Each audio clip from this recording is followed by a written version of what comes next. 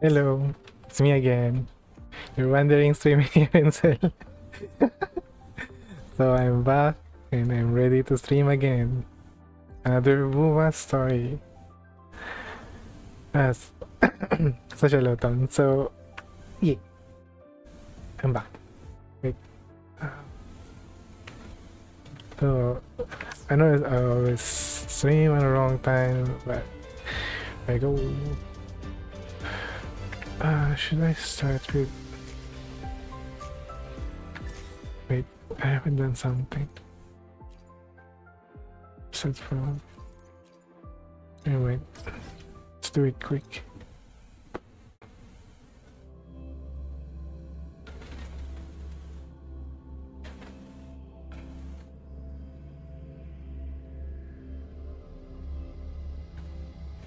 Just a quick, I have to do something. Spectral.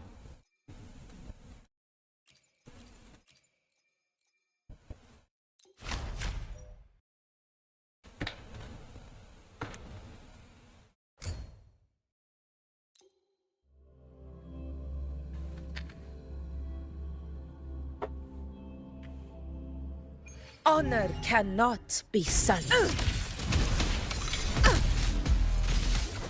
With me!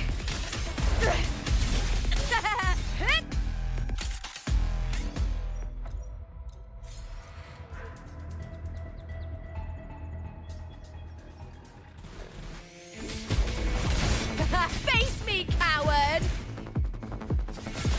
I have been flickered into form. Huh?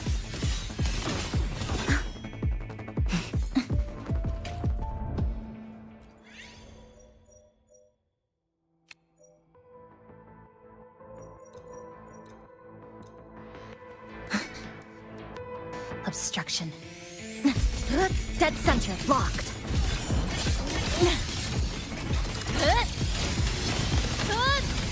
Connection severed.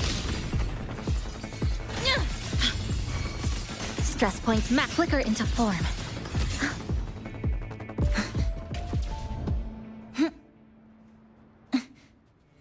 Dead center locked. Deviation corrected. This ends here. Eye of unraveling. Break apart. A pivotal moment.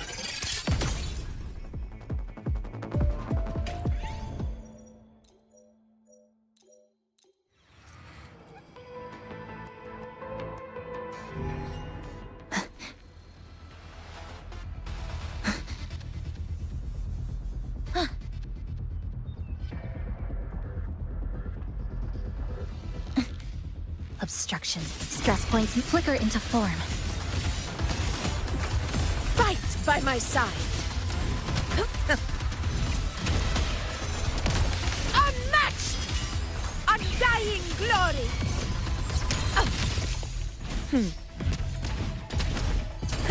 In control. Stay behind me.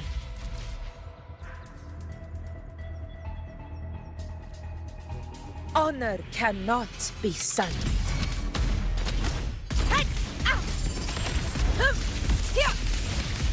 Stand tall before the eternal sun!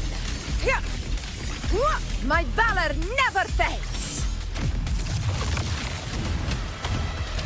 Applaud for me! Glory is upon us! Triumph at the spear tip! Flee, filth! Together we howl!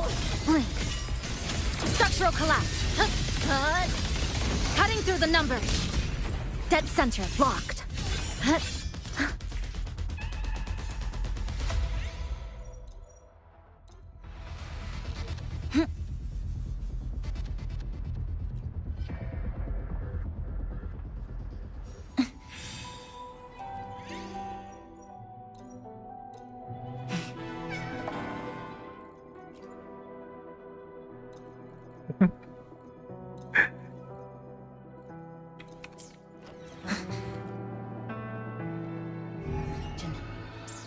Stress points mapped. Flicker into form. Good. Down to the micron. Break apart. A pivotal moment.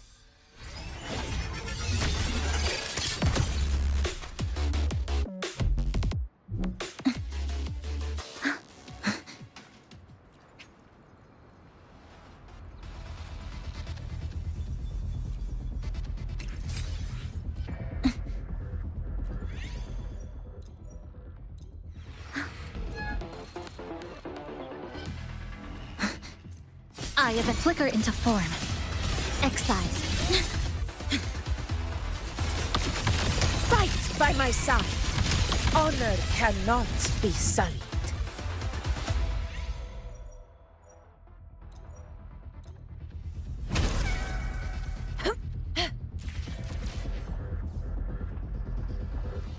Stay behind me. All glory to Septimond!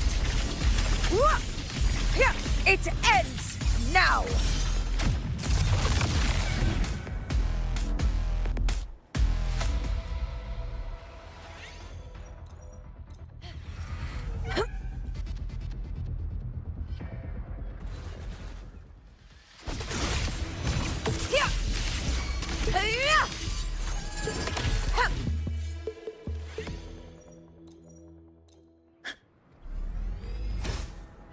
Honor cannot be sullied.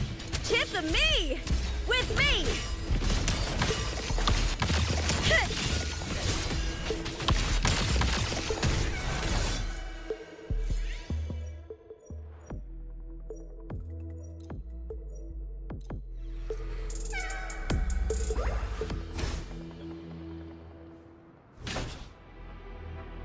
Here!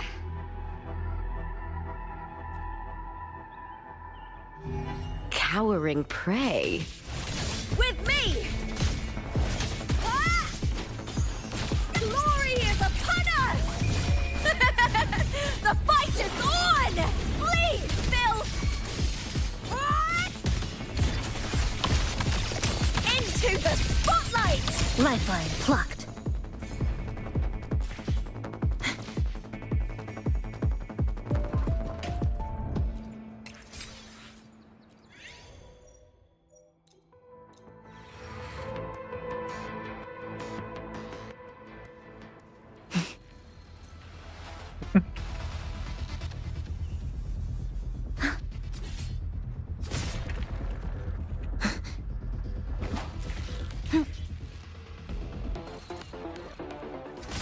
This ends here.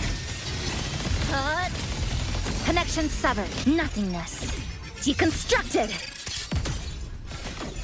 Flicker into form. Applaud for me! With me! Ah! Yeah!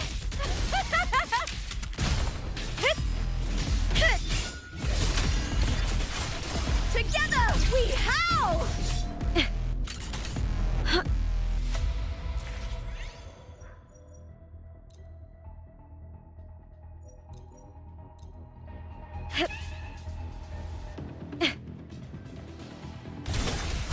With me!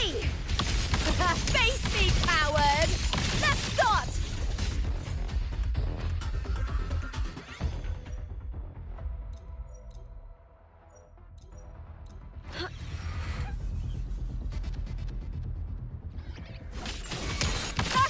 With me! To victory! Break, darkness! I hit. Glory is upon us! With me! Fight by my side!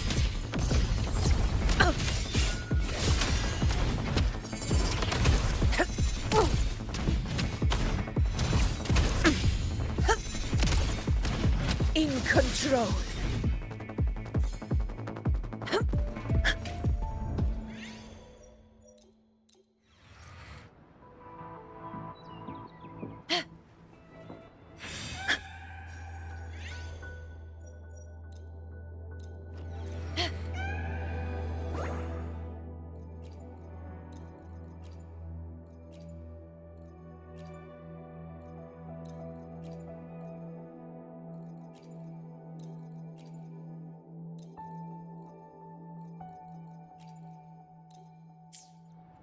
Stay behind.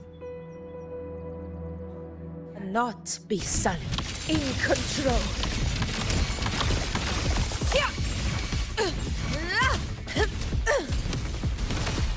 Rulers rule. Winners win. Here it ends now. In control. Undying glory. In control.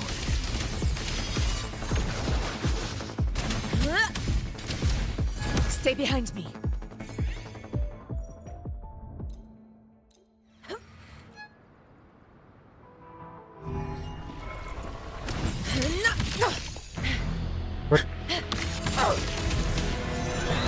Chip me! With me! To victory! Break darkness! Into the spotlight! Is that all? Lifeline plucked. Come. Meet your end.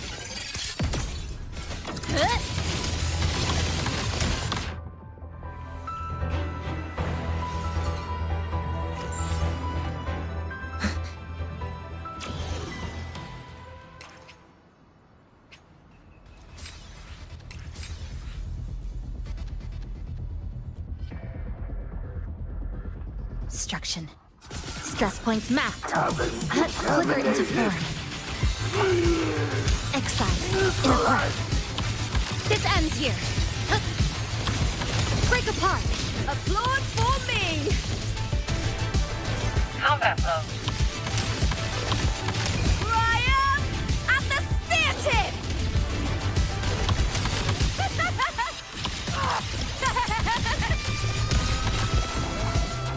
Conquest stands tall before the eternal sun! Here! It ends now! Moment of victory!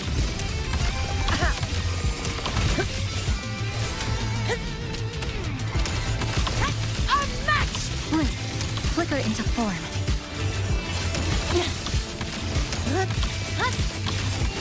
Structural collapse. Cutting through the number. Nothingness. Deconstructed. Burn to dust! The fight is on!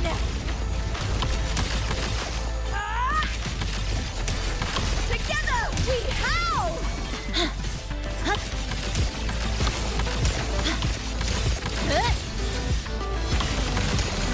Connection severed.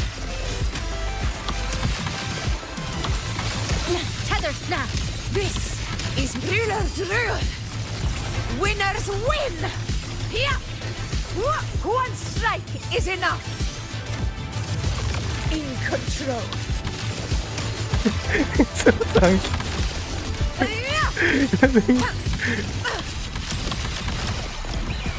Sing of my triumph! Burn to dust! With me!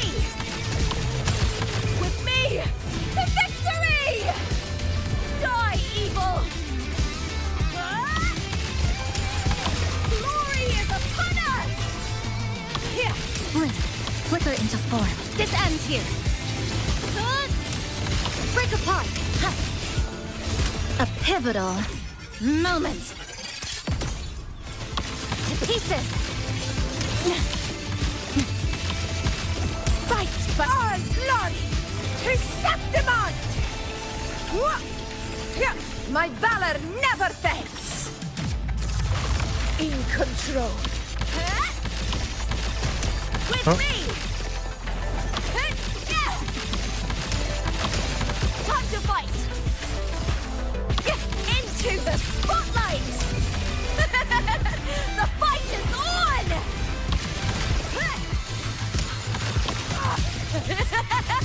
Together we howl! Conquest begins now.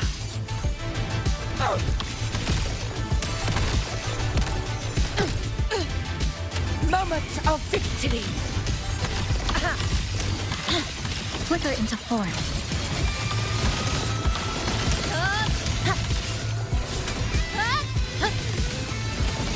through the numbers. Nothingness. Deconstructed. Burn to dust! With me!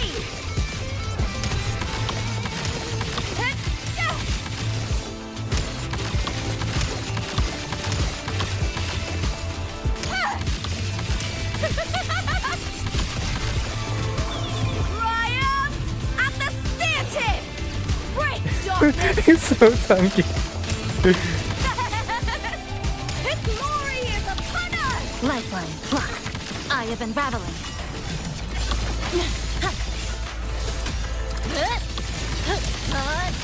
Connection severed. Come. Meet your end. Fight by strength tall before the eternal sun! Here! It ends now! Round conquest!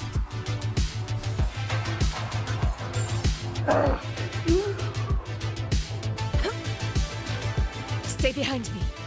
It's so chunky.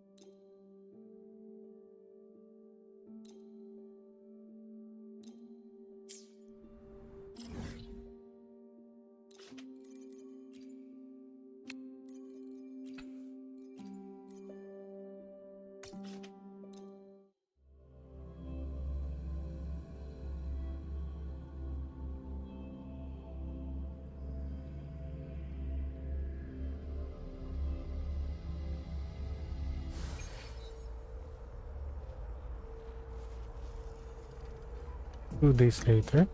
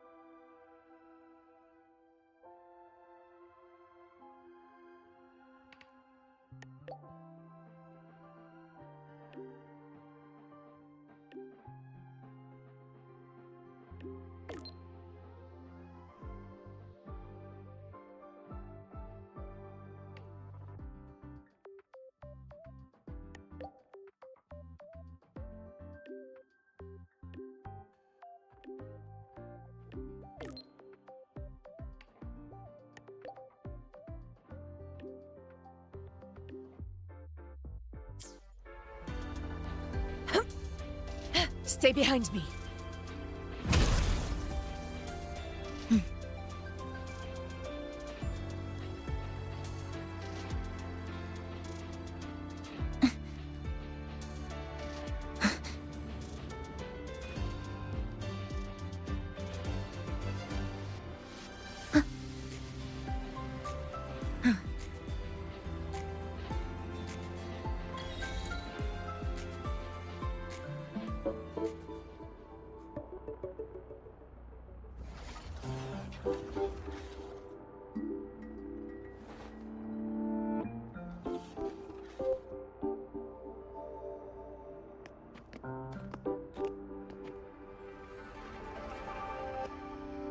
You're here.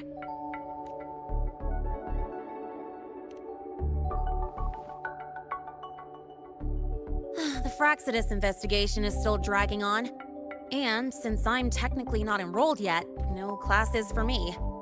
Ugh, they even confiscated my ride, too. Professor Moynier dumped a ton of homework on me to keep me busy.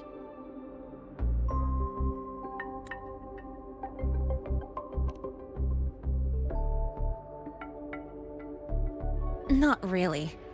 It's just that ever since that news piece I sent you, people won't stop coming up to me for selfies. Some even ask for my autograph. Stuff like this is a first for me, I'll tell you that.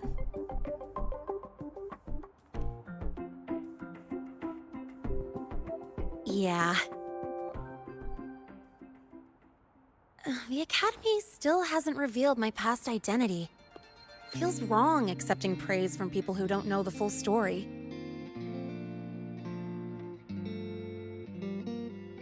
It's kind of unreal. Like, even after everyone finds out who I really am, I still get to stay. Makes me feel stupidly lucky.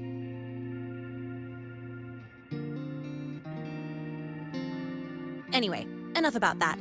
I just got notified. The entrance exam is tomorrow.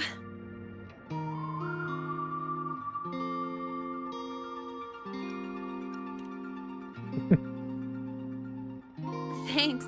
I'll need it. It had better go smoothly. It's just... the school will send me a new admission letter. I'll be starting all over again as a first year in the prep program.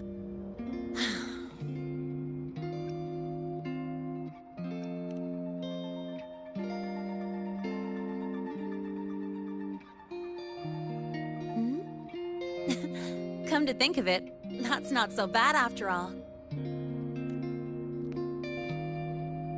It all feels kind of unreal. There's still a lot I need to do and face. But for the first time, I can actually breathe. I've had good times before, but there was always that weight in my chest. Now, I've lifted that weight off with my own hands.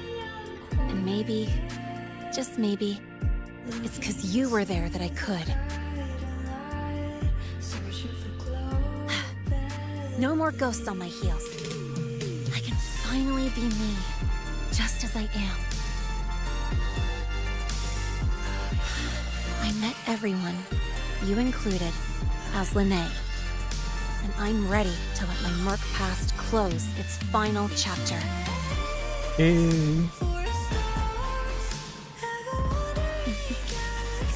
Whatever comes next, that's my life, and mine alone.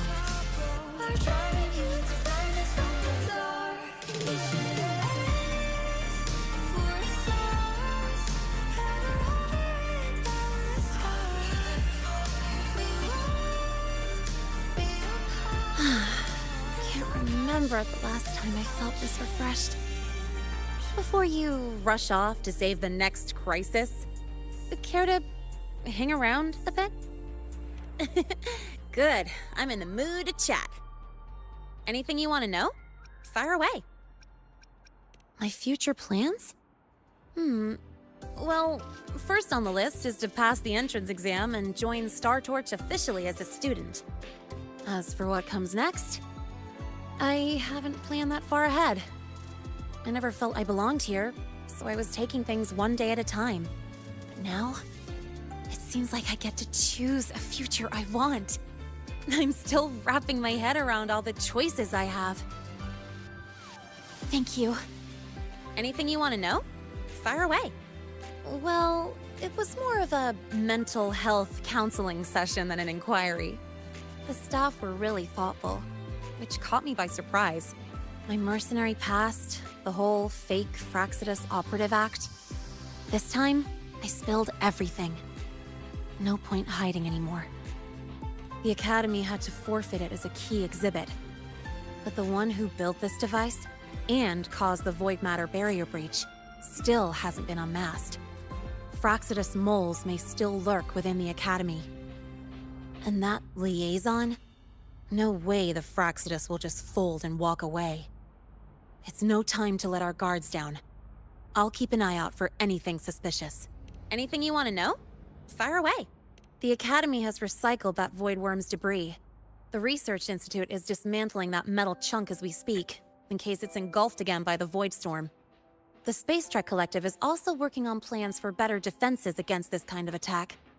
After all, as long as the Threnodian and the Void Storm remain, the threat of the Void Worms isn't going anywhere. Speaking of, you said your frequency loss may be related to the Void Worms? How are you feeling now? Did you get another checkup? I see. I hope you find out the root cause of your symptoms soon. Anything you want to know? Fire away. Thank you for being there for me. Time after time. Time wish the after best for you. time. If Next you time we love- meet, we'll be if you- classmates.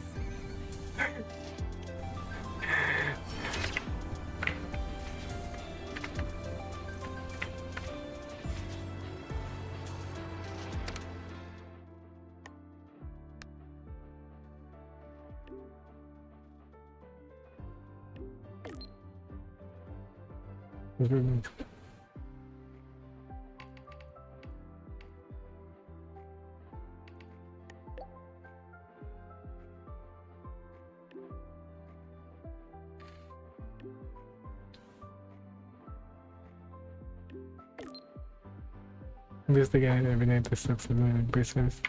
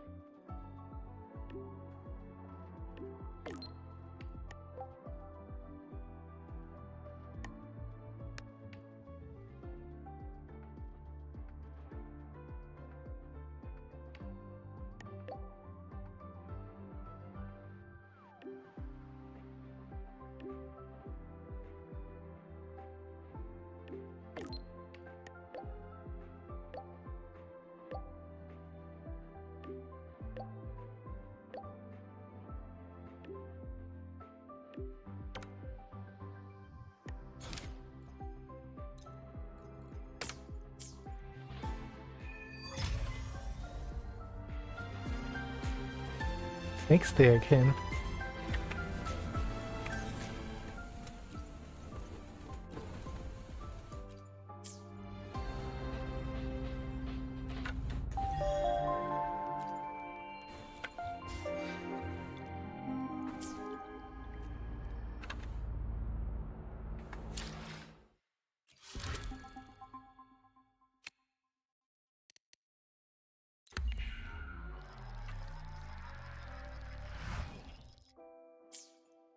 Tick-tock! Almost time to meet up with Mornier! Oh, I can't stop thinking about those... Please,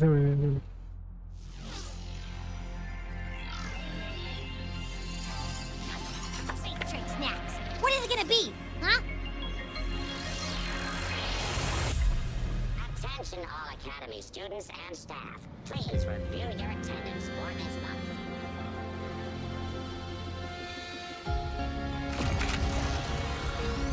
oh, it's automatic. Last time, she crossed the bag.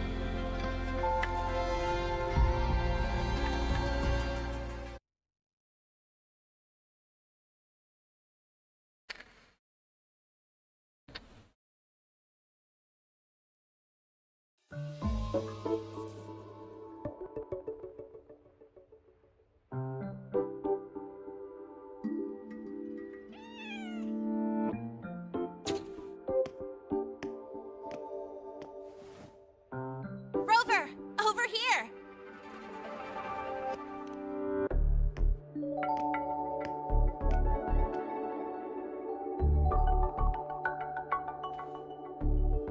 You bet. Just passed all my entrance exams yesterday. Which means today you're officially meeting Lene, first-year student in Star Torch Academy.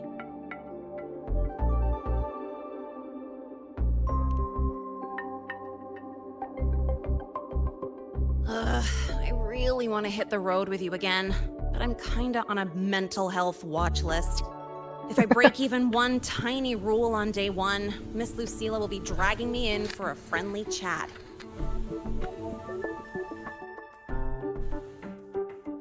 Gotta hold out until I figure out a route that slips past the cameras.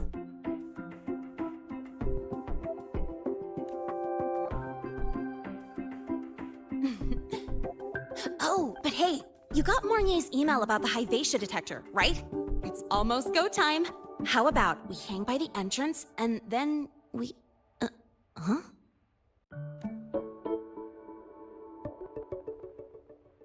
Material fatigue, thermal cycles, boundary conditions, initial stress states. Infraction detected. High wattage devices are strictly prohibited in dormitory zones. The core differential equation is elastoplastic transition, cyclic strength coefficients.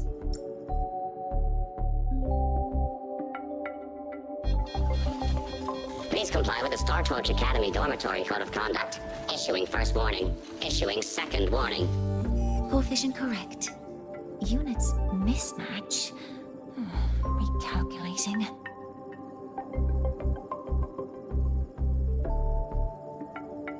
Non-compliance confirmed. Initiating restraint protocol.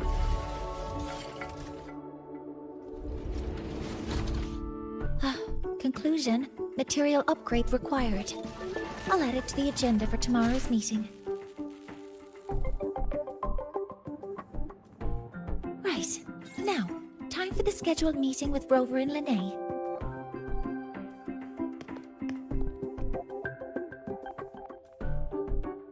Oh, I'm sorry. Did I keep you waiting?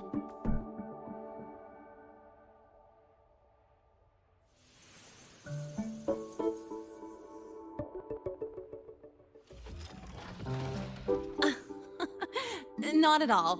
Actually, you noticed us right as the clock struck the hour. Perfect timing, Professor.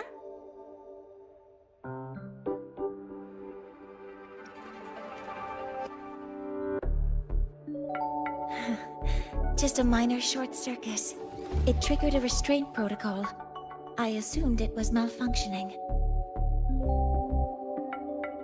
Oh, I forgot to disable the reactor emitter in my weapons system. That's probably what it was referring to. Apologies. After this meeting, I need to return to the Space Trek Collective for a presentation. I had hoped to finish some calculations first.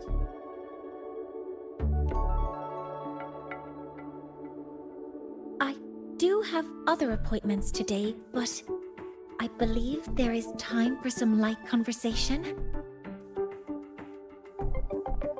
I wasn't sure what you meant by delicious, so I brought samples from my latest food research. Yes! I knew it! Professor Mornier's a real gem! Let's get started. We can eat while we talk. Of course. Come on in. I already tidied up my dorm, so sit wherever you like.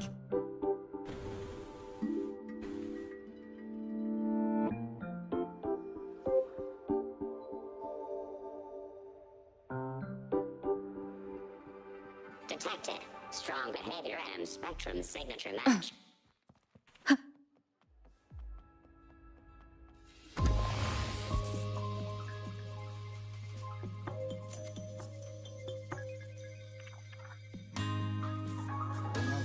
Ugh! The smells are all mixed together. It's kind of fishy, and the texture is wet and gooey.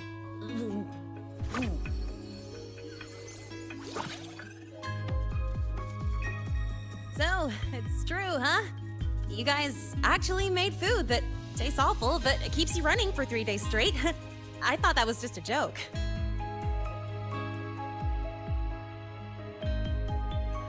It's a scientific breakthrough using energy compression tech.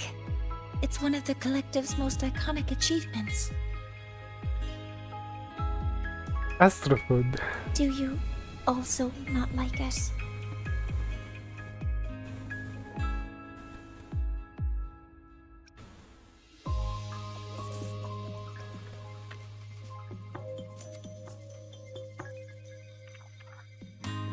Yes, I knew you would understand. In fact, its energy compression efficiency exceeds 95%. That exceeds the benchmark set by both the New Federation and Washu Academy, even nearing the theoretical limit. From a scientific standpoint, it's a far greater achievement than taste.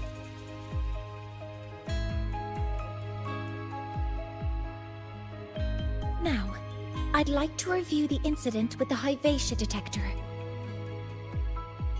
Linnae, Rover, can you walk me through exactly how you managed to contain it?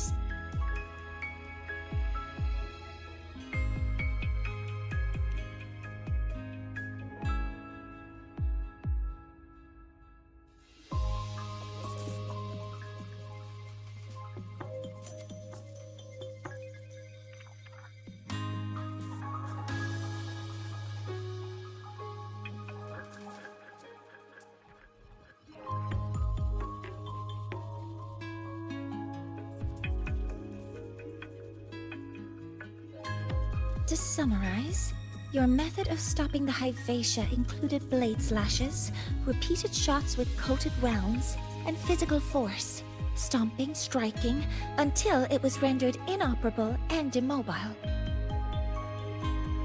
That's my face.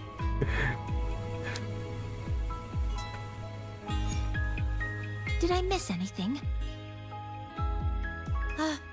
Professor Mornier, you're not here to... I mean, it all happened really fast. We didn't have any other way to stop it. Besides, we're just students. We couldn't afford that even if we wanted to. No, you're misunderstanding. Different damage mechanisms cause distinct failures and require specific repair methods.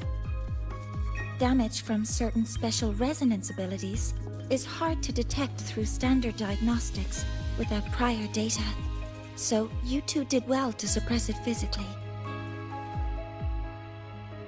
During the new solar ceremony, the Hypatia detector is essential in monitoring environmental parameters. I've already passed your report to Professor Anslin. He should complete repairs soon. At the upcoming meeting with the Roya, the Space Trek Collective will need to present a full restoration plan to keep our partnership intact.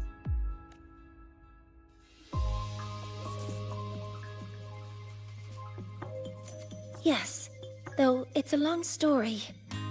Where do I even begin? Scanning for offenders. Violation detected. Unauthorized high-wattage device in the dormitory. An offender has assaulted this unit. If sighted, report immediately. Even Professor Mornier isn't safe from Targ-E's wrath, huh? No worries, I got this. I'll draw its attention while you two make for it. 3, 2, 1!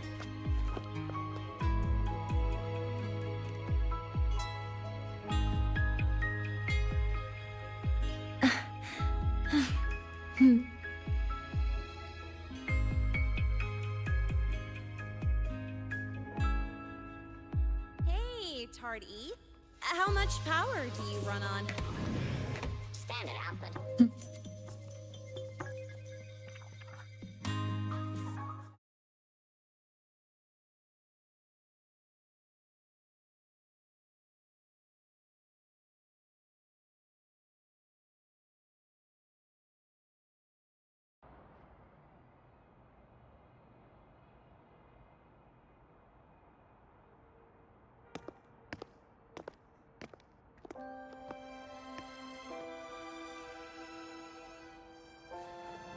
Thank you.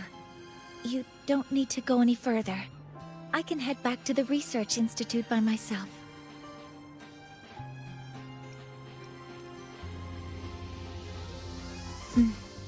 You too. Huh?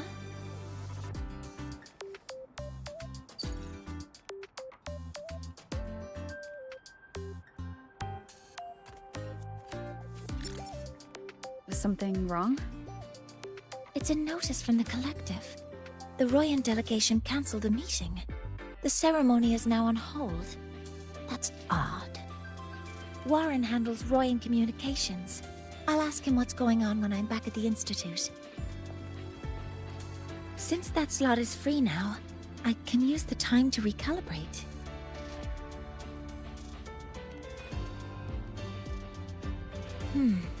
That isn't on the list.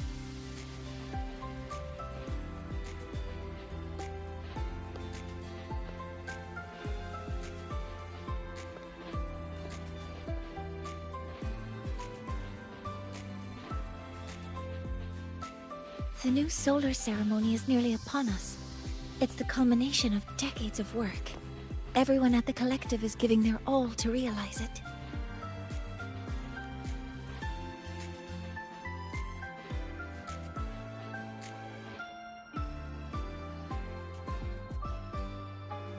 Last time we met at the Institute, we made each other a promise. Do you still remember? I promise.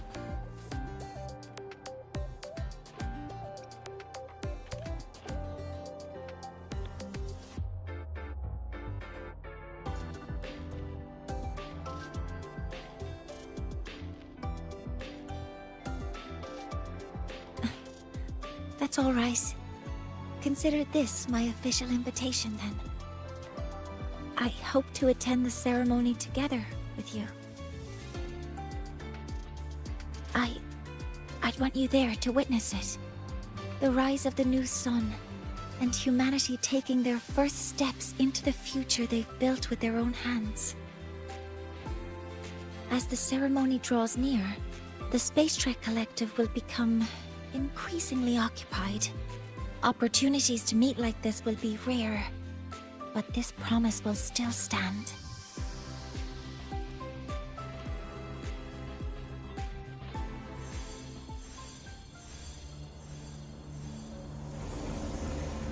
Before my power is spent, I have little time left. The only choice now is to force the Heliogyre to a standstill. The last of its strength I will share with you. So fade you will not. But you must hurry. Before that, take this memory to her. Take it to the one they call Arbiter. What happened? Are you all right? I saw someone's memory. Whoa, you scared me. And just now, a frequency jumped into your tacit mark. It felt like some kind of connection. Can you trace where it came from, Abby? Huh? I smell it. Coming from over there. Good. Let's go check it out.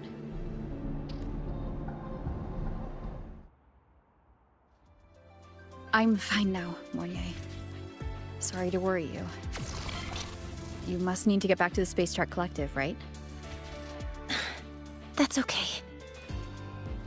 But you just... You looked shaken just now. I'll stay with you. If it involves more frequency loss, I'd like to stay close to transport you to the infirmary. transport me?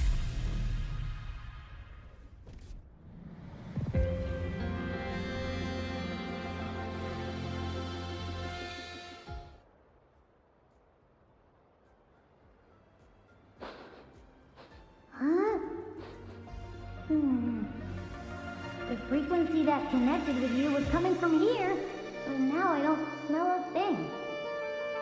The voice from earlier said it would share the last of the Heliogyre's strength so it wouldn't fade. It must be that solar skin. Did it eventually vanish here? Did you find what you're looking for? No. The trail ends here. But I saw other things in that memory. Yes. The Heliogyre is one of the most important components of the new solar ceremony.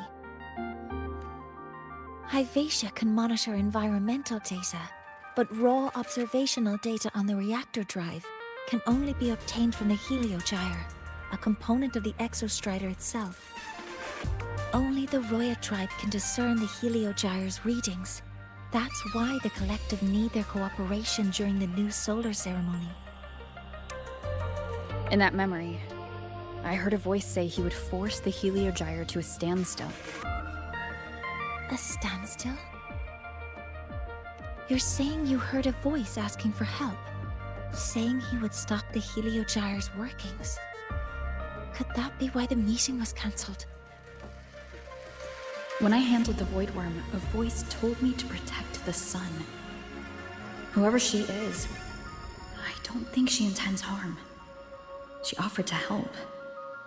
For now, I'll do what she suggested. And one thing is certain. The one who knows me by my Arbiter title needs my help. Yet another problem tied to the Research Institute. We shouldn't reveal our plans to them just yet.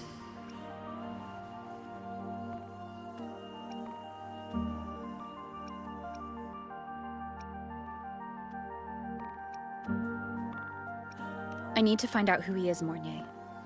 Do you know any Roya who are familiar with the tribe's inner workings? I do have some Royan students. They might know who he is. It's class hours at the academy. Should we head back? Help! Help! Maya! Maya! Someone, please help! Otherwise our thesis data will disappear entirely! Don't worry. If you see a student shouting help and thesis in the same breath, no matter how loudly they scream, it's never really an emergency. But Maya is one of the Royan students I mentioned. Since you're looking for her, we might as well see what it's about.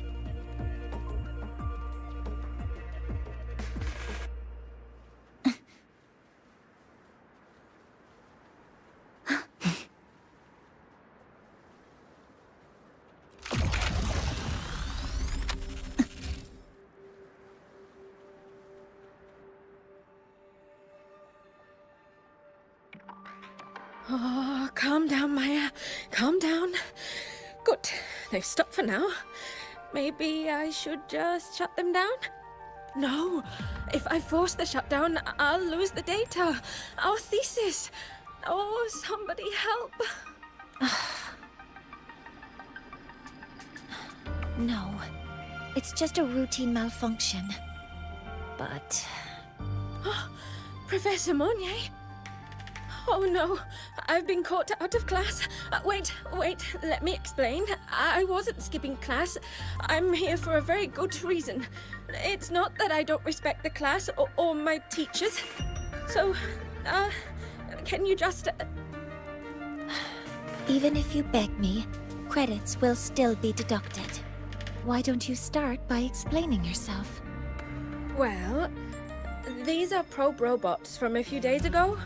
We sent them out to measure void matter concentrations in the tundra. We thought we'd finish collecting the data before class, but when we tried to approach them, they started attacking us. I chased them all the way here. That's why I missed the class today. The internal exoswarm material was eroded by void matter. That's what caused the malfunction. This should have been covered in your material science coursework. Such material is inherently unstable and can only be used in controlled environments. I'm so sorry. For safety reasons, you'll need to shut down the units first, then clean the contaminated parts with void matter. But approaching them right now may lead to further damage. We need a pulse generator to stun them from a distance. I'll submit a request.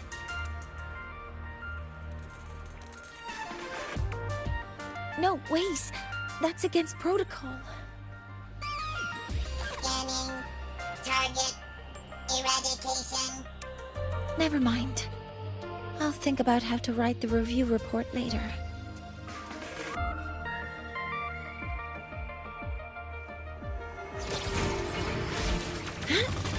Focusing aim.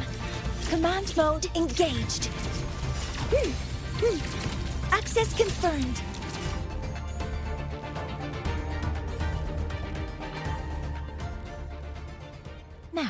They're back to normal. Great. Do you think the data... It's still there. But sending the robots out there broke the experiment protocol. Even if you got the data, it won't count in your thesis. What? But... Oh, well... Thanks anyway for helping out, Professor Monnier and...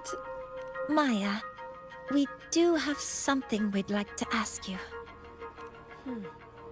You want to find a Roya in black robes with gold embroidery, wearing a headpiece shaped like two horns? The horns are a symbol of the Exostrider.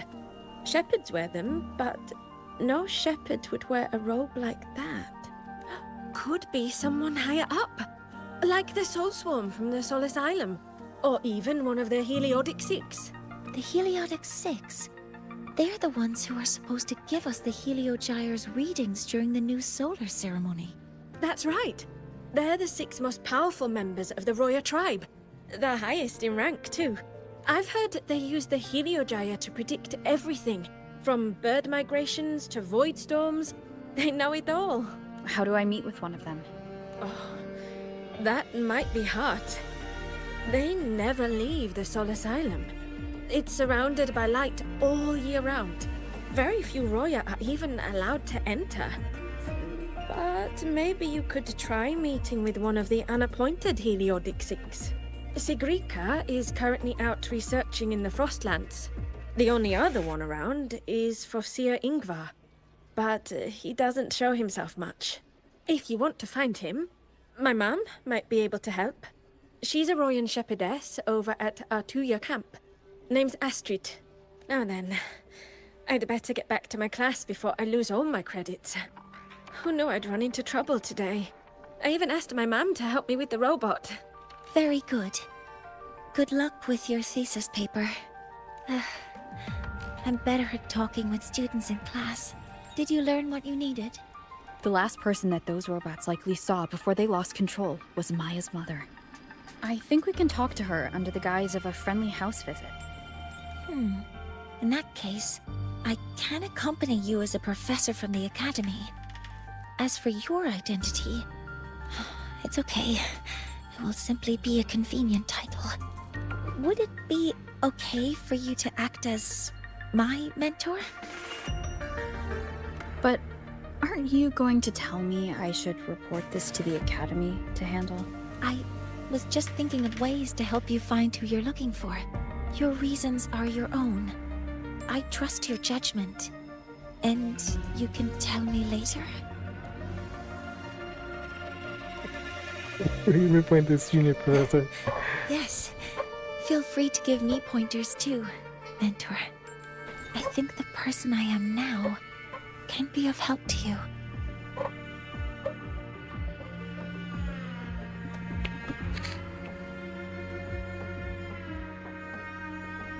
Ready to go to Artuya camp to find Astrid? Okay, let's go together, mentor.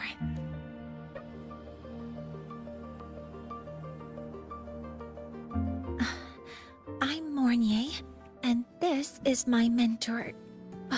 Let me try that again. What are you? Just practicing. I'm not very good at speaking with parents, and this time I don't have an assistant to help write a script for me. Why don't you leave it to me?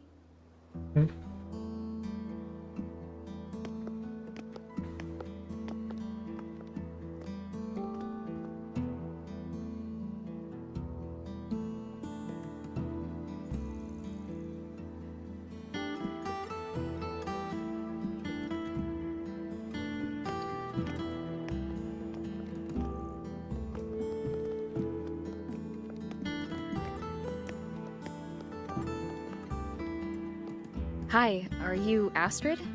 Maya's mom? Greetings. Yes, I am. And you two are? Yes, and this is Rover, a senior professor at the academy. We've come for a home visit. A home visit? Has the girl broken any school rules?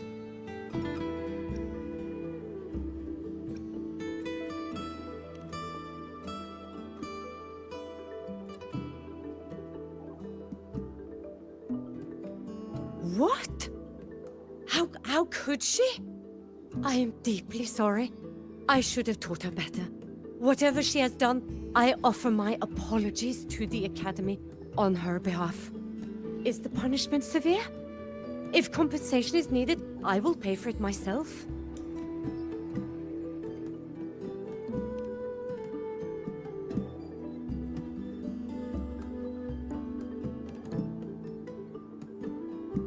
Professor Mornier, could you explain how Maya's robot caused the damage? Yes, as my mentor just explained. She failed to follow the proper protocol. She used unstable exoswarm material in her design, which led the robot to act unpredictably. I've already spoken to her about the dangers of using materials susceptible to void matter during field research. Void matter? What exactly are you asking? I am sorry. I have not studied at your Star Torch Academy. I'm not familiar with your terms. Her demeanor changed just now. She's hiding something. Maybe more pressure. We need to understand the full scope of the robot's malfunction.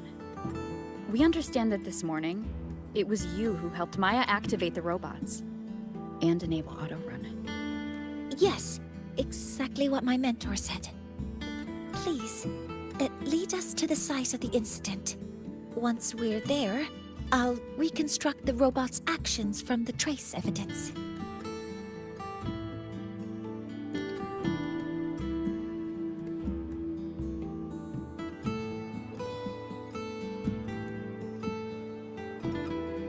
No, we can't. If the robot's path is traced, it will expose that thing.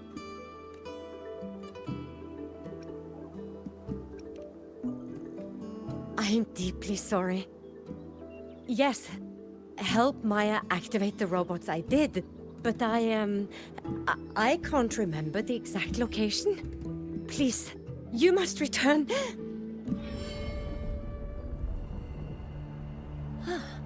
That's a void storm.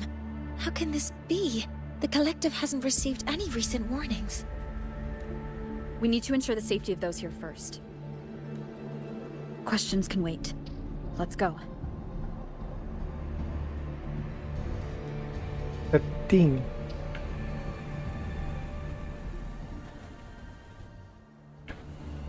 That looks like the center of the storm ahead. Let's see what we're dealing with.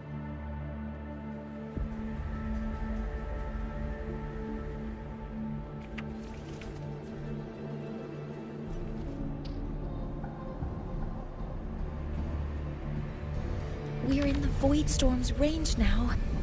Check that your FCR is working. Be careful.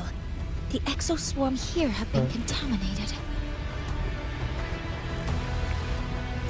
Deploying force field. All targets in sight. Access confirmed. Modeling. Initiating criticality protocol.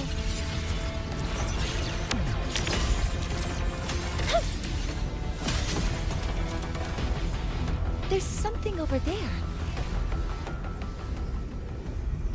Down here.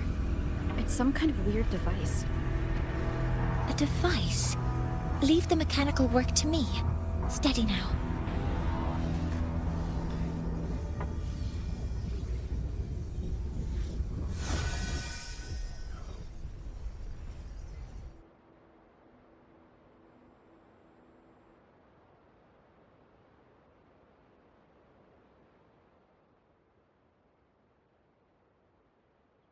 Looks like it was this.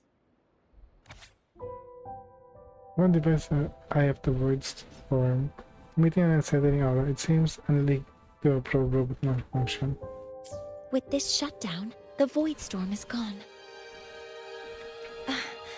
No, I've just read a lot about this. From its structure, it looks like a canister that can both store and emit energy. Ugh! This is so stinky! Ugh. It smells just like that giant worm you fought. Didn't we deal with it already? Giant worm?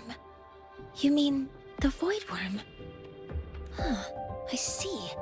It's capturing frequencies with high precision, storing energy data. It's based on ecological models, tracking activity in natural environments, and reconstructing that data mathematically. A field modulator. Parametric projection.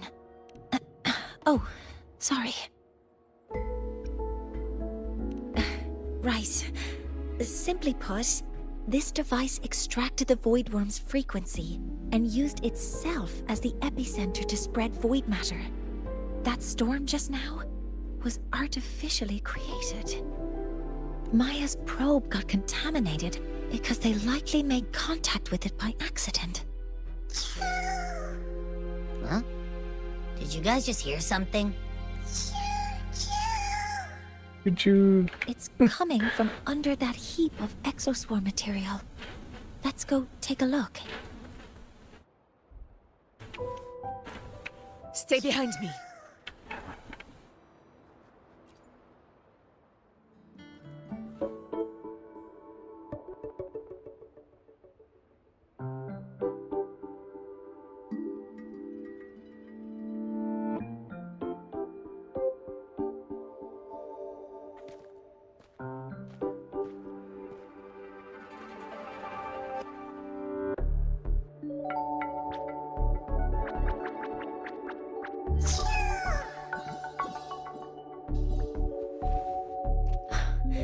It's a solace skin.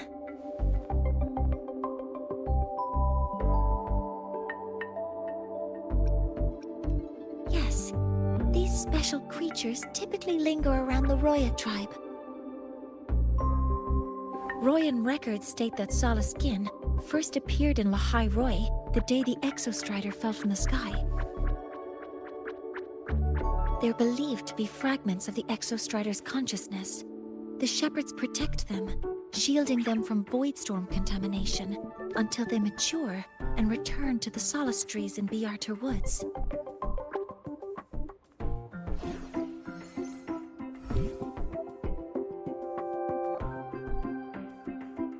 This one must have hidden under the exoswarm wreckage when the voidstorm broke out.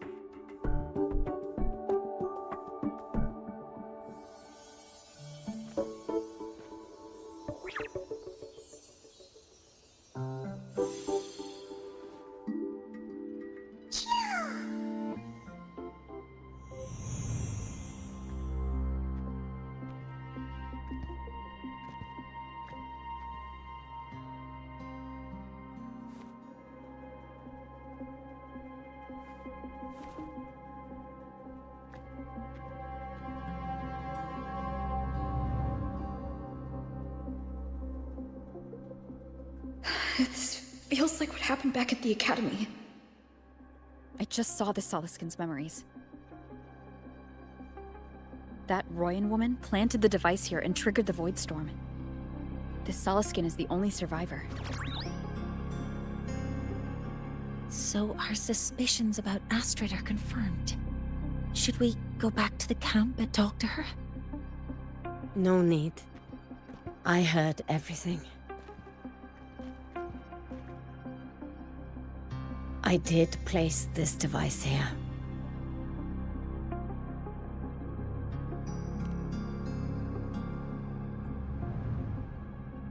A few days ago, I was shepherding mature Soliskin to Bjarter Woods when I met Fossier Yngvar.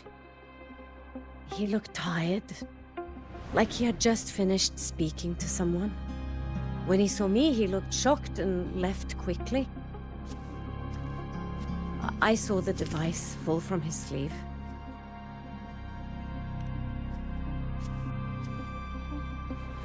I did not think much of it. I plan to return it to him the next time we meet.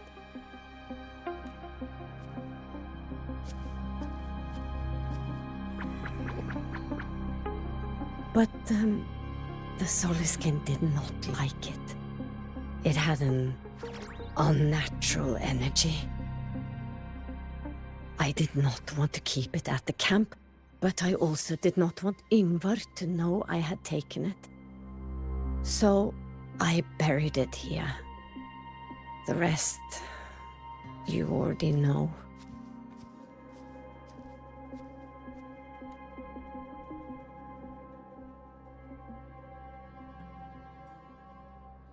So this device is for Seer Ingvar's.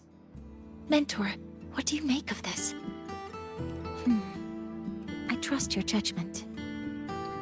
This Forseer Ingvar is the one Maya mentioned before. The unappointed member of the Heliotic Six. Could it be an attempt to tighten his grip on power? No, that is impossible. Each of these successors is chosen when their resonance ability first awakens. Even if someone decides the position, it is impossible to change the appointment.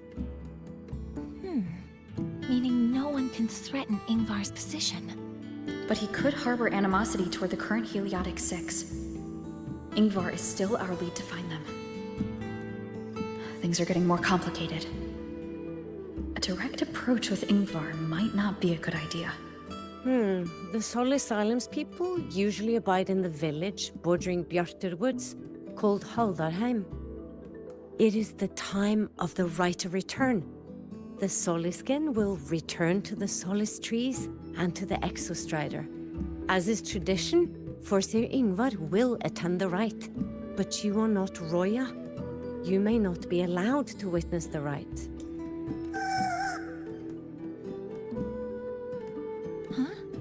Wait, but we did find this little one here. Oh, is this the Soliskin you saved? Well, perhaps you may attend as shepherds. Soliskin have been companions to the Roya for hundreds of years. If they hear that you saved one, they will be grateful.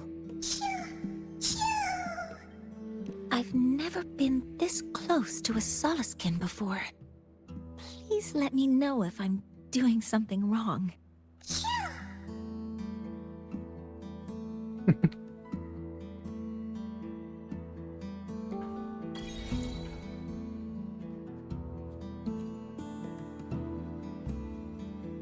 So, we need to find Forseer Ingvar at Halderheim's Rite of Return. Do you want to leave now? Okay, let's be on our way then.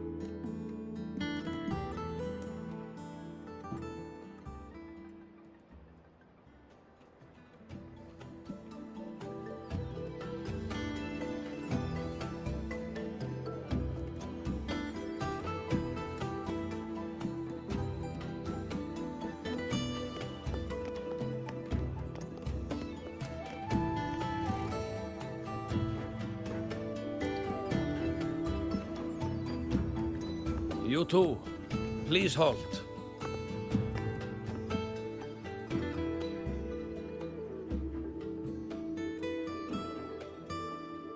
From your clothing, I see of my people you are not. What brings you to Haldarheim?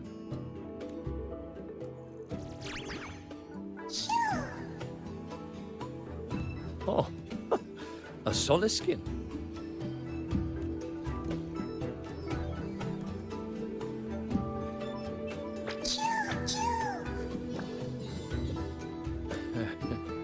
How interesting. Soliskin trust only those they feel safe with. It's trust you have earned. My thanks for guiding it back. But I must ask, I sense one of you carries the aura of the Space Trek Collective. The other from the vast world beyond the Frostlands. Why come under the guise of shepherds? Not sure who here knows what Ingvar did. Best not to mention his name. Don't want to stir things up. We rescued this Soliskin from a void storm. We were told it needed to return here for the Rite of Return. Void storm? You mean the one just before?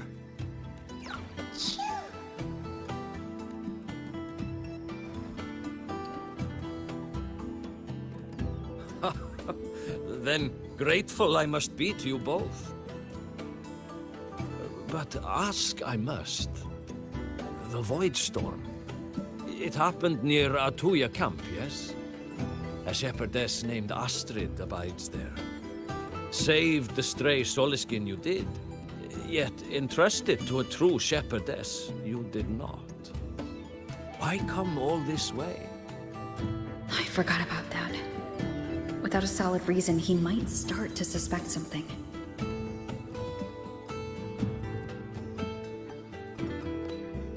Because Astrid has been hiding something from you. Your meaning?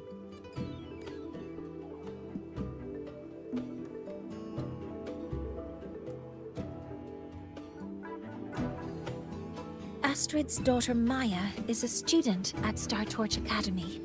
She conducted experiments that broke protocol and caused damage to school property. Maya is now facing harsh punishment.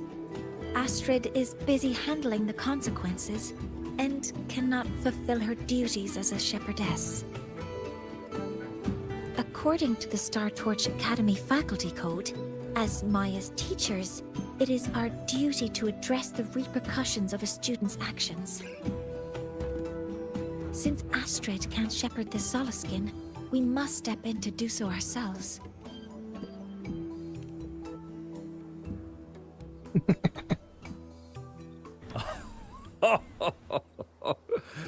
I should have known Astrid's daughter would stir such trouble. A tangled weave this time. But she will go to great lengths for her girl. And the Academy's willingness to come this far is unexpected. Forgive my earlier words. You saved the Soliskin and helped our people. The title of Shepherd you have earned. Tonight we hold a feast for tomorrow's rite of return. Join us, as a gesture to make amends for my earlier rudeness. Come, from this day forth, the Roya call you friends. Rest at the camp if you wish. The feast will begin at the 8th hour of the night.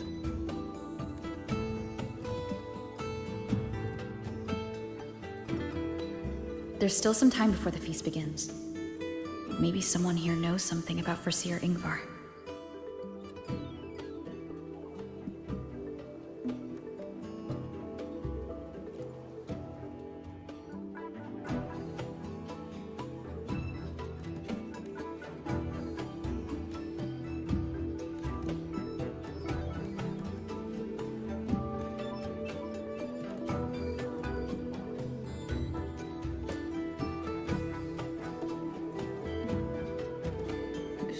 Cured Kuglow's upset stomach with but a gentle pat on its head. How did she do it?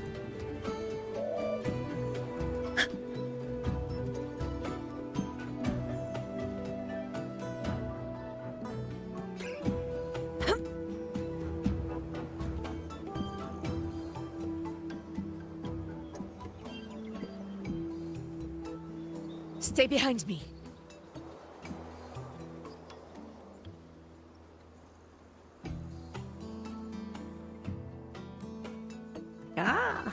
The feast tonight brings new faces. Seems we'll need to prepare enough for 2 more. Ingvar, that boy doesn't come around here anymore. I will speak the truth. After his parents were caught in a void storm when he was a boy, it was Axel and I who raised him. A quiet child was he. Few were his friends. When his resonance ability was discovered and the Heliodic Six chose him as a successor, he was overjoyed. No longer will the other children pick on me, he said. But somewhere along the way, he changed. No longer did he wish to take the mantle of the Six. He grew distant, with nary a visit home. Oh well, even if it's but for a meal, it warms the hearth when he returns.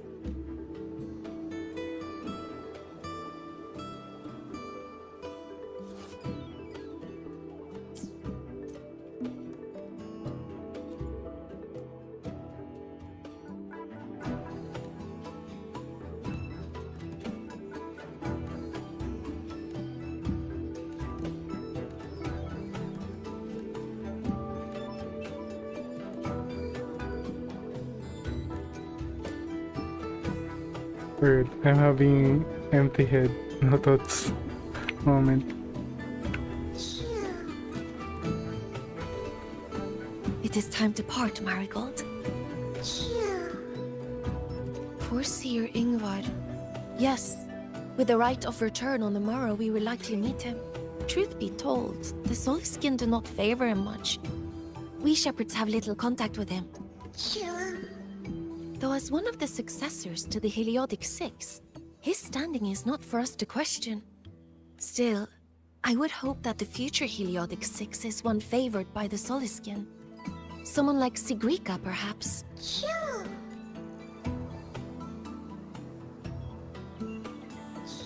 Stay behind me.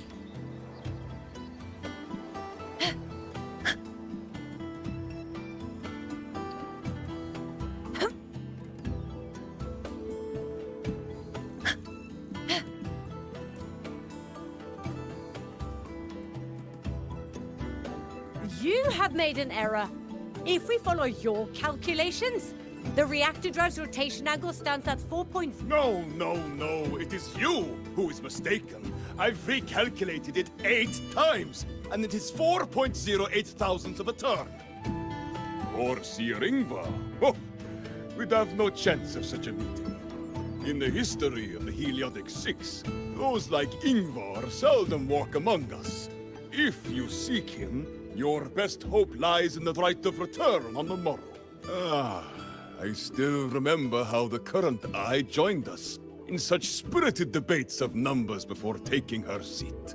If she were here now, she would agree that... She would agree that it is 4.06 thousandths. No, it is 4.08 thousandths.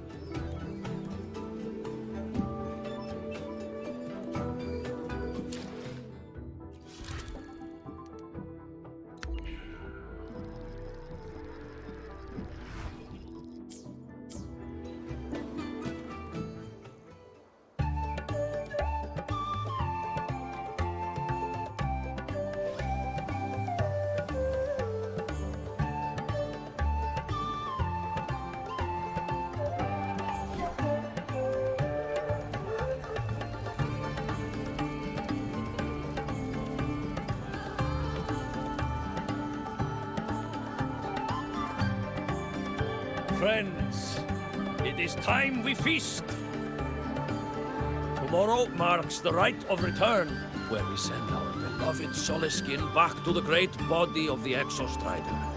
Into radiant light, they will transform to join its sacred form. Farewell it will be, yet a new beginning as well. For when the Exostrider wakes, we will reunite in its body.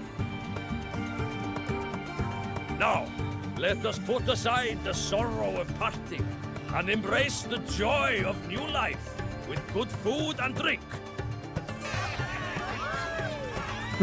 But heed this, my friends. Too much drink you will not have. Should you make a fool of yourself in tomorrow's rite, help I will not give.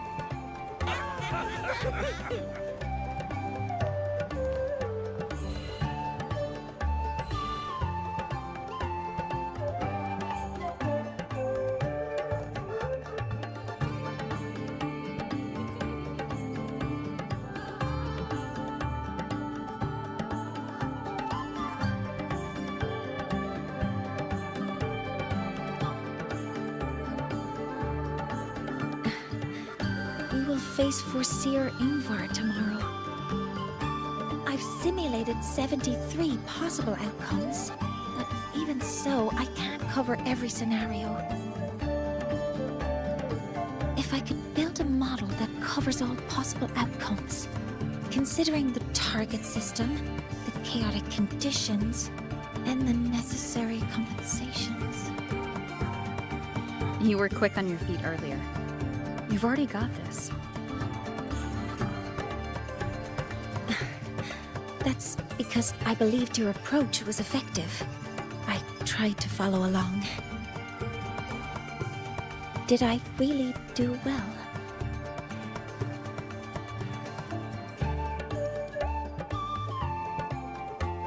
Good. Phew. With that in mind, you can relax a bit now, right?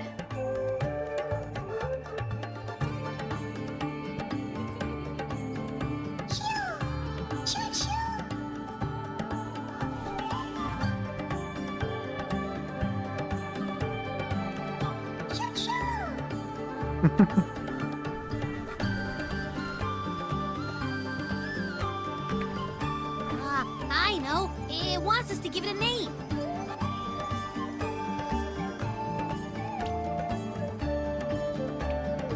Well, since it's really trying to buddy up to us, how about we call it Buddy? Buddy! Ah, it seems to like it. So we're like Then it's Rusty now. settled.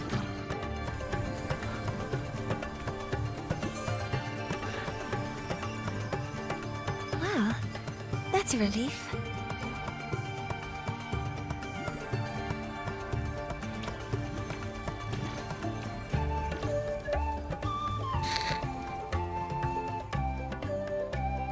Hello. Will you dance with us and the Soliskin? Grandfather Axel says the Soliskin are happiest when dancing with shepherds. Oh, but I'm not good at dancing.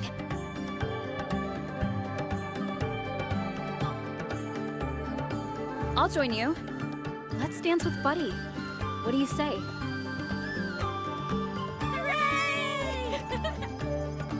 Our real battle starts tomorrow. Tonight, let's relax a little, Mortier.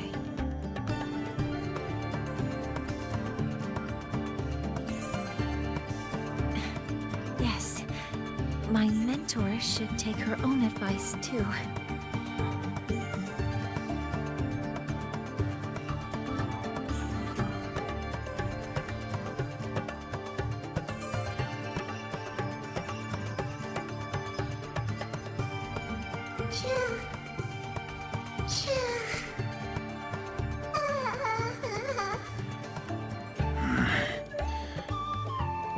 Some uninvited guests have arrived.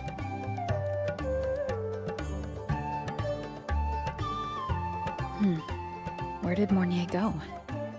I'll send her a message.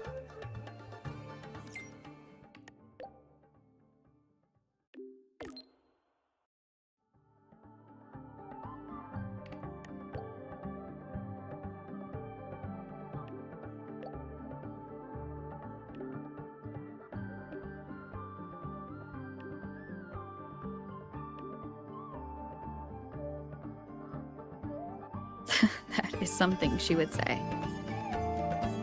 Not that I know where the 13th planet of Norma is, but at least I can figure out where she is from the picture.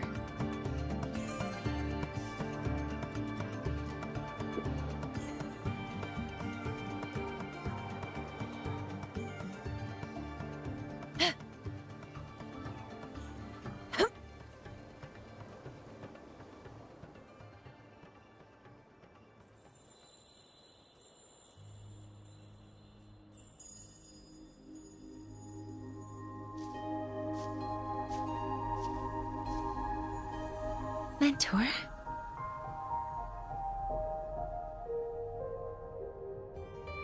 We can drop the act now, right? Or do you think we should continue? Someone might be listening. We should keep it up to prevent us from being exposed.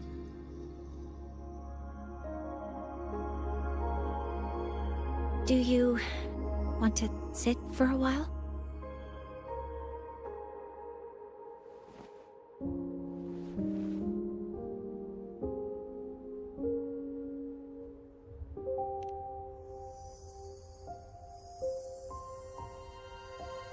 Oh, you noticed. They've been running all day, so their power is low. I plan to wait until they finish charging before coming back. While they charge, I can't move. I feel a bit, embarrassed having you see me like this. What?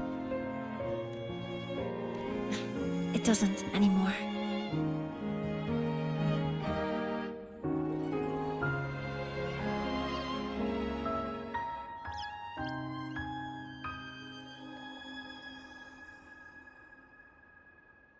Before I had prosthetic legs, I had a condition that kept me in a wheelchair. Now, at least, I don't have to worry about being immobile anymore. I can finally chase after what I really want.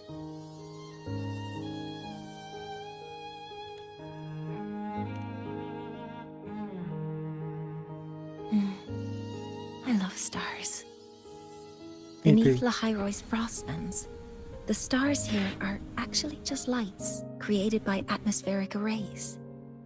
Once, someone put it like this to me. It's because we see the stars that humanity imagines what lies beyond the sky. Maybe the stars are humanity's muse.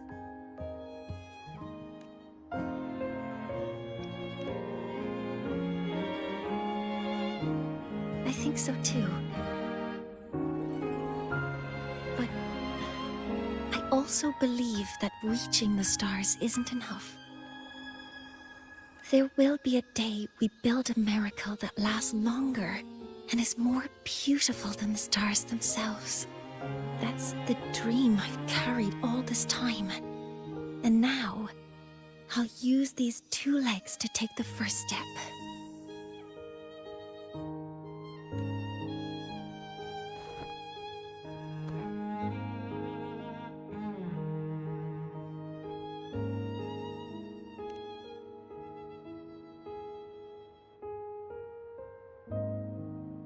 Exactly. This ceremony is how we retrieve the Exostrider's core energy component. Then we'll use the multiphasic energy conversion model through the superconducting network to inject rebel energy into the neural interface. It will follow a 3-stage activation protocol: the reverse phase oscillation model, then excavation to finally create a phased array energy field.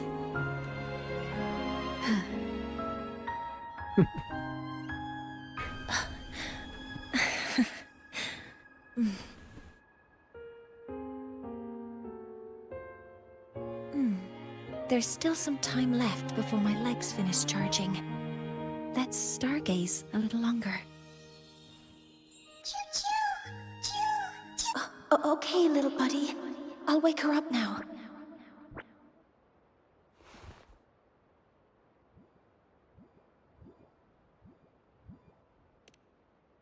Mentor, you're awake. Something isn't right. We seem to have a situation at the Outer Woods.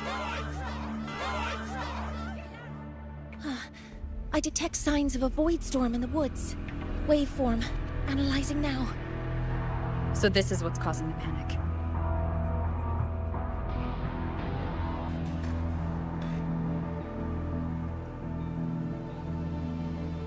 Stay behind me.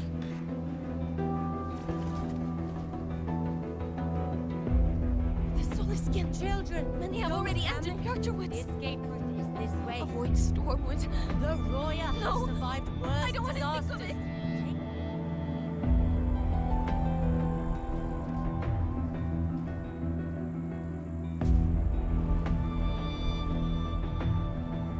What is it that brings you here? With the Void Storm's fury upon us, it is no time to enter Bjartur Woods. This is a disaster not seen in centuries. We have always believed the Solace Tree's light protects the woods from such storms. The rite of return cannot be done. Not in these times. I urge you both to head to safety. Quick! Let's investigate this together.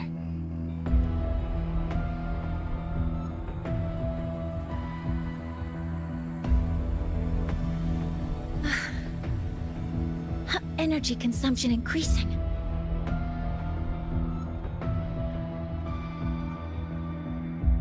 The signature waveform of this void storm matches the one that device generated before. This is no naturally occurring phenomenon. When did you have the chance to analyze this? When my prosthetic legs charge, I prefer to keep my mind occupied.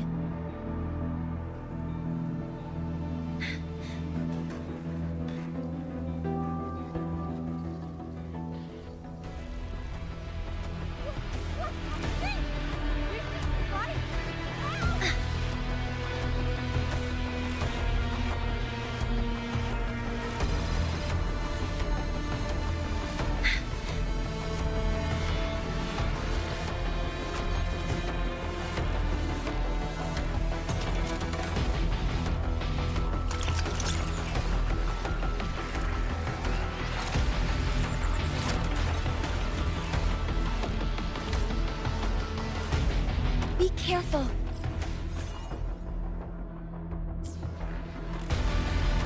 Threat detected. Modeling complete. Hover modules ready. Locked in. Stars, hear my queries. I found the device. It's close to the Solace Tree. Solace Tree? I have a bad feeling about this. You will obey.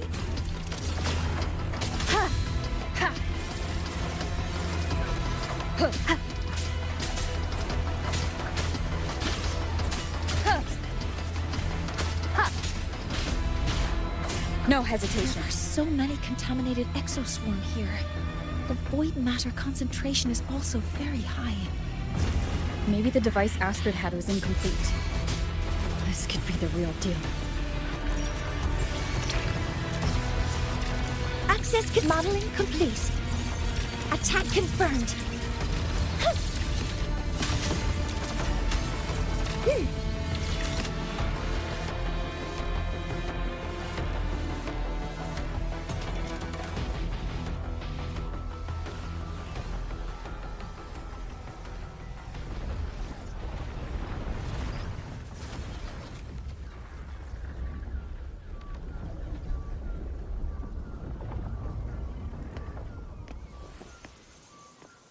Just like before. When it's disabled, the void storm stops. However...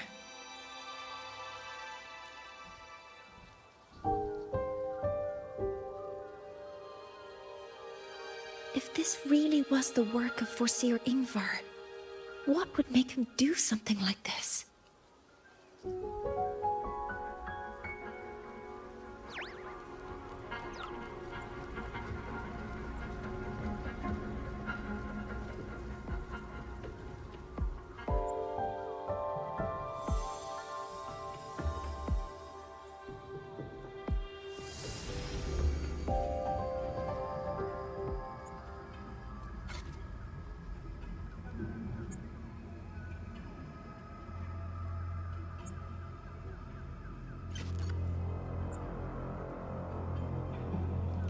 Do not worry. The path has already been laid. At last. Finally.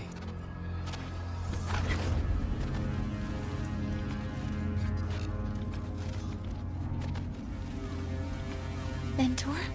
Mentor! Are you alright? Did you see something again? It seemed worse than last time. This void storm might not have just affected the woods here, but the workings of Soul Asylum itself. I think that's why I've been seeing visions of this member of the Six. Greetings. The Shaper once made a prediction. If a visitor from beyond Lahai Roy protects Bjartar Woods from destruction, an invitation to Soul Asylum they will receive.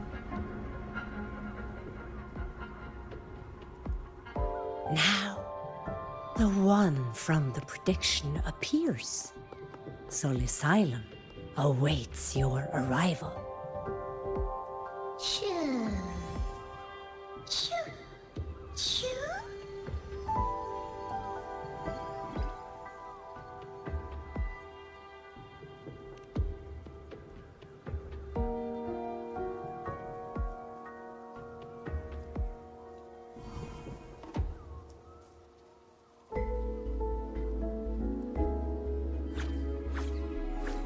They have their own missions to complete.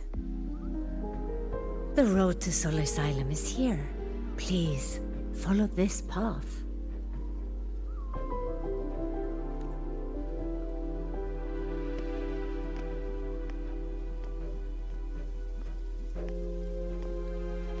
Mentor, please, wait a moment. There's something I want to say to you.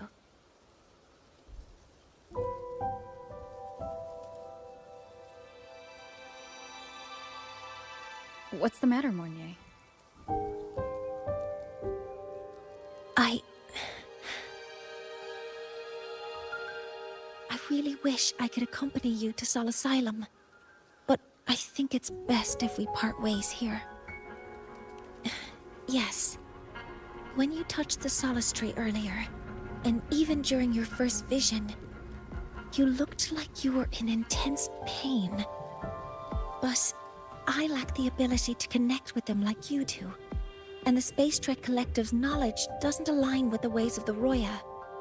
In this matter, I fear I won't be of much help. Instead of joining you, I think there are other ways I can contribute, such as researching the unknowns we still face. Yes, Ingvar should have been present at the Rite of Return, were it not for that void storm. It's reasonable to suspect he's the one who planted the device. Additionally, the environment here is unusual. Investigating these anomalies should help our work here. No, you, my mentor, are still far ahead of me. Well then, I guess this is goodbye for now. You too. Please, take care. I'll see you when we regroup.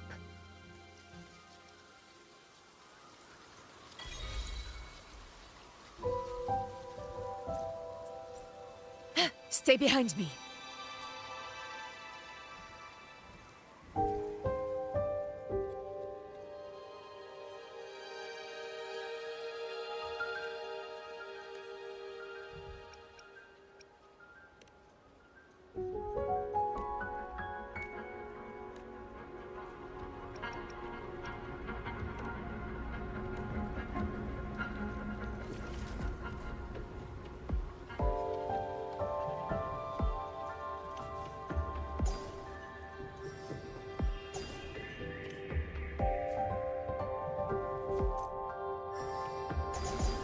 Wait, is that other cliff? What? The void storm Hello, predicted one. Sol Asylum has appeared for you.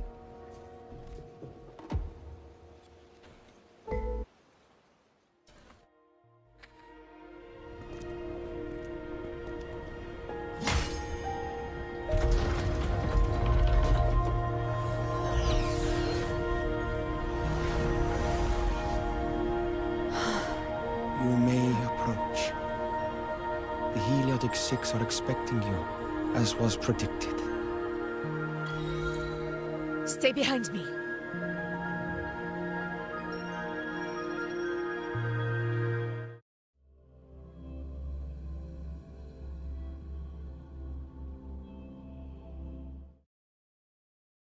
The dim light here?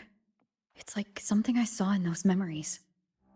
From this angle, the faint ring in the center is probably the gyre they put to a halt.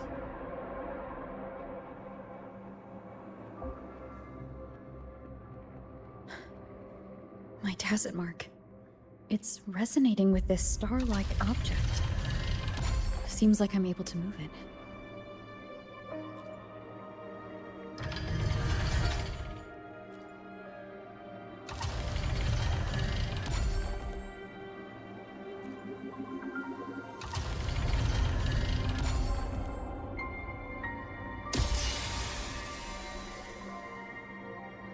Aligning the pattern on the star with the heliogyre makes it glow. It's feeding power into it. If I channel light from all directions, I should be able to restart the Heliogyre.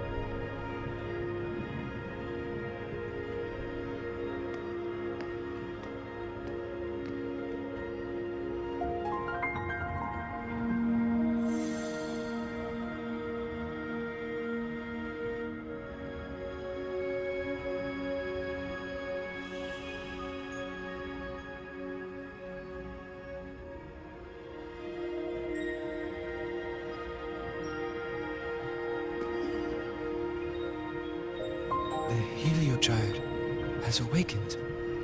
It seems the arbiter foretold in the fractured records is you.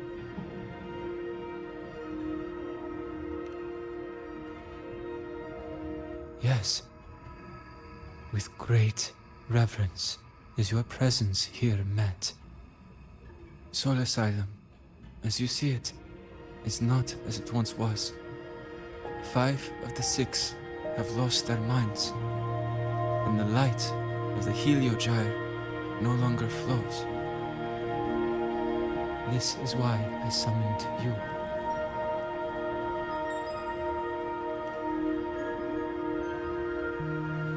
You witnessed the Void Storm in Bjartar Woods, yes? The Solace trees shield the woods from such storms. Yet, through malice and dark intent, corrupted were the roots. And so too, the Heliogyre. The others succumbed to the corruption. Only I was able to sever my link to the Heliogyre before the corruption could claim me. With the last of my strength, I turned the 6 stars to halt the Heliogyre and prevent the corruption spread. That, at least, ensured that when my strength failed and I fell into slumber, untouched by others, the Heliogyre would remain.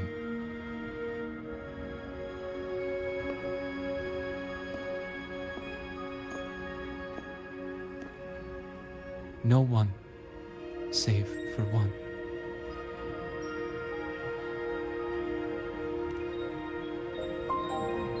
Correct. As one of the 6, I can glimpse the near future within the Heliogyre. But I am bound here, unable to act.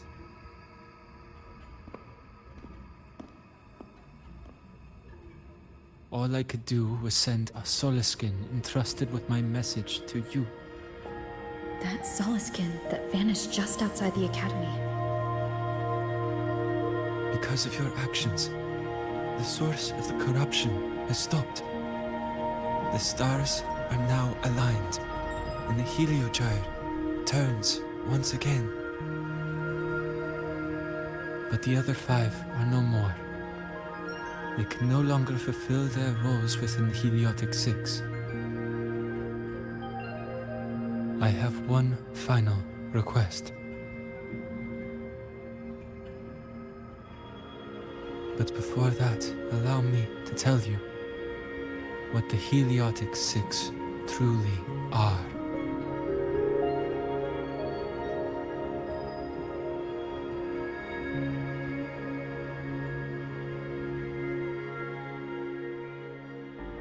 Centuries ago, a calamity awoke beneath the ice. The void devoured all, erasing every trace, every existence. In darkness, the Exostrider's blade sealed the threat deep below. It drew its fiery drive, a light that would never fade, lifting it high over the High sky. Under its glow, the frost did melt, life blossoming with exoswarm aid. Yet the calamity stirred, its remnants ravaging the living. Thus, the 6 wisest among us became the Heliotic 6. The Exostrider's lens became our Heliogyre. From the drive's turn, the season's laws we discerned. We shed all idle thought to link our minds to the Heliogyre. Our shared cognition converged for mortals to touch the edge of the divine. Since then, the Roya have walked the High Road for centuries.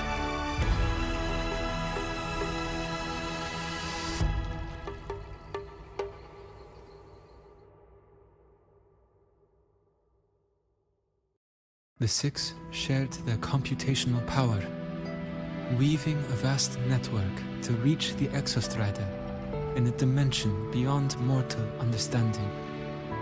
The data we provided to the Space Trek Collective was interpreted through this network. But now, the only one who can continue the calculations is me.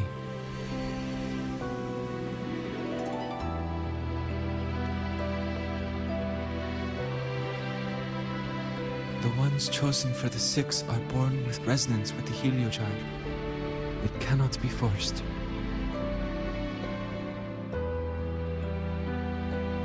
Now the remaining 5 cannot calculate, and there are not enough worthy successors.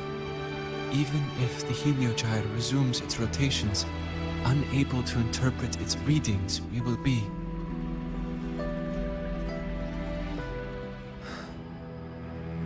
For this reason, the aid I seek is this.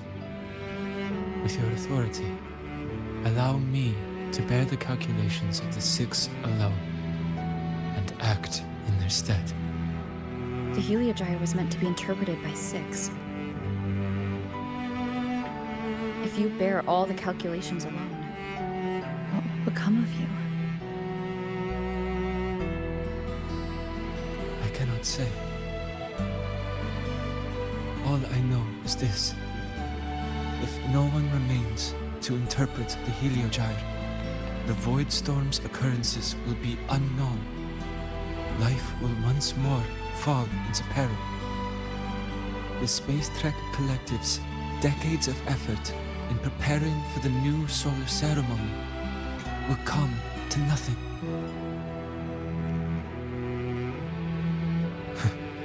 Since the moment I was brought to Sol Asylum as a child, I have never once seen the world beyond. In the Heliogyre's light, do I glimpse the universe. And in seeing life rejoice under my protection, do I take comfort. This has long since become second nature to me, a part of my life. So now, what I bear is not glory, but burden, but duty.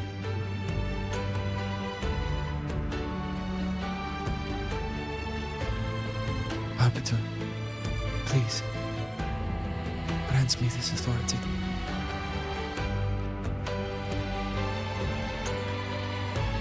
I respect what you wish to persist.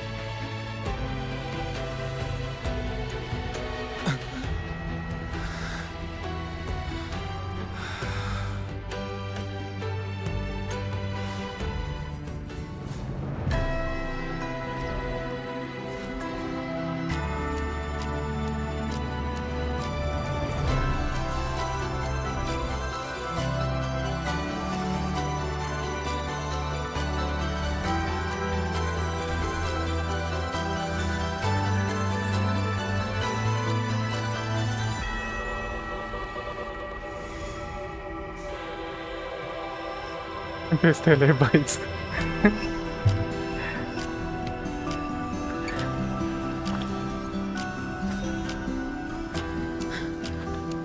This is...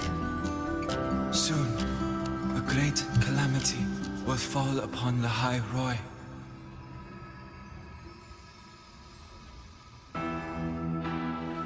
I will share all that I know of the Heliogyre with you. When you call, answer, I will.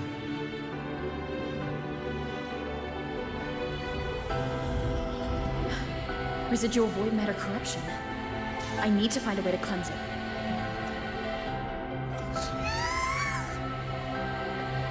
That sound.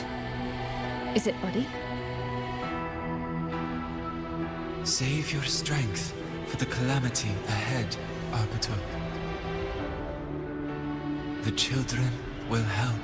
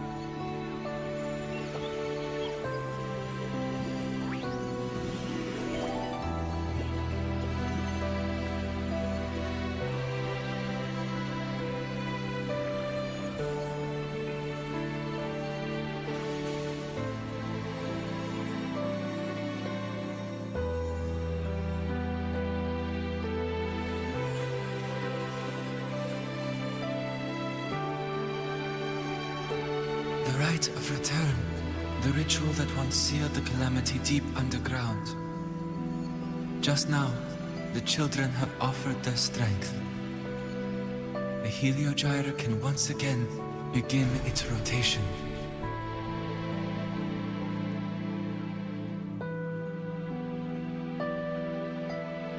Useless fool. I told you to destroy the Heliogyre completely. I'm sorry, but there's a reason for this. Some uninvited guests threw off the whole operation. Save it. I don't want to hear your excuses. At this point, our entire plan has fallen apart because you screwed up. And to think, I went out of my way to get a pass for you to the new Federation. No, I'm begging you, don't leave me here. I'll do anything, just tell me what you need. Ugh. You're lucky the one at the top gave someone as pathetic as you one last chance. There's the other visitor in Bjarta Woods now, correct? Some crippled scientist. Find her. Make sure she doesn't make it back to the collective.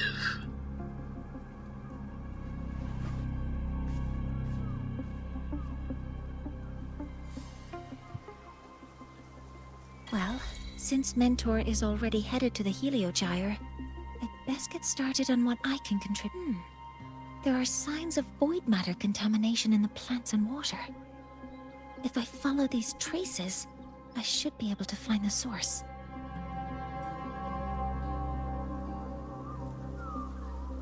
Threat detected. Command mode engaged. Modeling complete. Attack confirmed.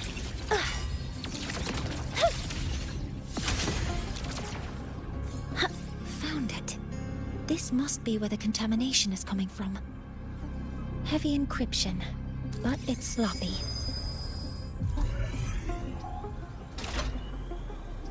There we go.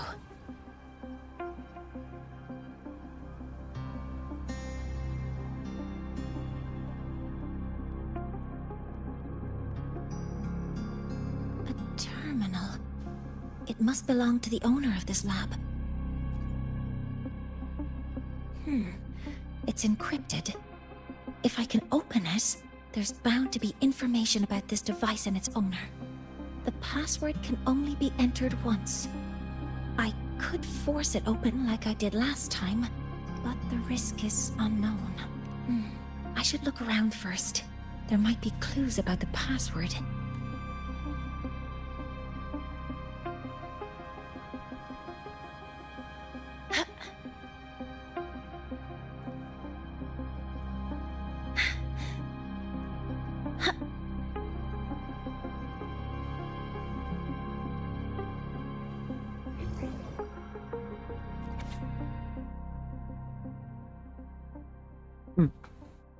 Huh?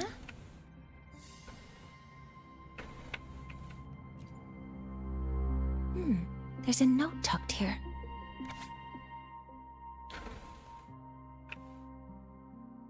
There are 2 types of handwriting, so there's more than one person who has access to this lab. Based on Astrid's testimony, one of them must be that Ingvar. The other must be the one who operates this lab. From the note, they change the password after each terminal use, and leave the new one here to inform the other. The newest password is 7364. I'll try that now. Energy consumption increasing.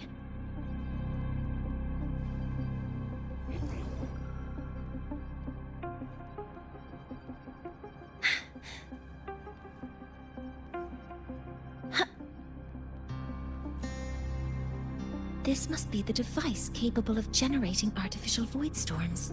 It's consistent with the designs we found earlier. This looks like the unit that Astrid found before.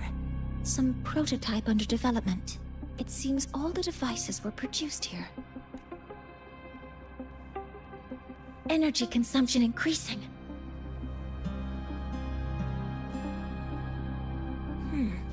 It's in the password can only be entered once. 7364. Keeping the password like this. Good thing Ingvar isn't one of my students.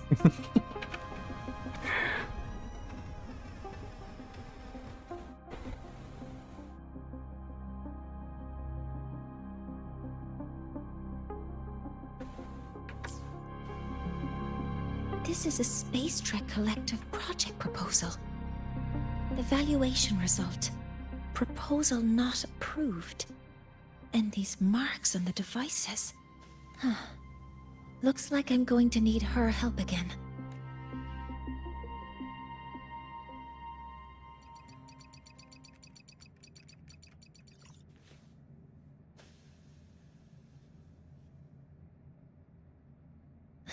Thank you. It's a pleasure working with you as well. So their plan wasn't just to disrupt the Heliogyre by unleashing the Void Storm in Bjartur Woods. They also planned to...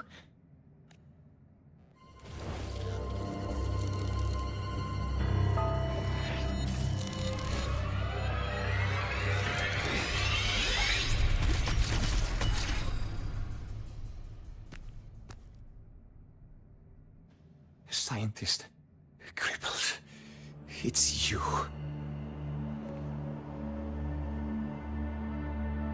All I have to do is get rid of you!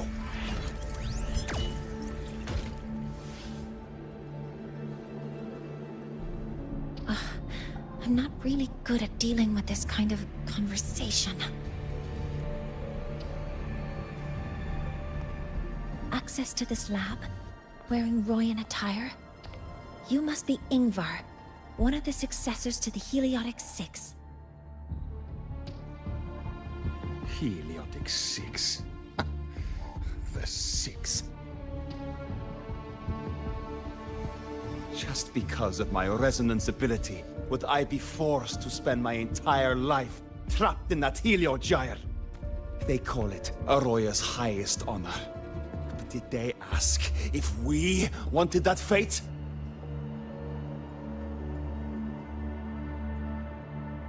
Everyone acts like they respect me. But the only one who truly wants to help me is that good lord from outside the tribe. From outside the tribe?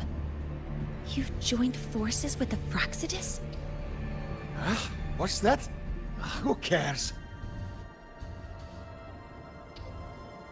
I just know that person promised that if I placed the device near the Solace Tree, my wish would come true. Then I'd finally escape from this frozen wasteland and go start a new life in the new Federation.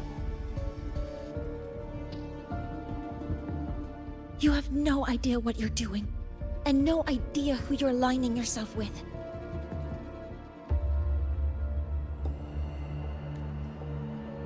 This project proposal comes from the Space Trek Collective, dated 10 years ago.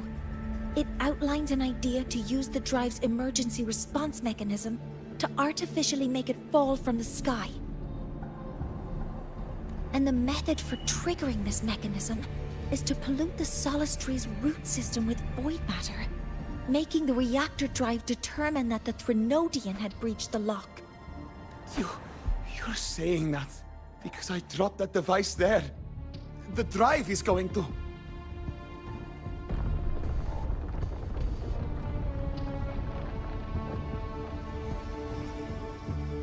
Mornier, the Heliogyre is operational again.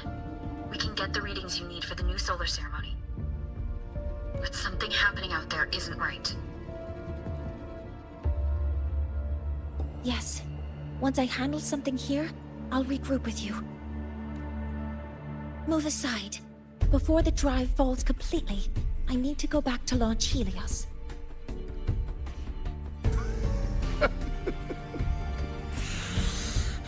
No. His orders were clear. You don't go anywhere. After that, no matter what happens to Lahai Roy, I'm going to the new Federation to start my new life. You're just a cripple. I won't let you stop me now. It's been a while since I've heard someone talk like that. Since I had these legs, anyway.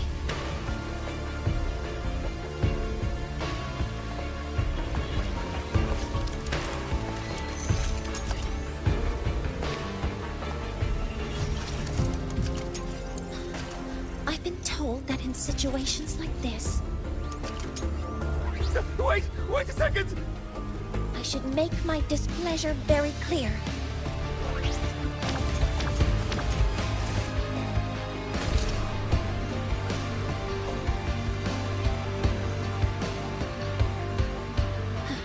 All right. Now it's about time I catch up with my mentor.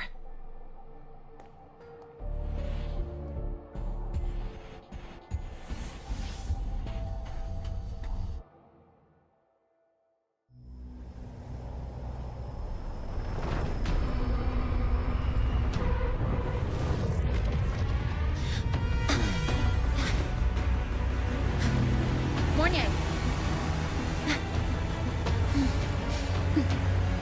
Let's go, mentor.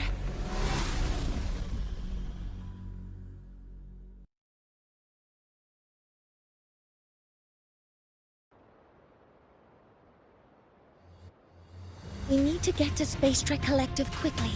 The Fraxidus tricked Ingvar into working for them. But their real goal is to send the reactor drive crashing to the ground. I've already alerted the Academy to evacuate...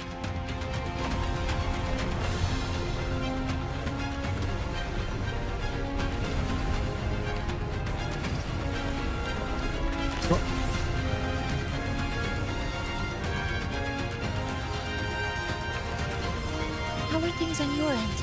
Any danger? All good. The Heliogyre is back online.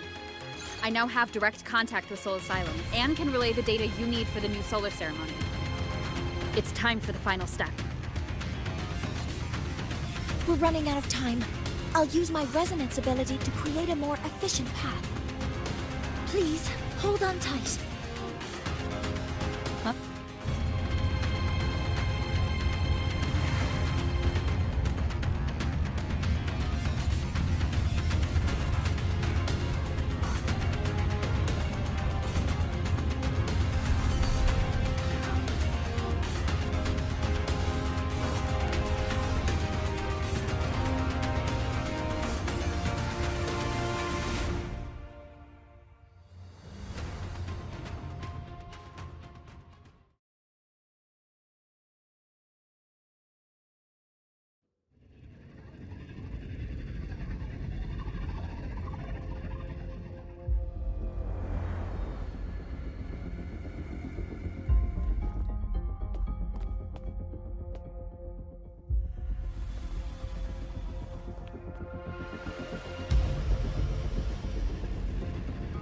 The moment we launch Helios, we'll need the raw observational data from Sol Asylum. Are you ready? Yes. The Shaper has already shared all the Heliogyre's data with me. I can access it anytime. Everything's set. Let's complete our mission. Sorry about that.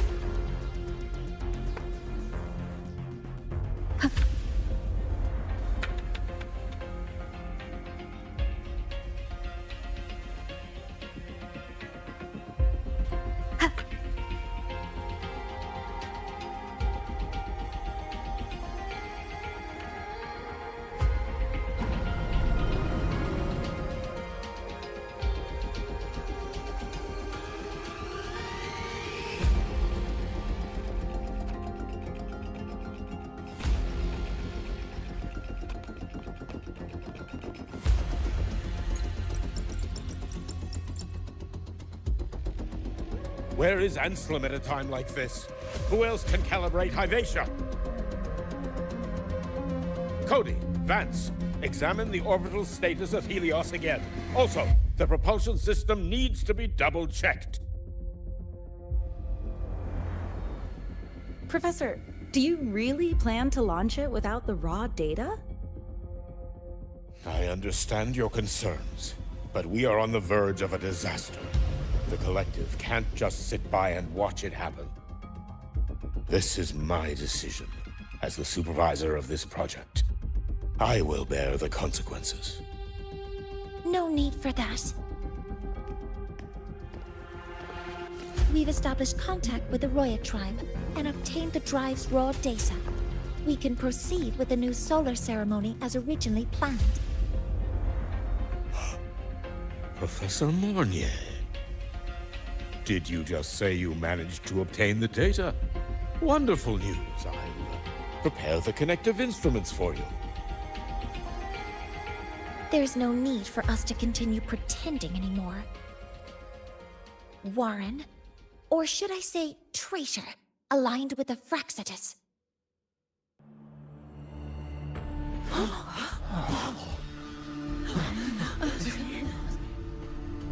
That is a serious accusation, Professor Mornier. I know. I meant it to be.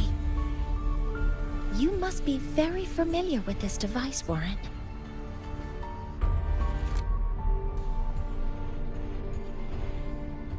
You handcrafted it to avoid leaving usage records. A clever idea. But since it is a personal creation, the marks left behind are like fingerprints. These are your marks. They've betrayed your deeds. Warren, you've desecrated the hard work of everyone involved. Anselm's experiment accident, your current position in the project. It seems the Fraxitus played a part in both, didn't they?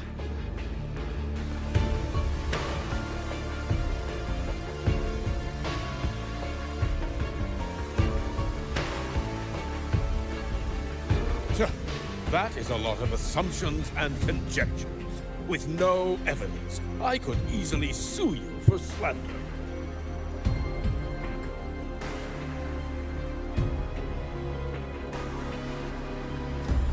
You're right.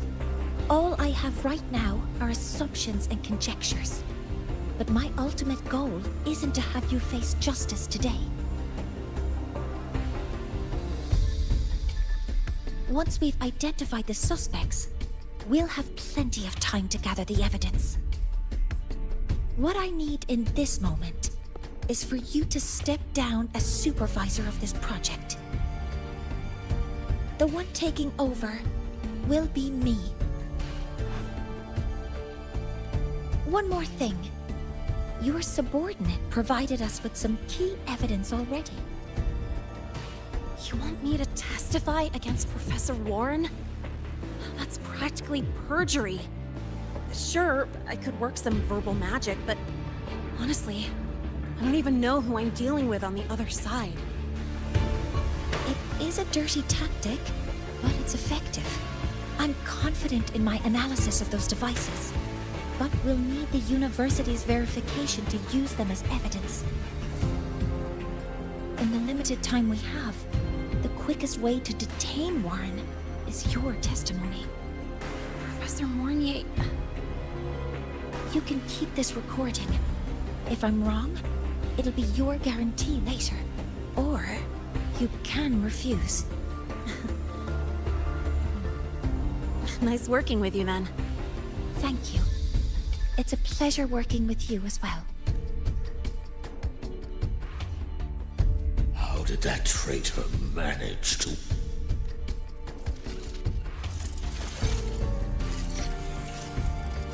I have already notified the collective. The investigation will start soon.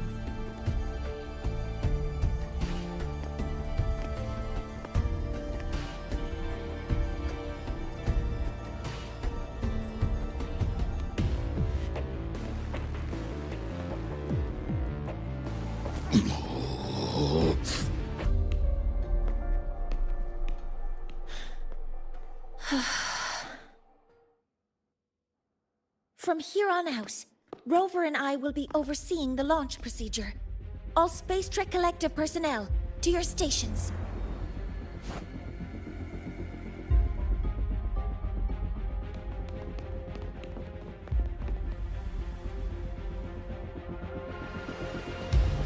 Rover, please input the drive's raw observational data into Helios. Shaper, can you hear me? Of course. To you, have all the Heliogyre's readings been transmitted? Then everything is ready. Let's commence with the new solar ceremony.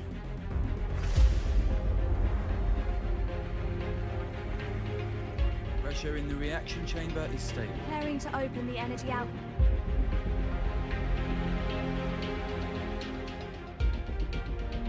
Helios launch sequence initiating. Void matter module calibration complete. Core energy system operation normal. Hatch doors open. Propulsion system primed and ready. Helios is ready for launch. Pre-burner ignition successful. 5, 4,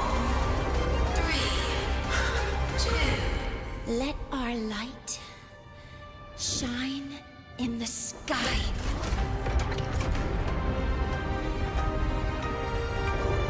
Helios approaching target altitude.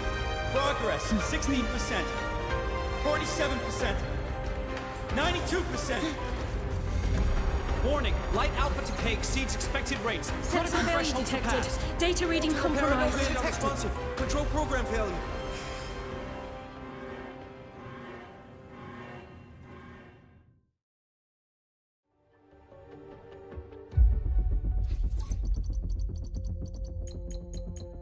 Cause found! The Hypatia detector signals are jammed. Large-scale, highly concentrated void matter detected on the surface. It's surpassing the measurement threshold. Calibration can't continue. At a time like this, adjust the measurement location. No, if the impact is this widespread, any adjustment would be pointless. Modify the detection components. No, even if theoretically feasible, there's no time to construct them. What about high-powered void matter neutralizers? No, without the drive's light, all energy components will be inoperable.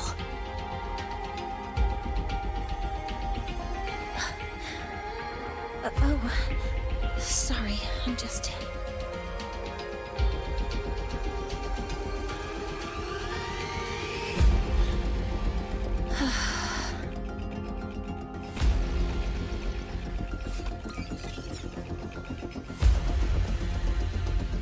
The launch failure is caused by the detector's inability to measure the drive's operating parameters. That's due to the high concentration of void matter interfering with the readings. There are two potential solutions. We could increase the detector's tolerance to void matter, or we could eliminate the surrounding void matter. But neither of those options are feasible in the time we have.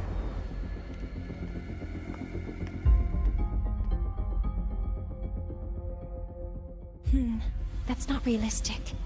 The only places that aren't affected by void matter right now are Bearter Woods and Star Torch Academy under the protective barrier, or the Institute thousands of meters above. High altitude.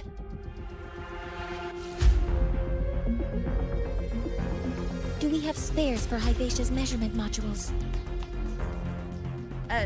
Yes. Researcher Anselm left behind several prototypes. I'll go fetch one from the warehouse. But what do you intend to do with them? The eyes of the gods have failed us. So have our machines. Now, we move forward with our own hands.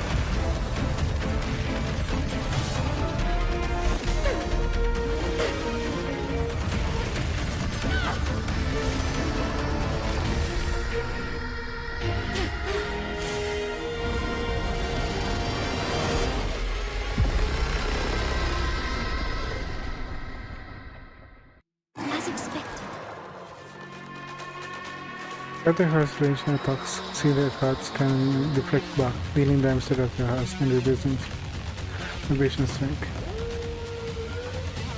The reactor drive is protected by aggressive exoswarm acting like the immune system. It appears to actively absorb surrounding void matter to maintain the drive's stability. Contact with its claws is highly hazardous. Be cautious. I'm detecting strong energy signals from the target. Please be careful.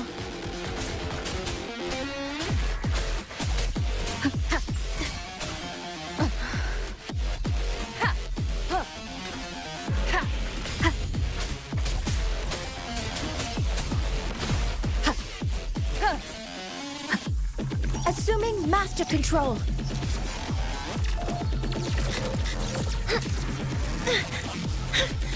Nearly tripped myself. Processing complete. Authorizing maximum output.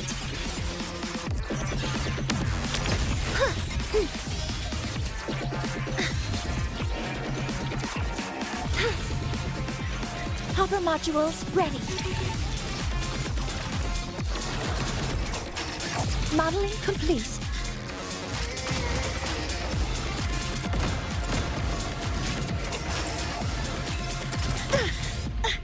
Correcting posture.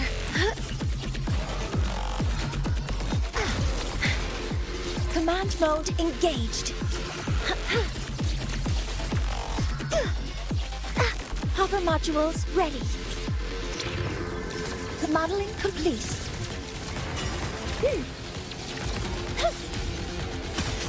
stars! Hear my queries! Order executed. Swift and resolute.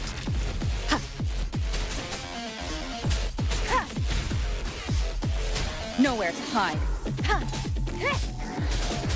One with the sounds. None shall whisper. Assuming master control. Access confirmed.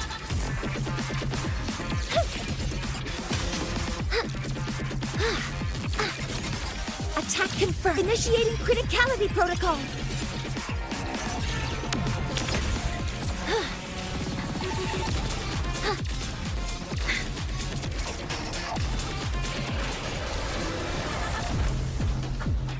Watch its position, Mentor.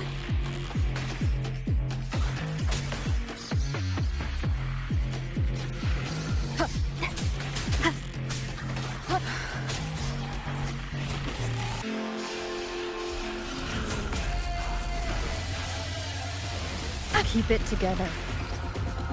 Assuming master control. Initiating max power output. Suppressing target. Suppression complete. Now's your chance. You will obey.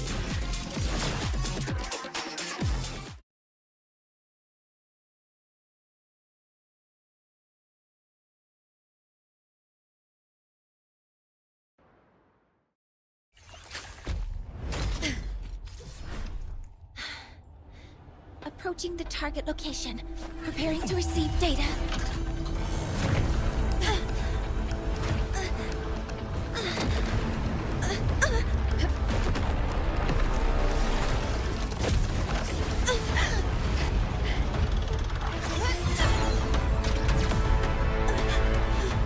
Void matter concentration is increasing. Abnormal expression detected in the reactor drive. Evacuate immediately. Repeat, evacuate immediately.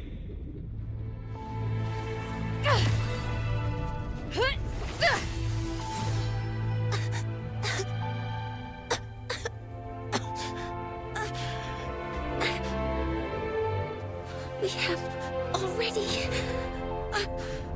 come this far.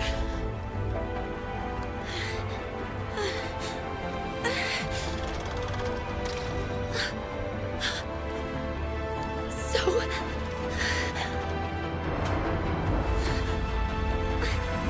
I'll take that final step myself.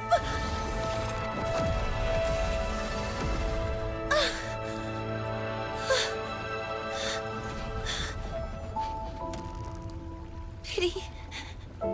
I don't want to say goodbye yet. Data received. Analyzing. Professor Monnier, are you there? If you hear this, please respond.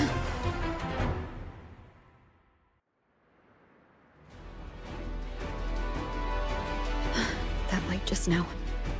Monnier must have entered the reactor drive.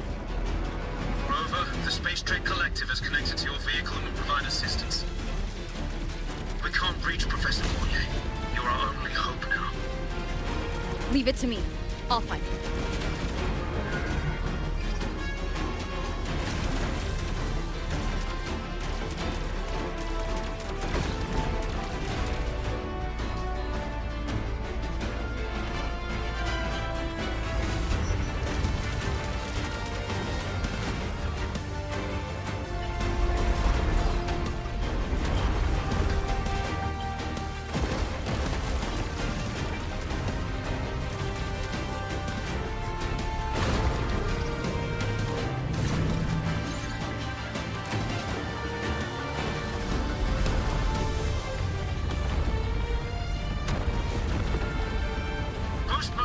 Activated.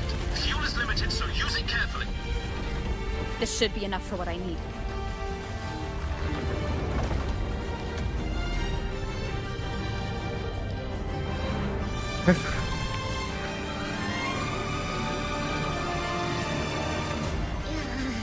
The light gets worse the closer we get. Rover, the disturbances within the drive are growing unstable. Professor Monnier is being consumed by it. Faster. to move faster.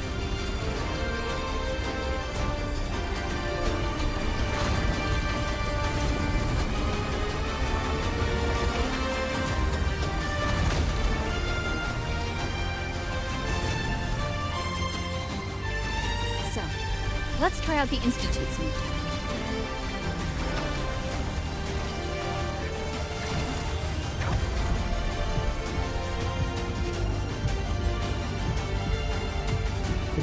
I can't go up.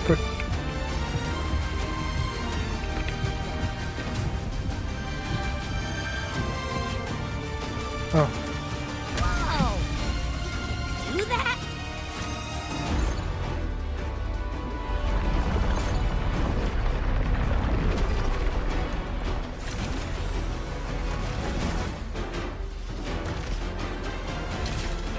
Approaching the reactor drive. Diverting max power to the hover cannons. Morning, you've already done so much. Just leave the rest to me.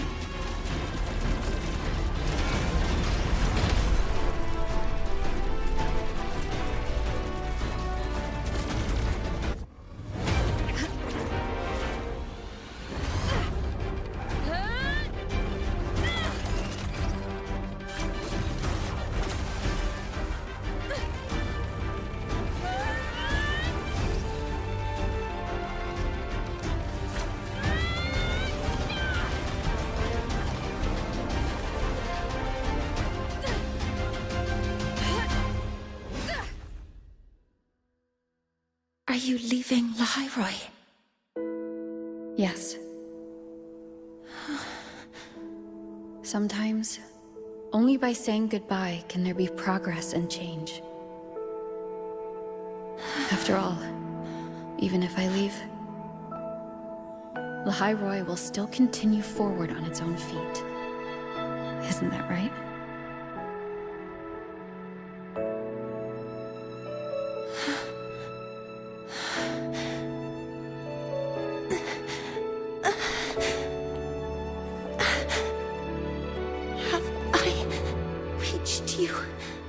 This time, Mentor.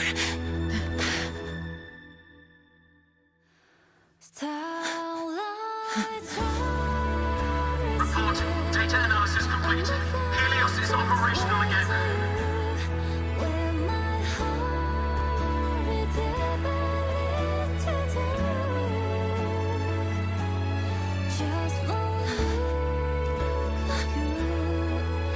How wonderful. Sun. So beautiful.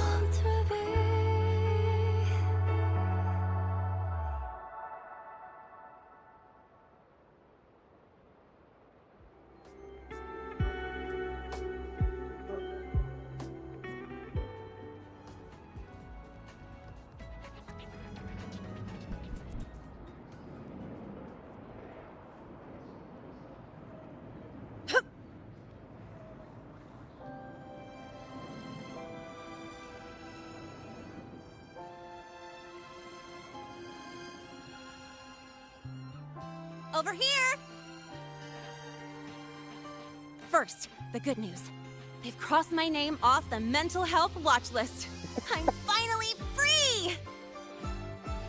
And the bad news. Since I kinda did some falsifying during the investigation, they said I breached the rules.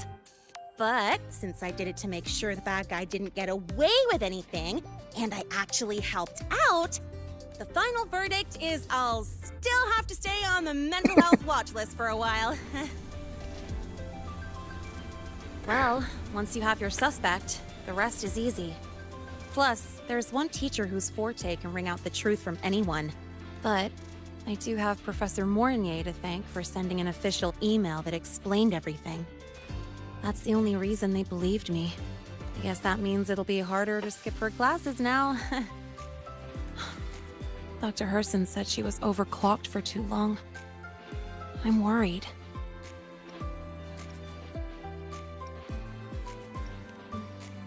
Yeah, you're right. Let's go check on her. I bet knowing we're thinking about her will help her bounce back faster. Hello. May I ask if you are Rover? I'm here to inform you that Professor Mornier has just woken up.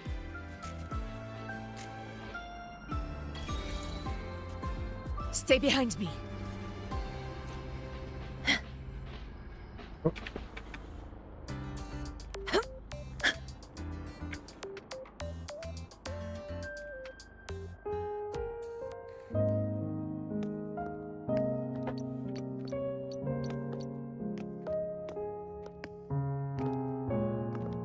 Please wait! Don't come in yet!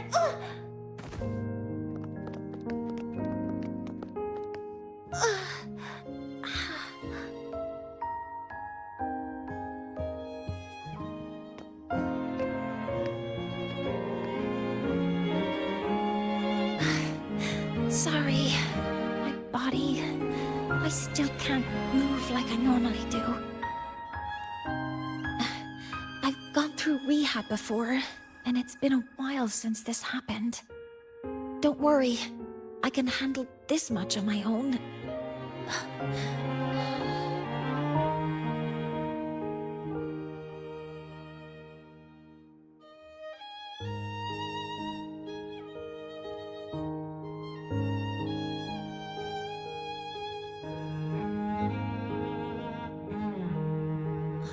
Professor Mornier, how are you feeling now?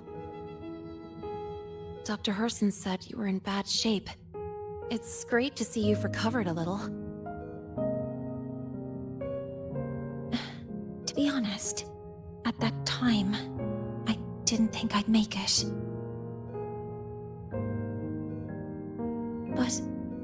But when I was drifting in and out of consciousness, I thought I saw a girl within a light blue ring. A light blue ring? Can you describe what you saw in more detail?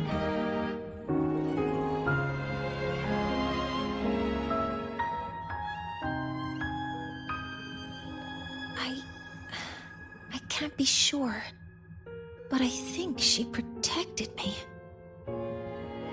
It sounds like the girl Mornier saw is the same one I encountered when I first got to Lahairoi. She's able to go up against the Threnodian herself, and appear in the reactor drive. She's connected with the Exostrator and the Threnodian, in ways we still don't fully understand. Figuring out who she is, and what happened to her, will be the next big task. Rover? Rover! Hey! Stop spacing out! To celebrate Professor Mornier waking up and the crisis being averted, don't you think we should go for a ride? Nothing beats the wind on your face, especially when the three of us still don't have a group picture. A photo under the new Helios? Sounds like it'll make a good souvenir. Yes. Witnessing the rise of the new sun together. That's also the promise between the two of us, Mentor.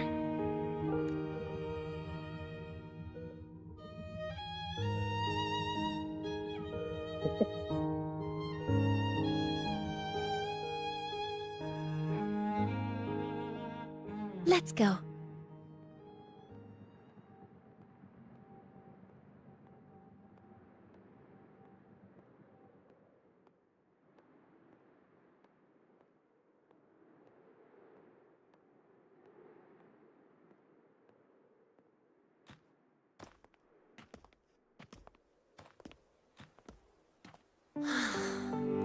So, not bad, huh?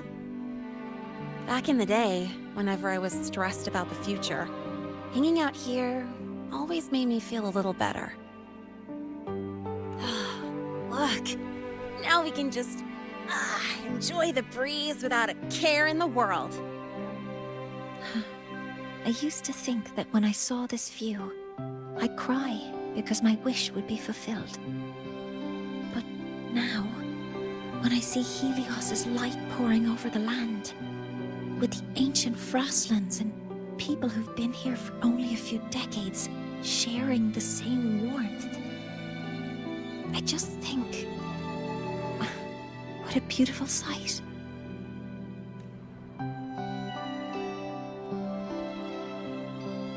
Well, let's scream that from the rooftops!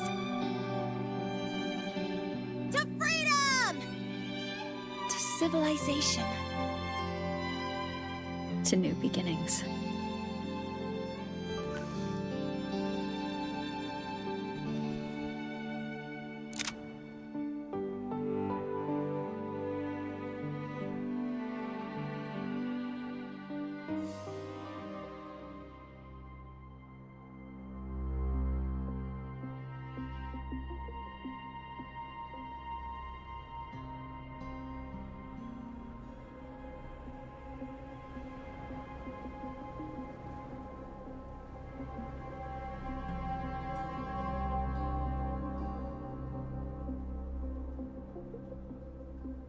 Three days ago, when Helios was launched, we registered an unexpected spike in void matter concentrations near Hyvetia. It interfered with the launch. We're still unsure what triggered the surge, but after comparing the waveforms with the device Professor Mornier brought back, we suspect it was an artificially induced void storm. And we found you unconscious close by. Dr. Herson, I really can't remember anything. You can relax. Professor Lucilla has already given you the clear. You're not a suspect. I'm just here for protective oversight, acting as your personal bodyguard, you might say. Aren't you the campus doctor? And you're here to protect me? The doctor's duty, isn't it? But there is one thing I need your testimony on. Before you fainted, who did you see? Good day, gentlemen. Hyvatia's routine maintenance has been completed. I'll be on my way.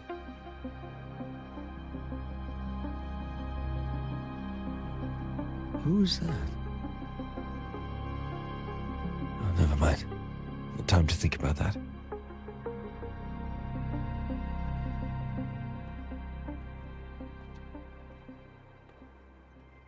Dr. Herson, the Academy's review committee thinks that what I've said is unbelievable. But if you're willing to trust me... Before I passed out, I saw... myself.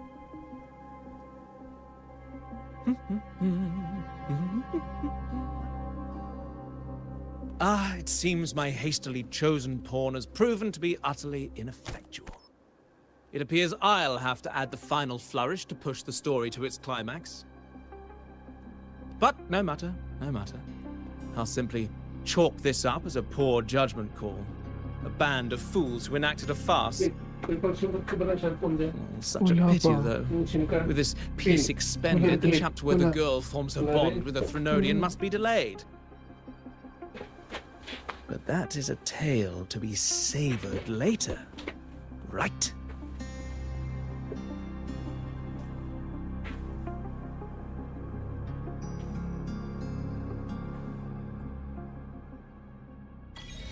Mentor, the wind may have messed your hair.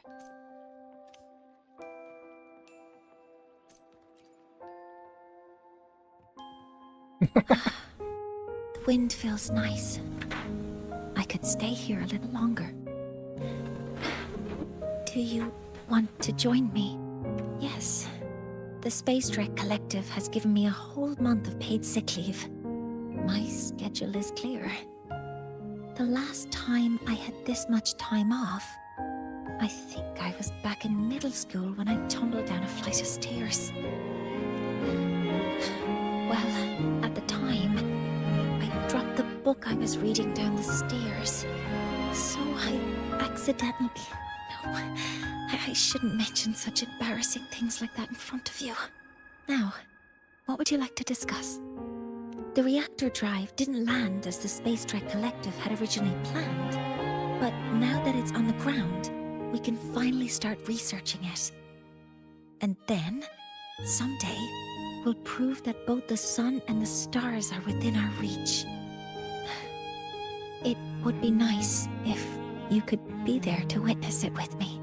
Now, what would you like to discuss? That's a secret.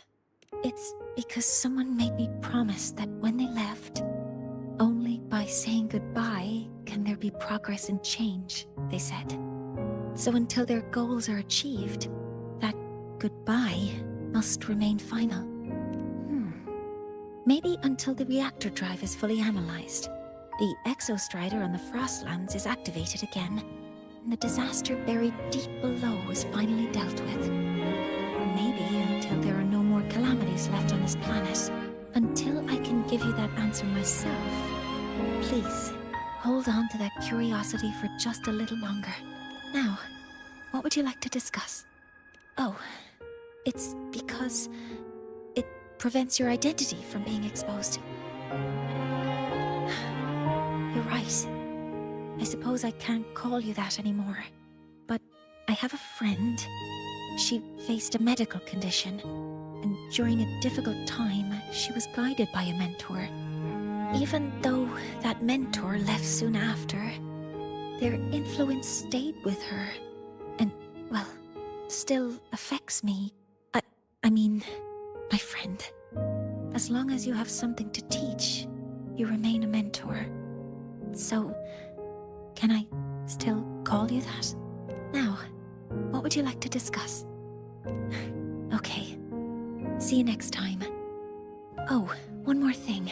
Stay a bit longer this time, mentor.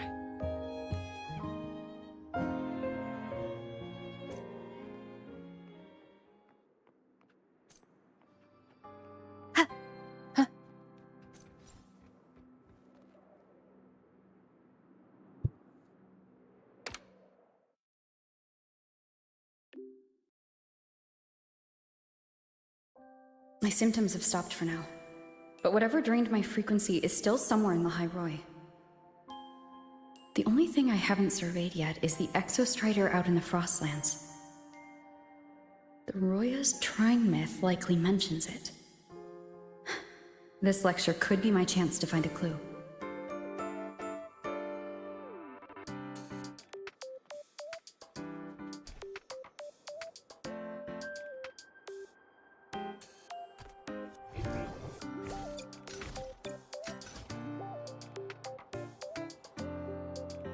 What?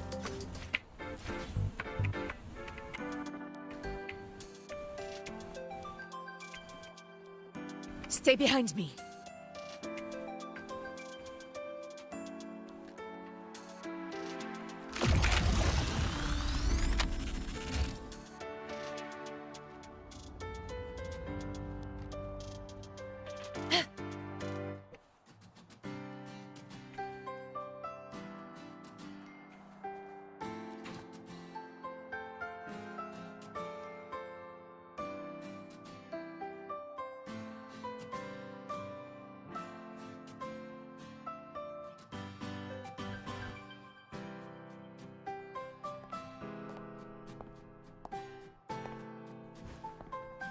Now we reach the second epoch of the Royan Trine myth, the Sacred Reactor Epoch. After Baldur, the sun's incarnation, had sealed the foreign divinity Hivdrungr, the Frostlands fell into an endless dream. Assistant Navora, would you continue?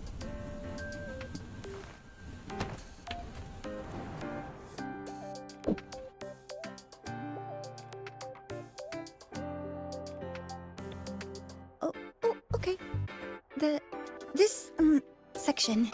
It describes how the Exostrider used its greatsword to seal the Threnodian behind the Strider Gate. The records say both the Exostrider and the Threnodian traveled through the Strider Gate to reach La High Roy. Their battle was fierce.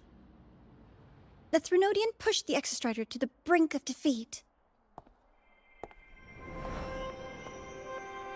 But at that moment, for reasons unknown, The Exostrider's reactor drive flared with blinding light.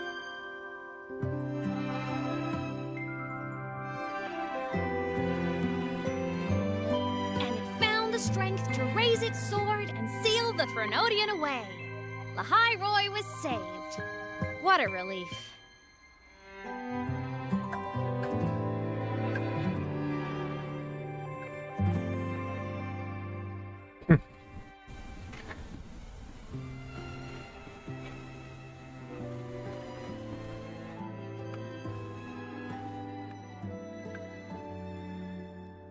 Hi.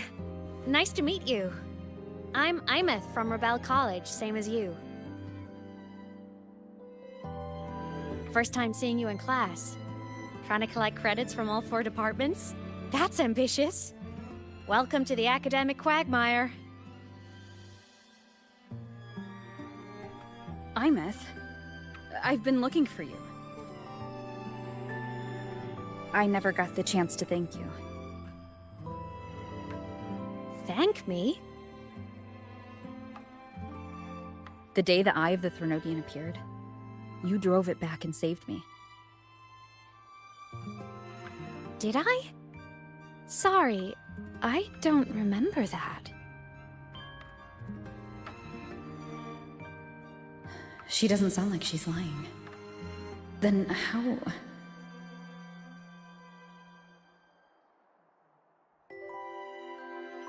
A synchronist. A freshman.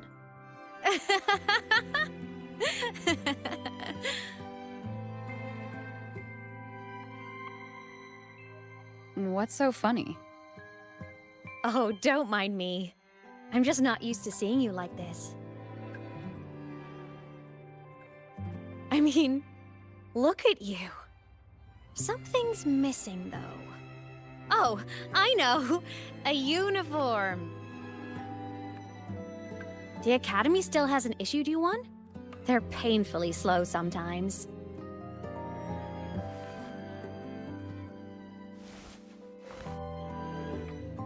Imeth?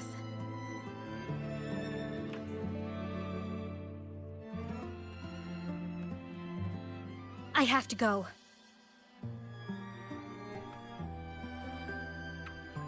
Gotta run, Professor!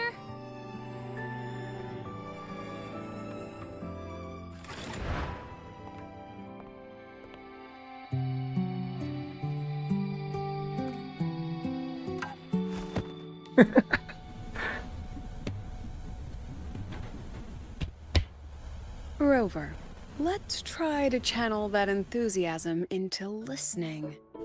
Do come see me in my office after class, okay?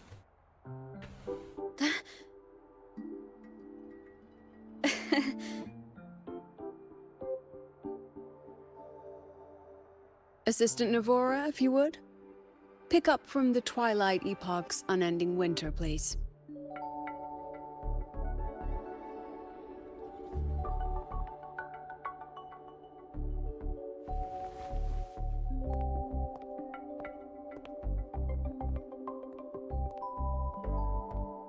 Sigrika, could you come to the library with me? Okay. Hey, did you notice the new student? The one who kept talking to herself during class?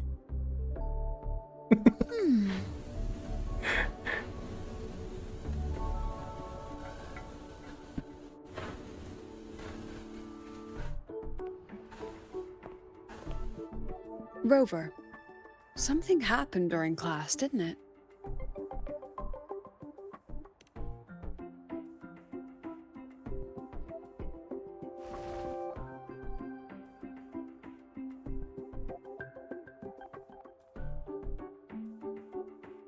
So a girl named Imeth just got up and left the lecture hall?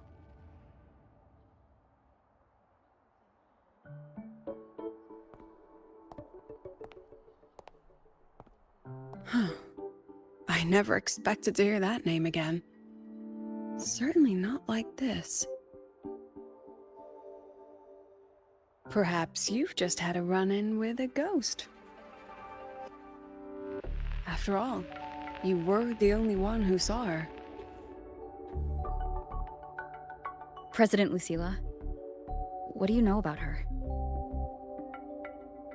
Stay at Rebel College long enough, and you'll eventually hear her name mentioned. Though it's a story from over a decade ago now. Imeth was a synchronist. Brilliant. Popular. Professors had high hopes for her. Then, during a piloting drill, she simply vanished. She climbed into a simulator with the others, but when the cockpit reopened, hers was empty.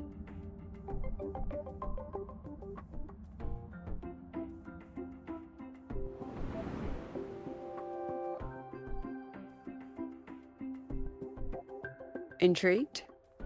Want to go find her?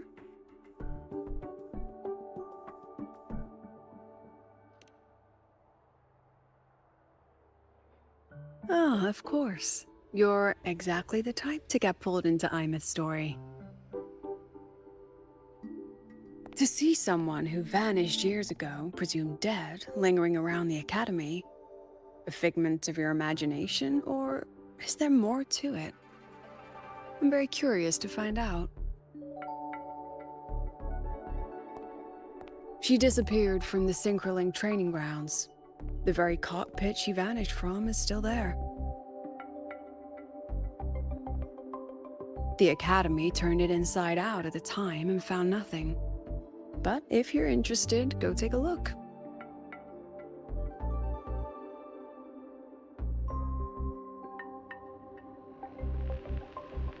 I expect you'll dig up some new surprises for us.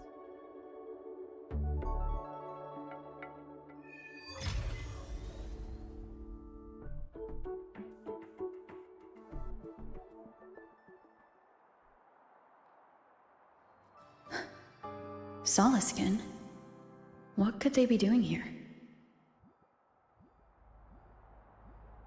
That's Soliskin. It's headed straight for the Synchroling training grounds.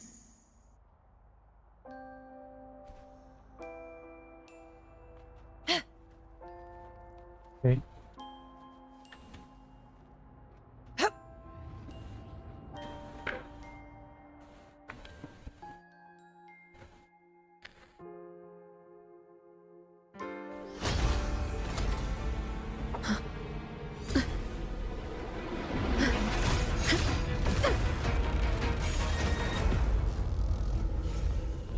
My frequency loss. It's getting worse.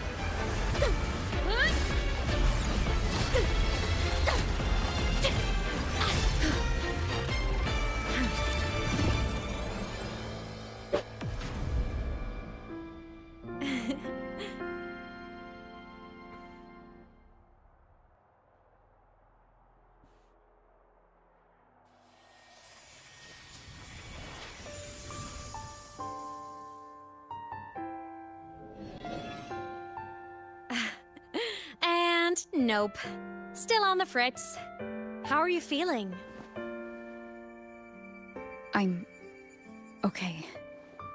After that mech flew off, I felt less of my frequency bleeding out. That mech's frequency felt like the presence from the rift back in Honami City.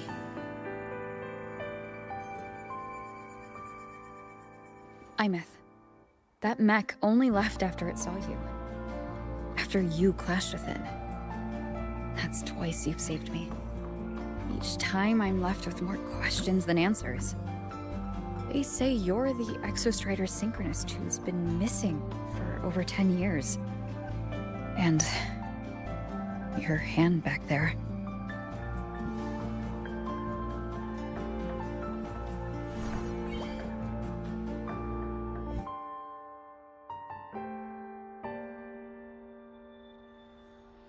Me? I'm not the Exostrider synchronist now. I'm its resonator. I just died first. Call me a digital ghost.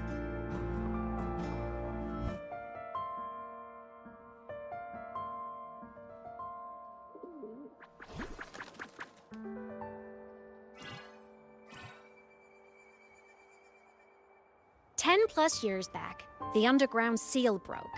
The Threnodian on the other side of the Strider Gate was about to swallow Lahai Roy. I was still a student. My sync with the Exostrider hadn't hit 100% yet. But there was no other choice. The Exostrider was still sleeping. So I had to do something unorthodox. So you overclocked yourself to try to resonate with it? Yup. Impressive, right? I woke the big guy up. If only for a second. The seal held. The crisis averted. Everyone I cared about, they made it out okay. But it was too much for me. My body couldn't take it and got totally torn apart. So yeah, I died. But I'm still here, just floating around. I've been a little invisible. Well, a lot invisible. To everyone until you.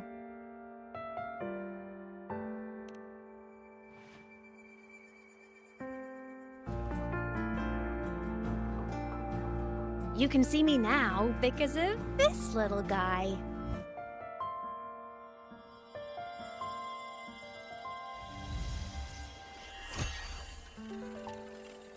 The Exostrider's reactor core.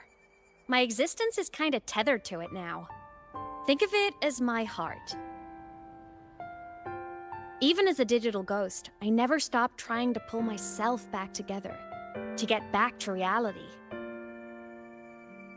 There's something I gotta do, and I gotta be the Exostrider's true resonator to see it through. But our resonance started with an overclock. The power I got was unstable from the get-go.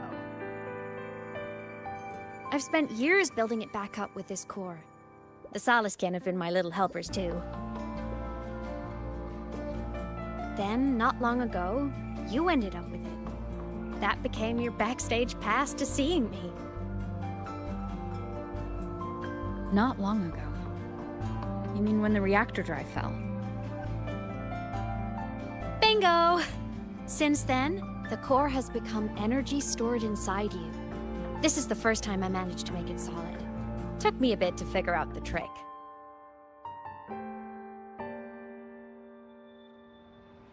Then it was you. You're the one who saved Mornier when she was dying. You and that junior of yours were always close. We even crossed paths a few times back when I was still, well, around. Of course I'd help.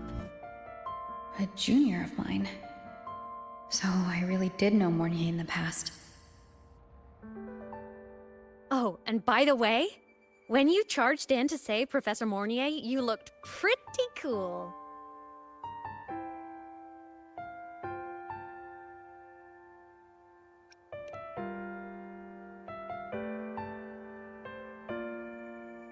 All right, no more teasing. But I mean it. No matter what, you always choose to save. And to me, that's the coolest thing in the world. The most beautiful. Anyway, back to business. The reactor core is tied to Sigillum.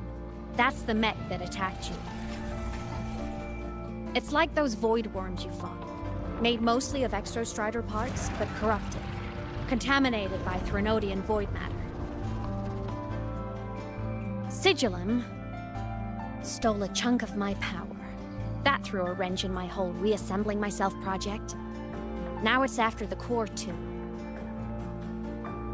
Since Sigillum holds this piece of the Exostrider's power, it can't be killed completely as long as the Exostrider and I exist. Now, it can only be me who stops it. And since just touching the thing makes your frequency drain, taking it down should plug your leak too. Plus, I get my power back. Win-win. But see what it's doing to me? Even with you holding the core, I keep flickering in and out. 1 second I can touch you, the next I'm fading right through. So annoying. So will you help?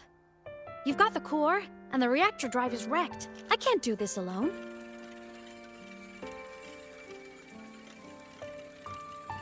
Also, I've noticed, when the core is in your hand, it runs faster.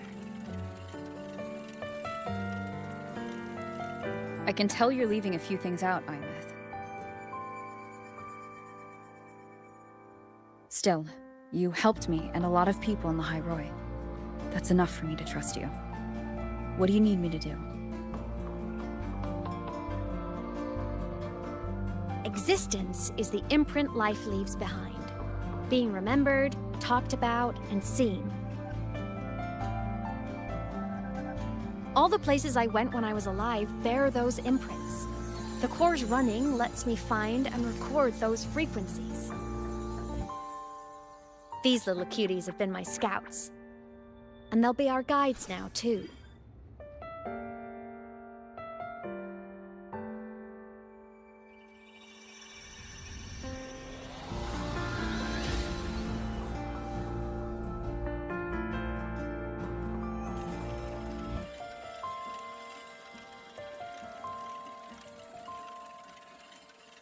Pretty easy, huh? All you gotta do is carry the core and follow our lead. I'll do it. Alrighty. Thanks in advance, study buddy.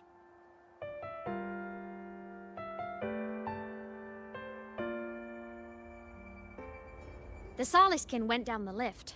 Let's follow. Before we go, I need to contact Mornier. The reactor drive was Lahai Roy's son. If I'm using the core, the Academy will want to know. Go for it. No problem.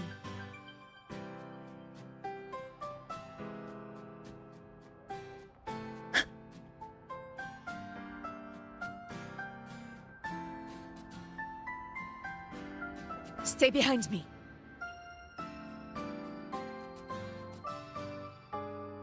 Imeth definitely glossed over some things. Like what happened during our previous encounter, what she's done since becoming a digital ghost, and the real reason why Sigillum stole her power. After years drifting like this, to still hold on to that spirit. Her will must be strong. Prying answers from her won't be easy. I'll bide my time. The right moment will come. Has something happened, Mentor? I see. So the reactor drive's core survived the crash. It must be the key to reactivating the Exostrider. Of course, then the official stance is that it be returned. Star Torch Academy and the Roya would both agree on that. But as you said, curiosity from the Institute is inevitable. Mornier? My. Already caused a stir in the training grounds. Color me impressed. I'll have people clean up the aftermath. You can carry on as you see fit. You were monitoring my comms with Mornier? You're a person of special interest. Of course we keep an eye on your movements. We? Yes, we. The Space Trek Collective. Think of us as the annoying adults on campus. I'll handle the debate between the Institute and the Academy about the core. This is a matter of priority. They'll listen to me. But when you're done with your business, I'll need you to return the core to the Exostrider. You didn't mention it to Mornier, but I suspect your possession of it traces back to Imeth, doesn't it? President Lucilla, I don't appreciate being interrogated over a tapped line. My apologies. As the one responsible for this academy, matters related to the Exostrider tend to cloud my judgment.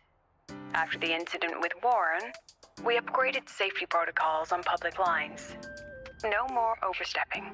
Here's a peace offering. I've granted you full clearance. Passes for the Star Wars Riseway, archive access, and use of Academy weaponry and equipment. I'll also personally apologize to Professor Mornier for interrupting your comms, and ensure her next research grant is substantially approved. How's that, Rover? More to your liking? Why is the Space Trek Collective pushing this so hard? You should know. You have a past in the High Roy. and you have some kind of connection with the Exostrider. The Twilight Epoch, the unending winter described in Royan legend. The threat of the Threnodian LF-1 is growing. We need the Exostrider awakened. Returning that reactor core is the only way. We've always trusted you to stand with us in this matter. To stand on the side of humanity. You know where to find me if you need anything, Rover. And my door is always open if you just want to talk. The Soliskin is leading us to the auditorium first. The new solar celebration is almost here. I wonder what they'll put on this time. By then, exams will be over, and we'll finally get a long break. Ah, vacation. What's not to look forward to?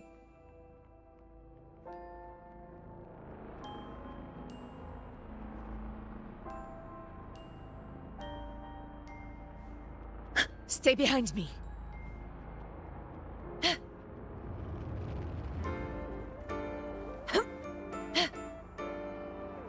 Told you, there are tons of Fleet Snowfluff fans at the Academy. I just hope the fan meeting goes smoothly and everyone has fun.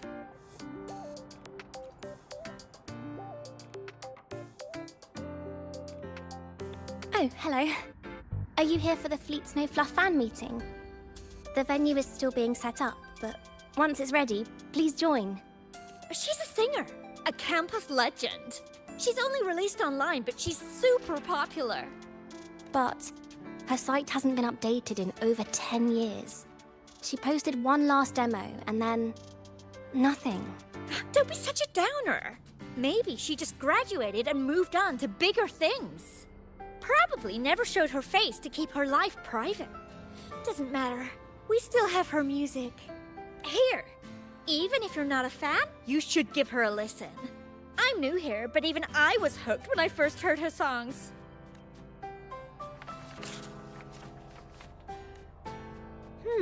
Nice print. A fan meeting. Huh. If they're happy, I'm happy. Come on, let's follow the Soliskin and see what's going on in the auditorium.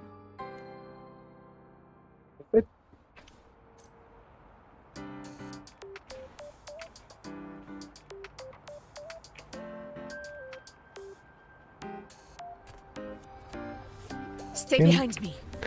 Can they look like child from Genshin?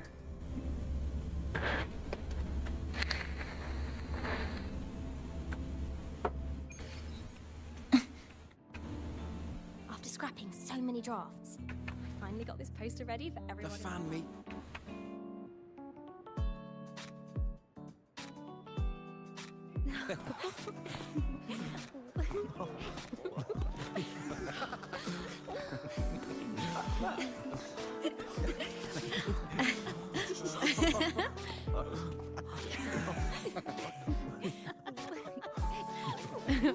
What?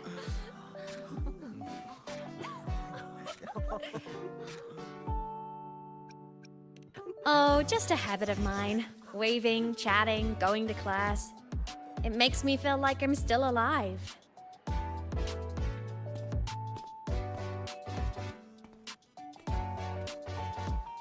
If I stop, I might forget what it felt like to be human. Call it a self-reminder.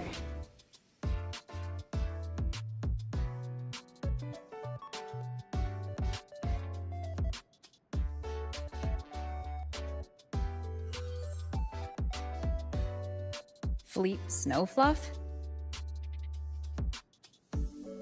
Yep, that's me.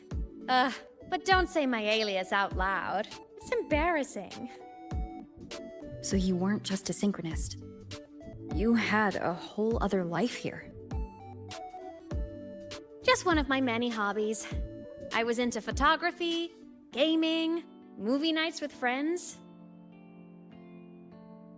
Figured you only get to be a student for a few years. And I wasn't the ambitious researcher type. I wanted to soak it all up while I could. I tried a little bit of everything. I just wanted a happy, carefree life.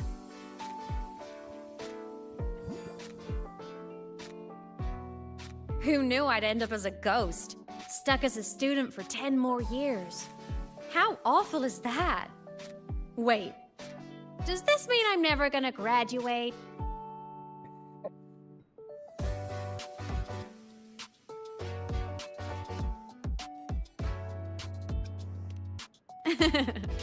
I get it.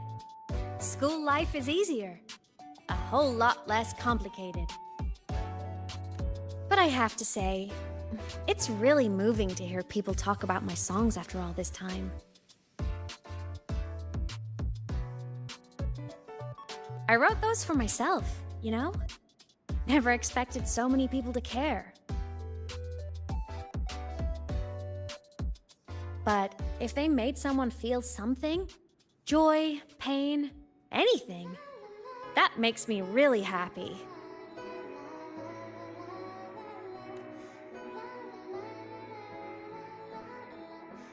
Hey, listen.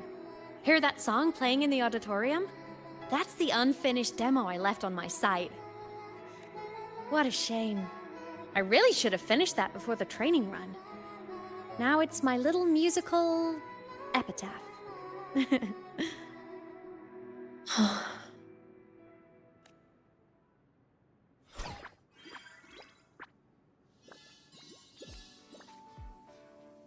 Let's go. The Soliskin is calling us.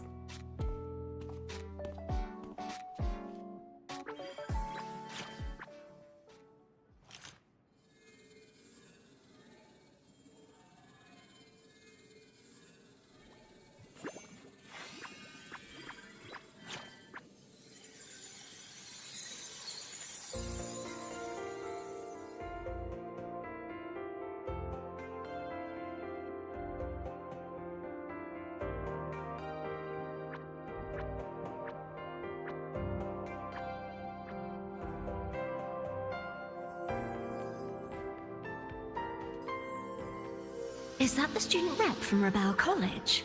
That's one bold speech. Is she giving a welcome speech or recruiting for a space adventure club? Uh-oh, the professors look upset. But she made a good point, didn't she? Isn't that passion the entire reason we're here? To explore whatever's out there again.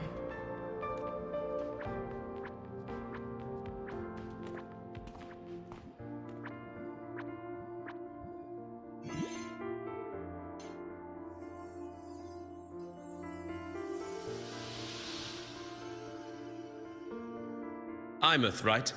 I remember her sync test scores were off the charts. We might be looking at this year's prime Exostrider candidate.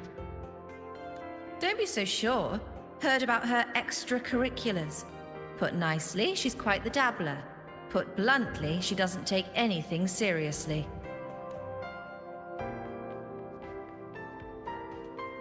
Potential is still potential. She's brilliant. She just needs guidance.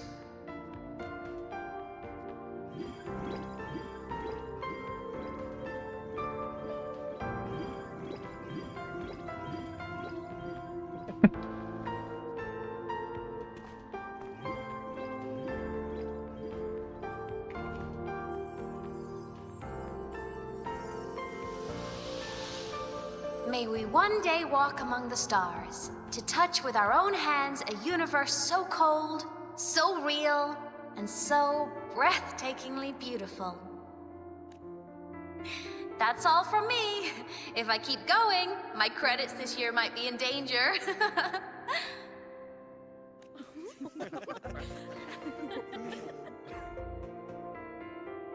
It's an amazing feeling to be here at Star Torch Academy, and to know I'll be sharing this journey into the great unknown with all of you. As a student, I can't wait to start this new chapter of my life. There's just one thing missing today. I wish my family could be here in the crowd to hear this. So, to her, I want to say, I'm doing great. And I'm happy. Everything is just as you hoped it would be. So please, don't worry about me.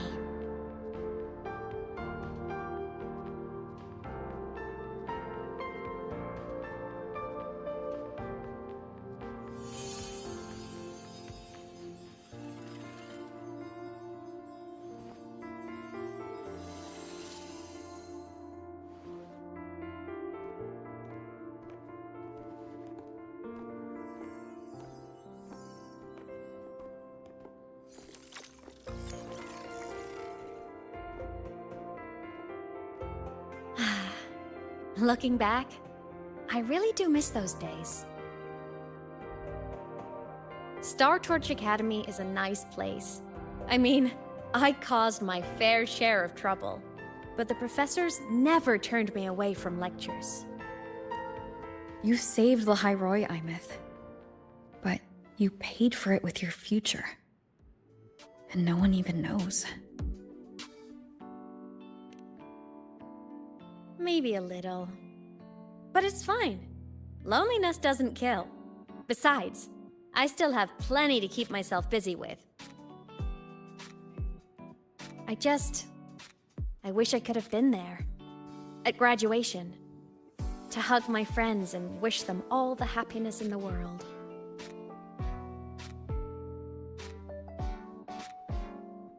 The Solace can headed outside. Let's catch up.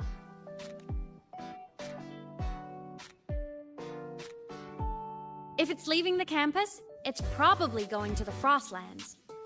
Right, we'll need to take the Starward Riseway. That place above the sword? Yes, a frozen, silent plain, white with endless snow. The place where the Exostrider finally sank into slumber.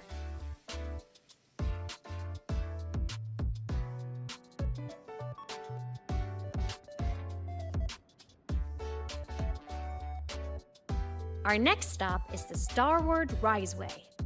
Are you ready?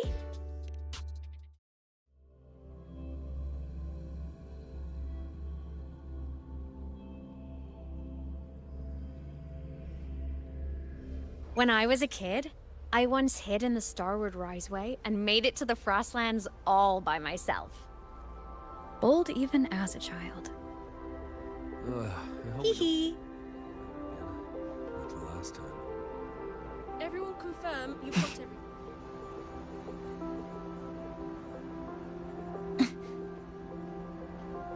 I hope we don't run into bad weather again, like the last time.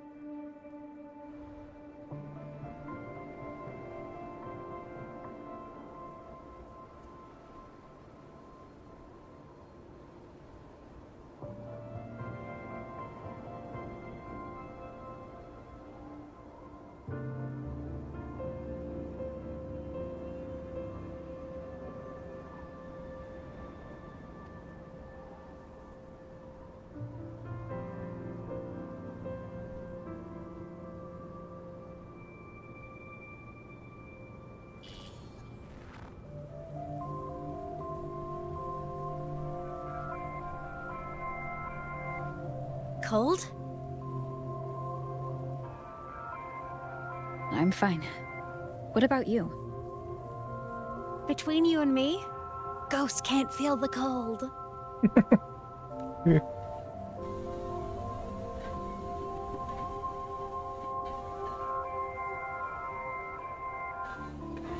The snow.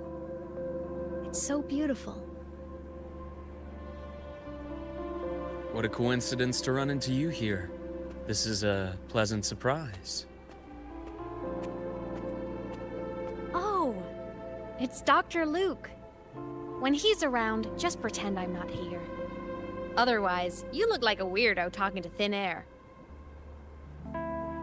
You should hide too, okay? This is our secret journey.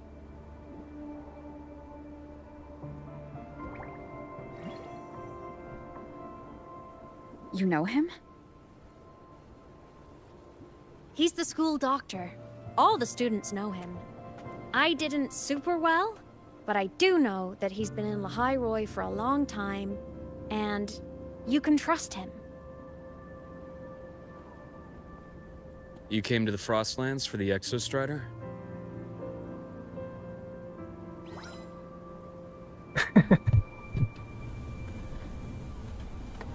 I'm headed the same way. I've got to check in on some researchers stationed out here on long-term fieldwork. Having a guide might make the trip a little easier. What do you say? Let me help you modify your bike. There are quite a few waterways, and its current setup might not handle them well. You know how to modify bikes? You pick up a few things when you come here as often as I do. Oh, I used to love riding. My friends even called me the Speed Queen. Though that was usually while they were white-knuckling the seat and screaming.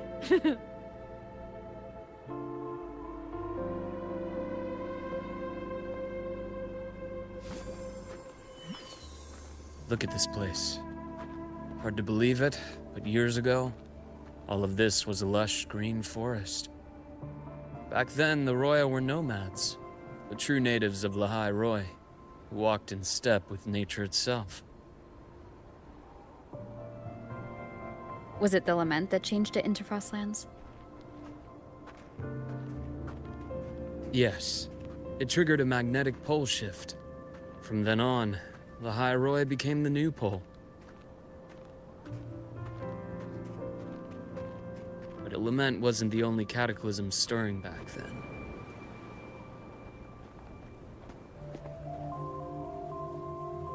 In the past, we had already reached the stars, but at some point, the etheric sea spread to cover all of Solaris.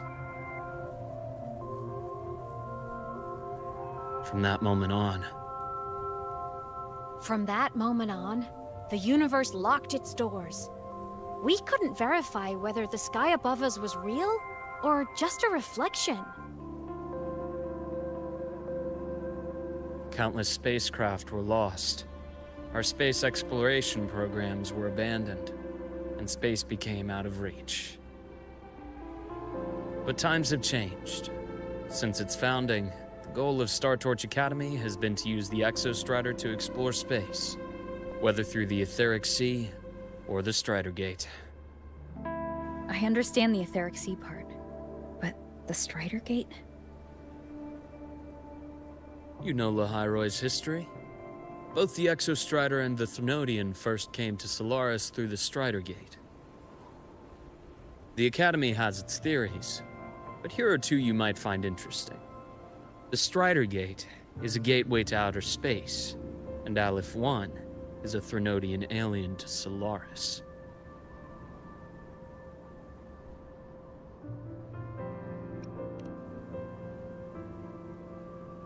With a gateway like that, of course we want to open it. But to pass through, we must awaken the Exostrider and be prepared to face Aleph 1 head-on. I've long believed that Aleph 1 poses a far greater threat beyond void storms and void worms. With other Threnodians, we can at least glean clues of their nature from their places of origin and the civilizations they emerge from. But Aleph 1... our knowledge remains blank. So many dream of being the Voyager who returns from the stars, the first to walk the cosmos once more. But in all these years, no one has succeeded. The Etheric Sea phenomenon cast us into isolation, but it also gave birth to all our dreams of what could lie beyond. And those dreams are still alive today.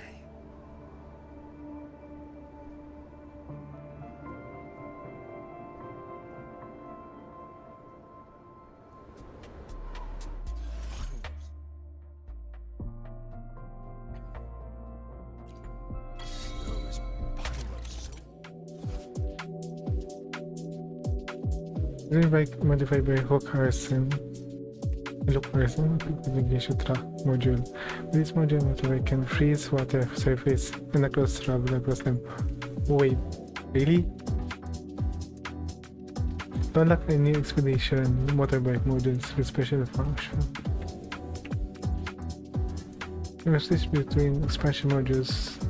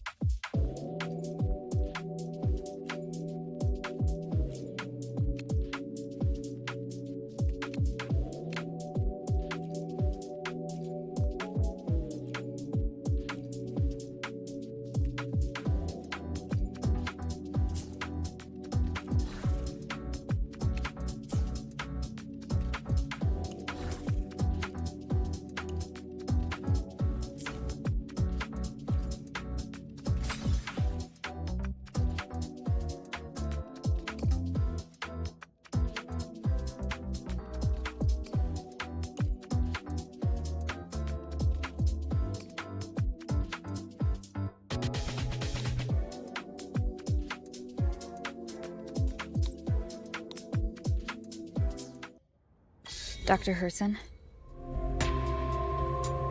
Just call me Luke. It has a nicer ring to it. No? Then, Luke, you asked about my feelings on the Academy. What about yours? How long have you been here? About 20 years. I was a traveler before that, seeing what Solaris had to offer. Then a friend asked me to come to Lahai Roy, to keep an eye on things here for her. The students make it easy. Watching them find their way is its own reward. They enjoy talking, and I enjoy listening. The work suits me. You see that? Ancient life forms, frozen right into the ice walls. Millennia frozen in a single moment. Preserved so perfectly you could almost see what they used to be. To be stuck like this forever. Kind of miserable, don't you think?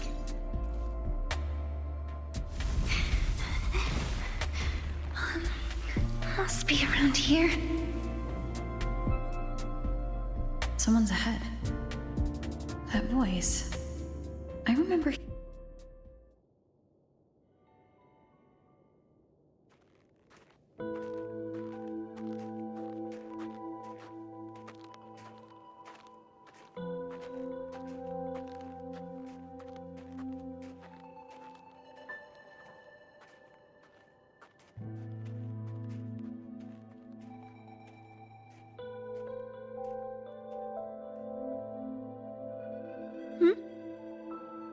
You are the one who was talking to yourself in class.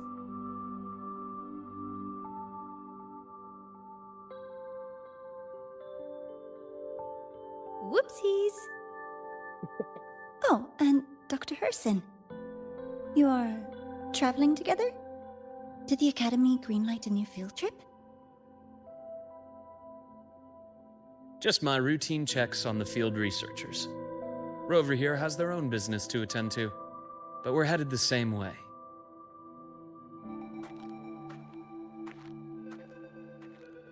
What about you, Miss Navora? Chasing more fallen debris? Yes, exactly. I heard the Frostlands have been experiencing changes since Helios was launched. I had a hypothesis that new debris fields might have been exposed. Debris? Space equipment that fell from the sky long ago. Probes, satellites, and even space stations. Some previous digs unearthed wreckage containing records lost during the lament. Oh, and images. Photos taken in orbit of other planets. They were absolutely breathtakingly beautiful.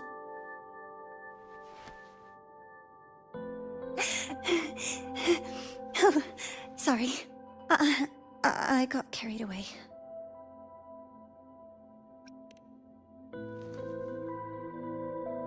Really? That's great! I'll show you the data I've collected next time we're in class.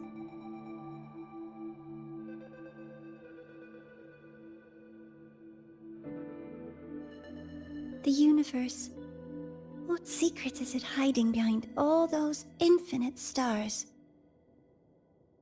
I really want to know.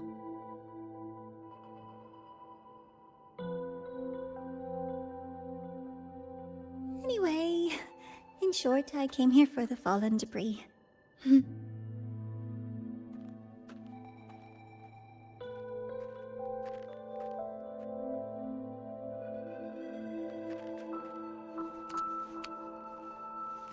The data on the instrument shows there's a high chance that close by...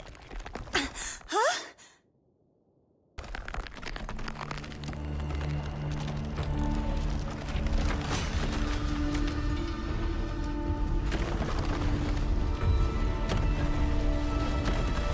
Run!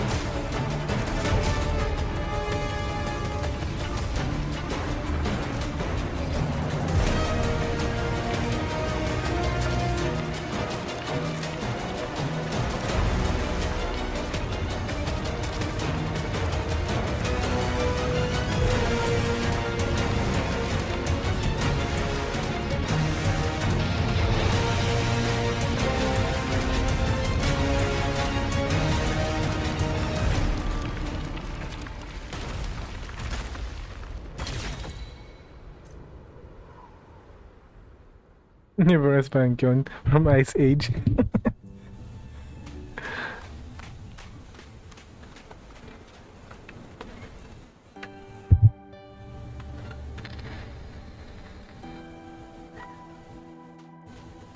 I knew it! There had to have been undiscovered debris in this area. It must have been sealed in the ice wall all this time. Luke, Navora, you alright?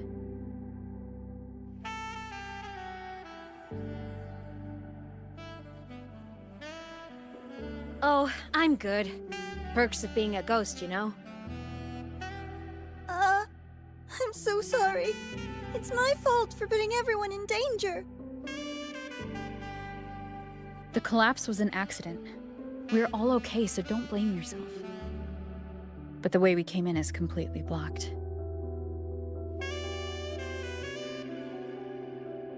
Scaling that ice wall? It's too high, too risky. I'd rather not have a student on that climb. I've contacted the Academy. They're sending a rescue team. Once Navora is safely returned, we'll set out again.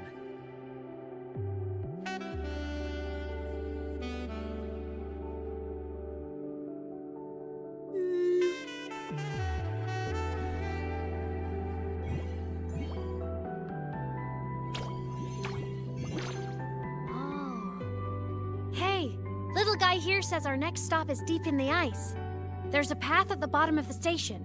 Want to check it out? What about waiting inside the station? It's freezing out here, and another collapse is possible. It's safer to wait for the rescue team indoors. I agree. I want to see what's inside too. With Rover on the team, a quick recon should be manageable. Up to you.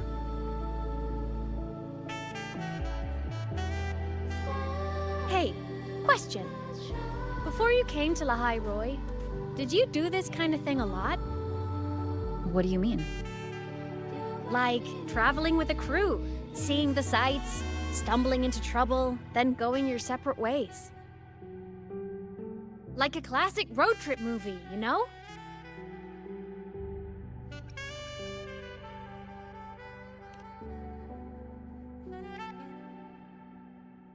Nice.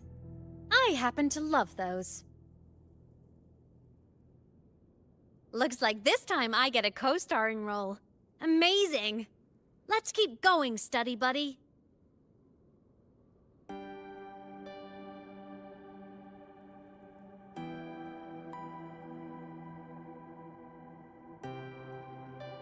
There's a collapsed entry point over there, but it's blocked. Some kind of barrier caused by unstable frequencies. The Exostrider sleeps in these frostlands. Void storm activity can make local frequencies unstable with fluctuating void matter levels. Oh, taking this opportunity, let me grant you access to the module adapter. Huh. It's already unlocked. That must have been Lucilla. Let's move to an area with a stronger signal so it can be deployed.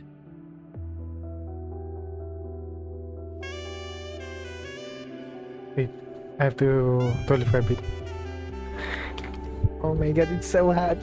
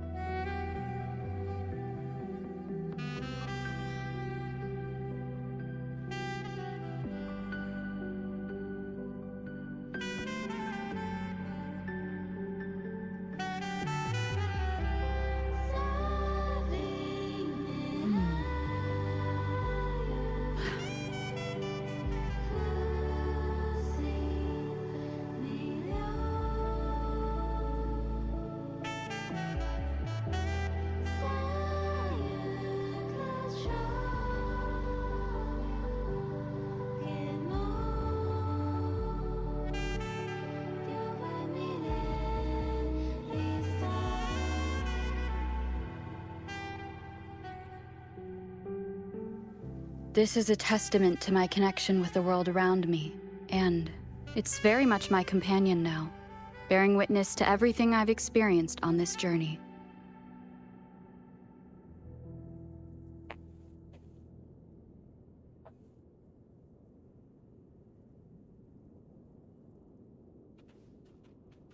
I'm back.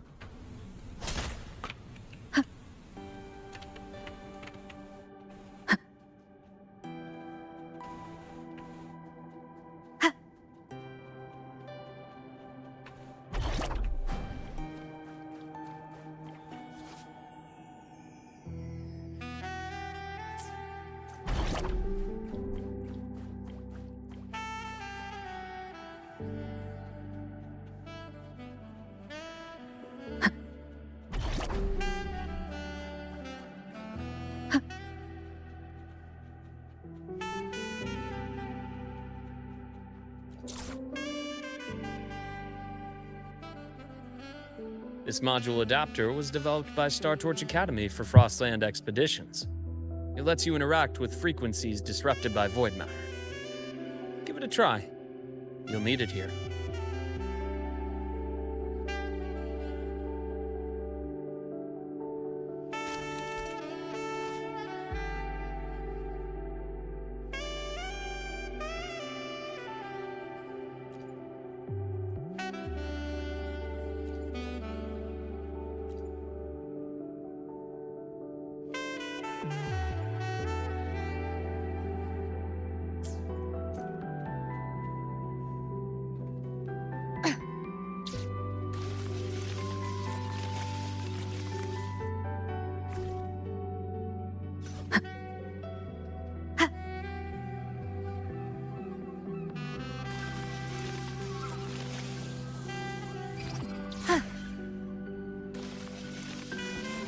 Compared to other debris fields, this station is in much better shape. It's amazing.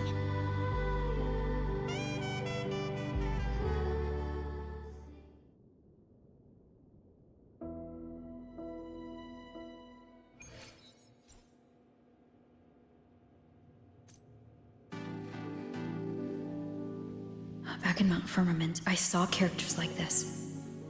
They belonged to the court of Savante. But I still can't make out what it's saying.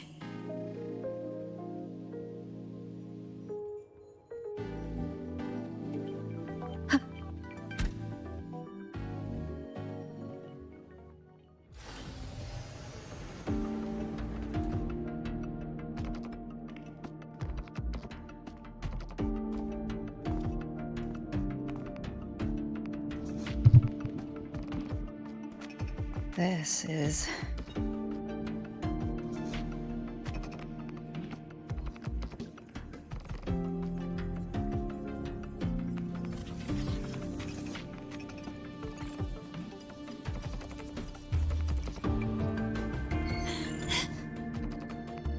Welcome aboard the Skyark.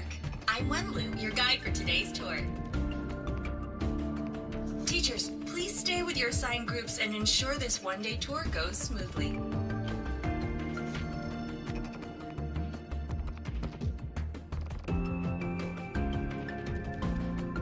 Please direct your attention here. This containment unit holds droplets of the etheric sea itself. As you know, the etheric sea suddenly appeared above Solaris one day. During that initial event, the court of Savante briefly glimpsed a figure of a white-haired woman. She vanished in an instant, leaving countless puzzles in her wake. What is the etheric sea? What does it do? And why does it appear? The court of Savante conducts research here at Skyark to seek answers to these questions. Next, please scan your clearance with the system and follow me in an orderly manner. We will now proceed to the central deck. Awaiting us is this station's most significant breakthrough, a mass relay device powered by a stabilized sample. A sample of the etheric sea? If it's part of the fallen debris, can it be? This research started before the phenomenon first appeared? Oh my, this is an absolutely incredible discovery! Thank my lucky stars I came to the Frostlands today. That guide was probably a hologram frozen in the system's memory. Huh. Those brilliant minds in the Institute will be wetting themselves over this. One-day tour, huh? From the way she spoke, the visitors must have been school kids. Guess hopping a shuttle into orbit wasn't a big deal back then. The containment unit looks custom-made too. Transporting those samples safely would have been a massive logistical operation. Huh. Court of Savante Space Station. This is an exceptionally rare find.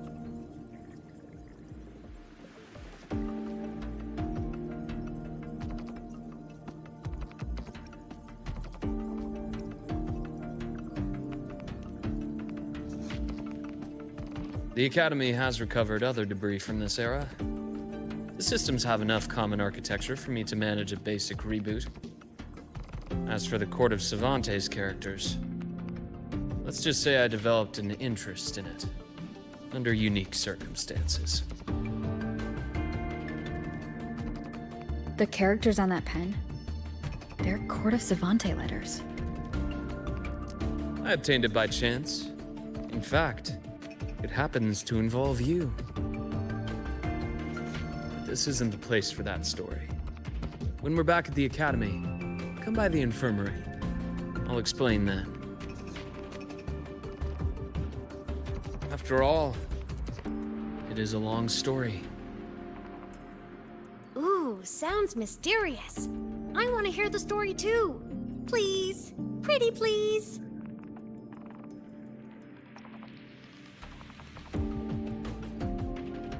Fair point. Don't forget I can even sneak into your terminal. Everyone, this way, please. The visitor registration system is here.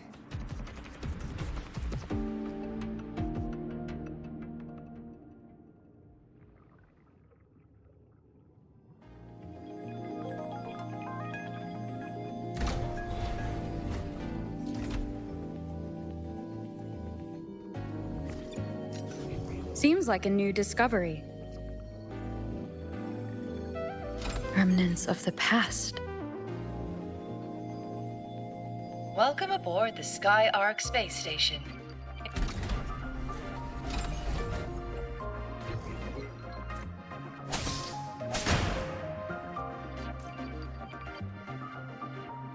The clearance we got won't grant us access to the entire station. We'll need to register again later. Also, while the hull looks intact, the system is reading several parameters in the red.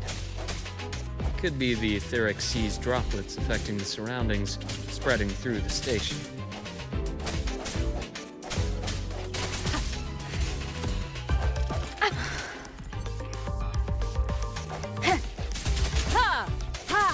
No hesitation.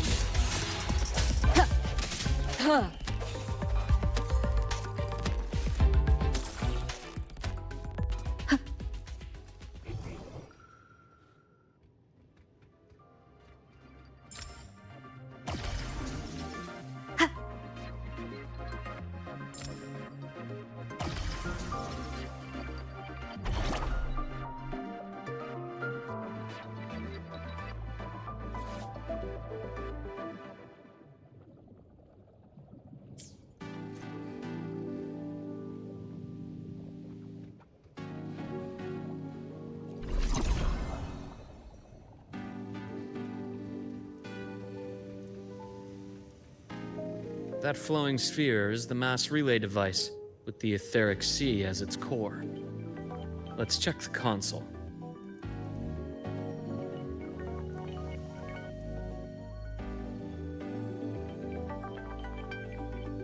With the droplets dispersed, some space station sectors have become unstable.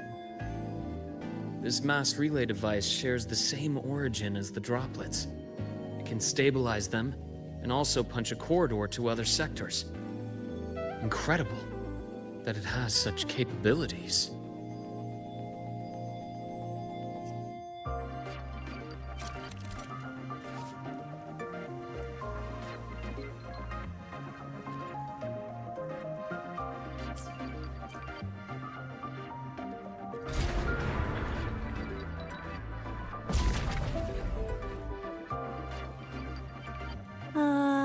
The hatch over there is back to normal.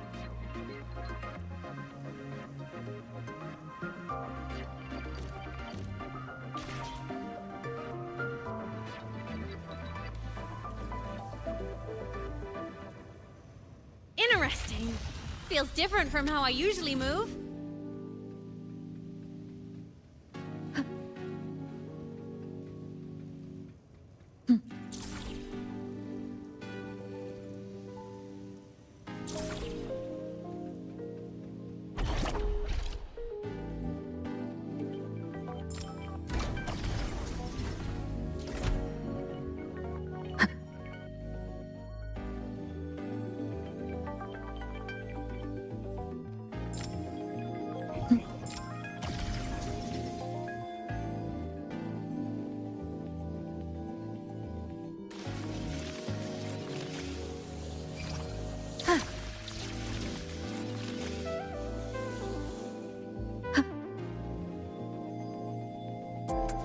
Pathway's blocked. Let's try the module adapter.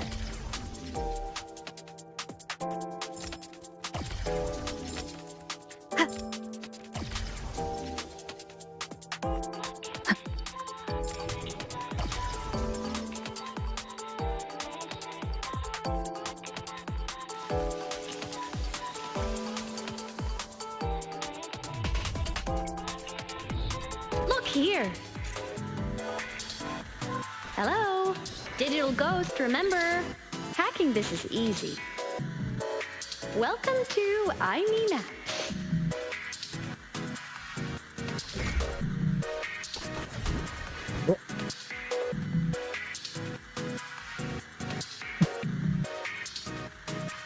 cherish every gain.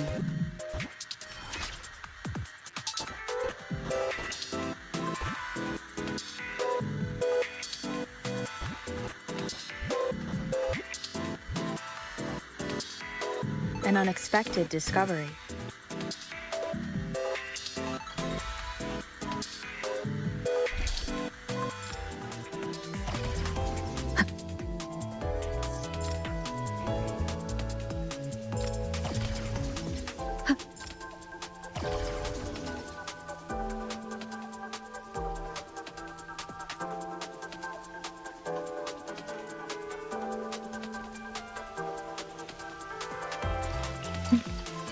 Wow! Solaris' rising star, everyone! What a leap! Oh, come on.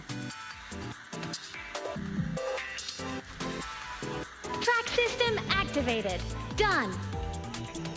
This track was used to transport experimental samples from space. The storage facility should be just ahead.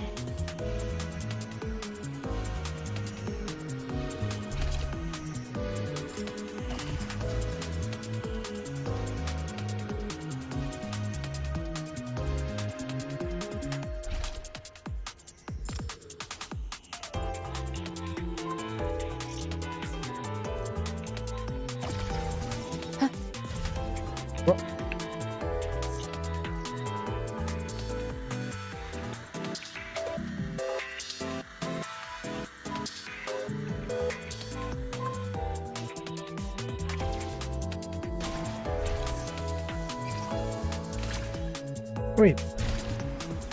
Did I skip something?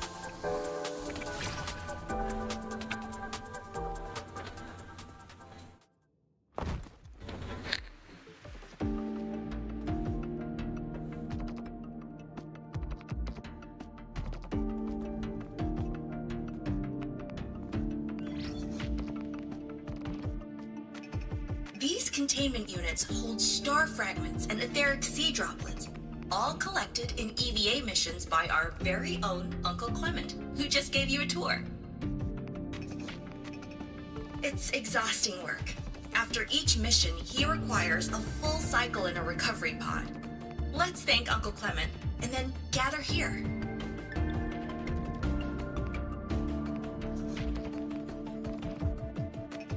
Now, please welcome Project Director Junshi to give us an overview of the Etheric Sea Initiative.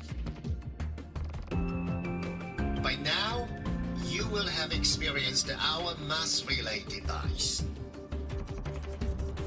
It is our first major breakthrough and definitive proof of our theory that Etheric Sea can be utilized as a gateway.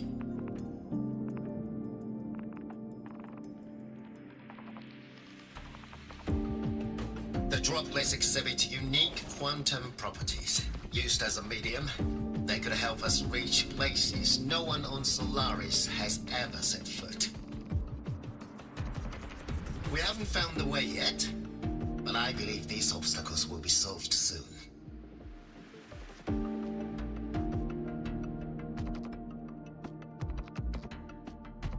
I have faith, not just in the court of Savante, but also in humanity's resolve to explore the stars, and in the budding curiosity I see before me. A mind that feeds on the light of distant stars will never be content to simply look. It will find a way to make the journey. Recently, a brilliant new mind joined Skyark. Our work was instrumental in developing the mass relay device. Let's welcome Professor Wei Ying to share her vision.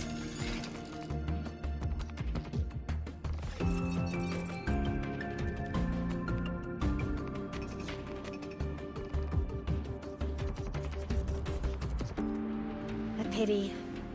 His hopes never came true. Humanity's quest to reach the stars has only gone backward. To feed on the light of the stars.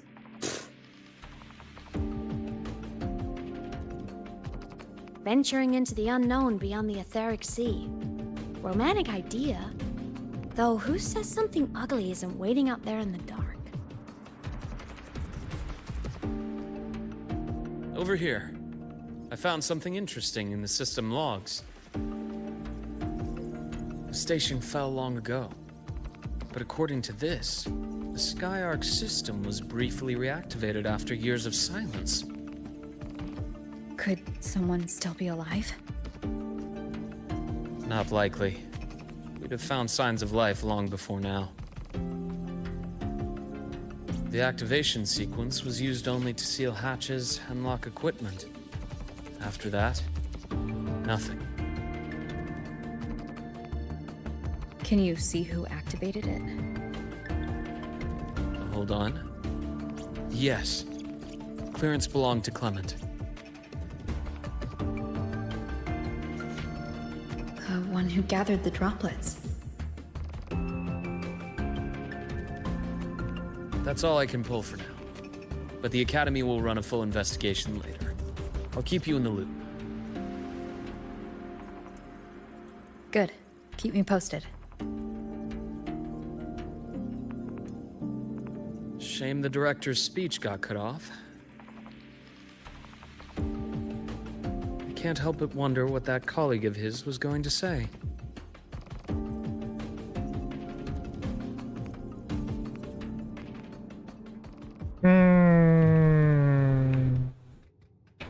He know too much. Welcome aboard the Skyark. The station's security grid is offline in this sector. The monsters? Void matter has made them highly unstable.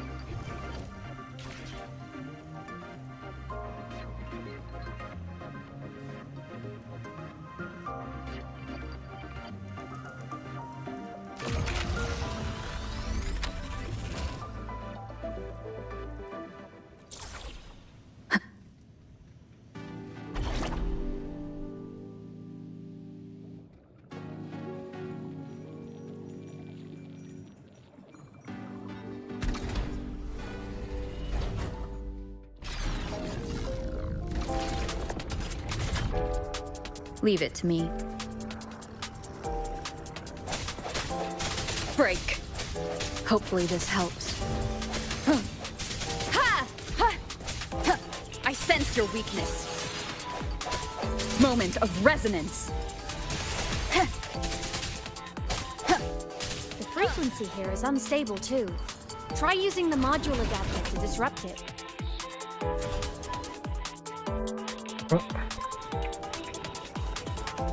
The frequency here is unstable too. Try using the module adapter. Look left! I hacked the Skyark system. This is the data archive sector. Those blocks are all storage modules. And that moving one? An anomalous module gone hostile due to the Skyark system's glitches. No hesitation. Hopefully this helps. Ha! Void matter levels seem to have risen. Ha! Ha! Ha! Ha! Ha! No hesitation. Ha! Ha!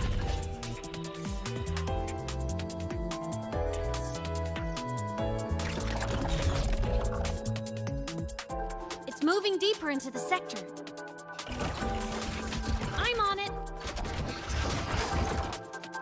Look! Lahai Roy Blocks is complete. In the Space Fantasy, Katia series, every copy included this minigame. I love it so much, and I'm really good at it. The anomalies here are more pronounced than before.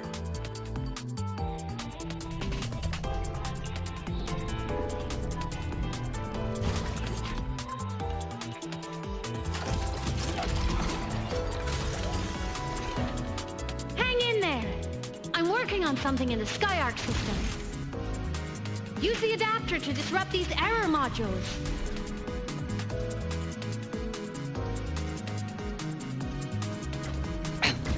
One more time.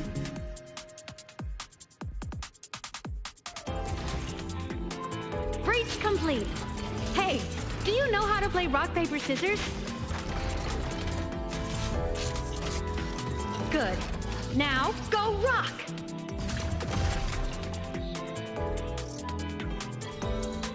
Yeah, we won! Amazing play! Wish we could play another round of Lahai Roy blocks again.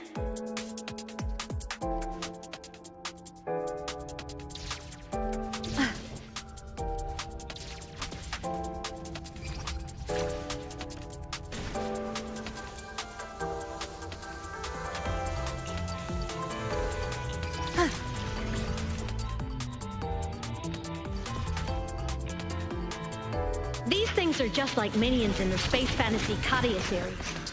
I'll clear them out for you. What?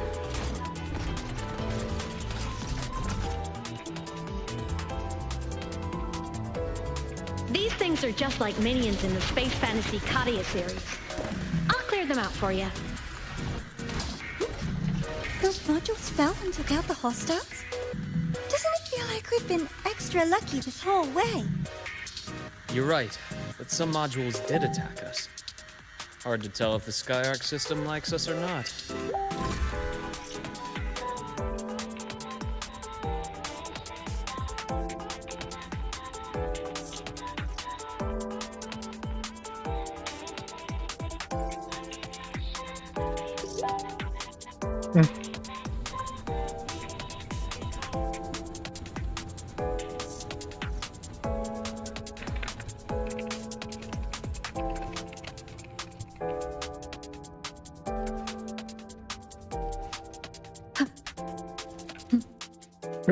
Welcome aboard the Skyark space station.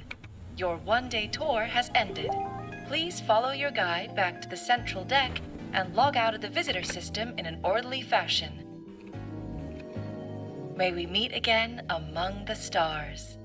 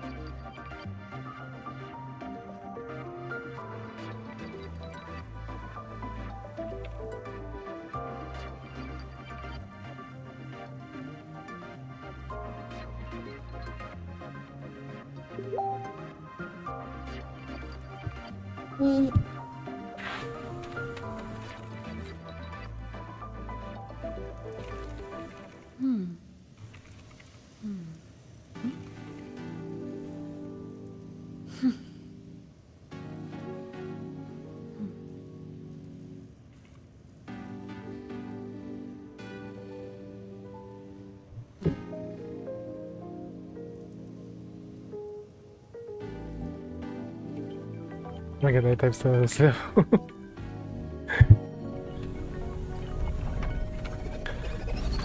It's like whenever it's getting hot, it's like I'm on conservation mode.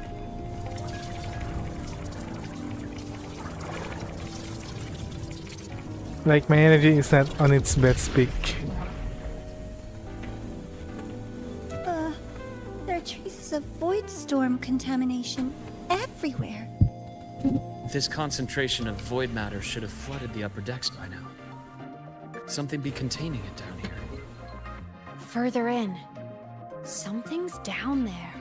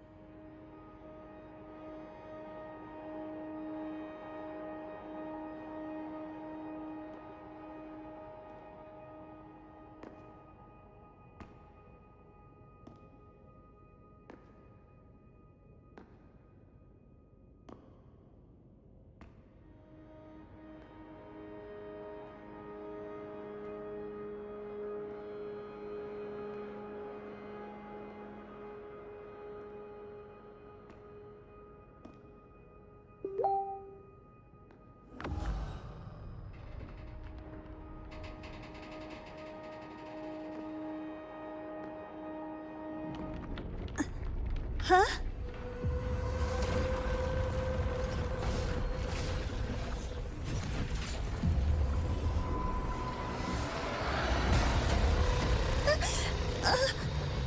That hurts. Navora!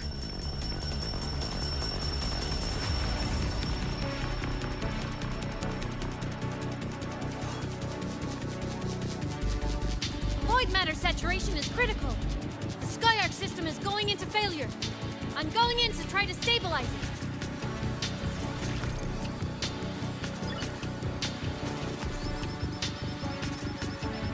Everything here has already been contaminated, including that.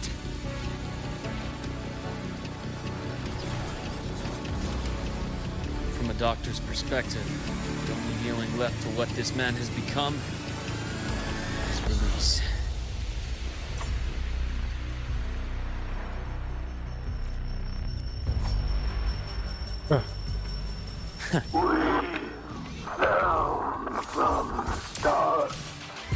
Wait, I didn't know how it was skip.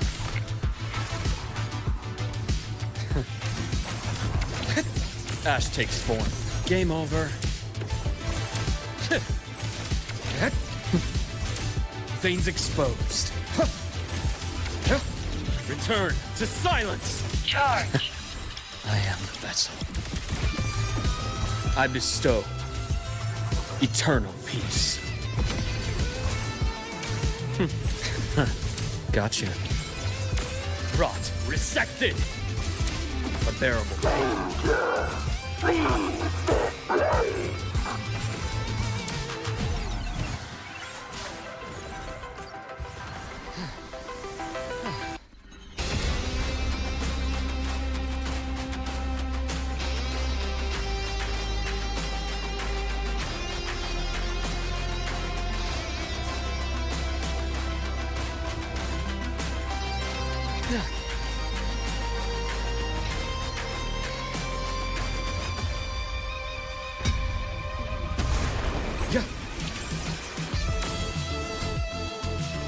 Imbalance ends here.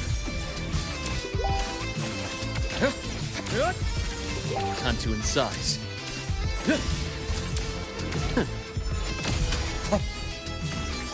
Blink, and agony ends. I deliver merciful death. Rise anew. Time to incise.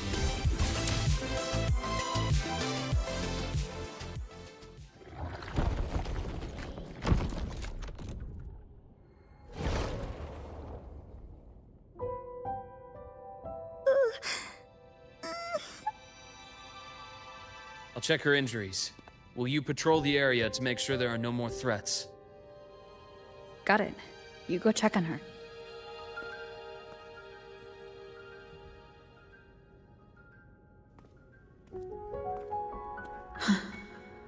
What's that?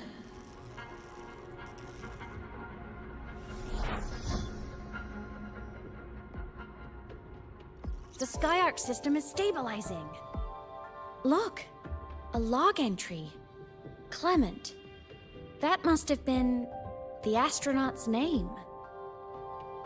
Huh. After he woke from his sleep pod many years ago, he initiated a lockdown that sealed in this entire wrecked sector, including himself. The void storm had ripped through the sector. He must have been contaminated the moment his pod opened. That command was a failsafe. He knew he was going to lose his mind, so he wanted to stop himself from reaching the upper decks and hurting anyone. Tragic thing is, the station had already been down for years. There was no one left up there to save. Even if his friends were gone, he might have thought of future explorers. Someone kind to children would have wanted to protect the innocent.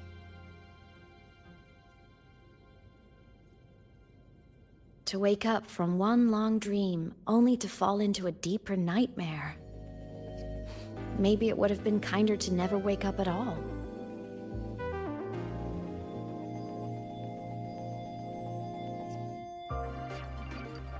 This file? It looks like a recording. That's a sad ending for Clementine.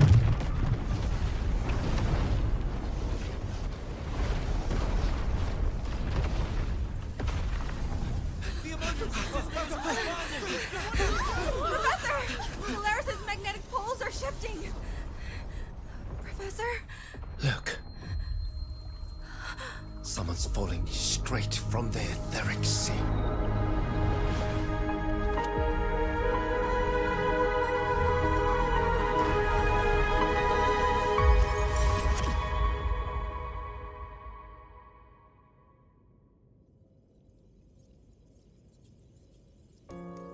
Was that me in that recording? That had to have been the station's final moments, when the etheric sea phenomenon suddenly spread and engulfed all of Solaris, like Luke said.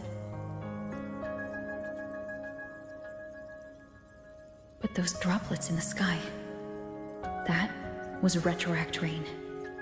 So that might have been an image of an event long ago, not part of the etheric sea phenomenon itself.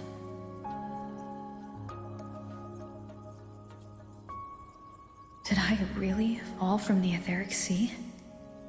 Or what lay beyond it? Junshi did say the droplets could act as some kind of gateway.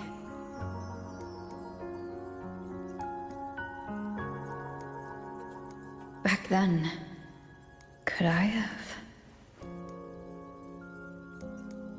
Imeth? What's up?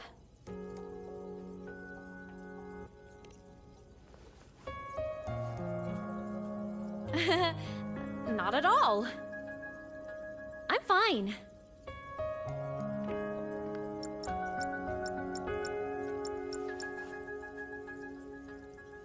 I'd recommend you keep this private. Don't leave the recording for the Academy's teams to find. Remember what I said earlier. It's a nest of competing factions. Anything connected to your past needs to be handled with discretion. So, what do you think, leader of the Black Shores? Very few people know about that. Be direct with me, Luke. I know you knew me before, but I acted mostly as a bloom bearer in the past. You and I, what exactly are we to each other? Friends, I'd say. Not the kind who lived in each other's pockets, but as a Huanglong saying puts it, true friendships are still waters that run deep. We met by chance, and by another twist of fate, you entrusted me with a rather long-term assignment. How about this? Strangers in passing who became confidants. How does that definition suit you?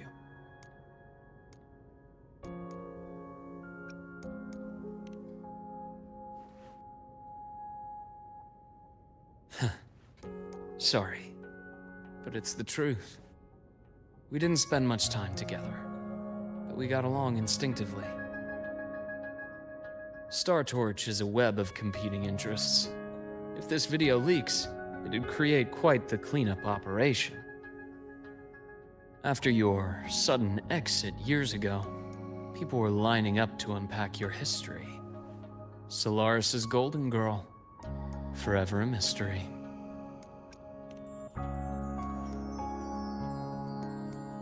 You're not the same as when we first met. But let's save the reminiscing for later.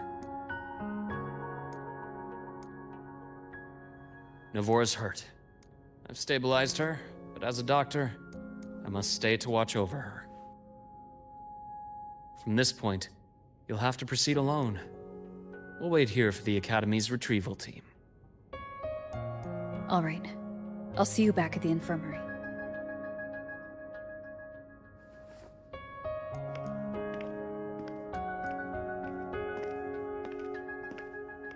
Luke, when you said I'm not the same, What did you mean? Just my impression. I could be wrong. But you seem lighter now. More hopeful. Happier. And that's not a bad thing.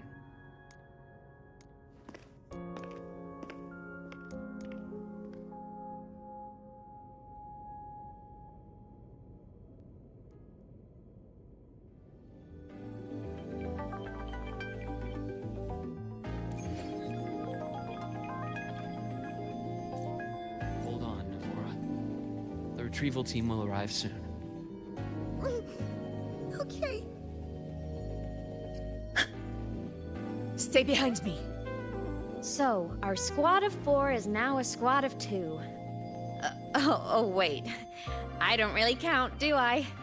Guess that makes it a solo squad now. I once got accepted to work at a research outpost in the Frostlands.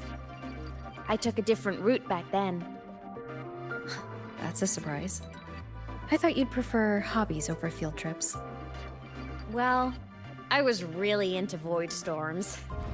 Could count as a hobby, I guess.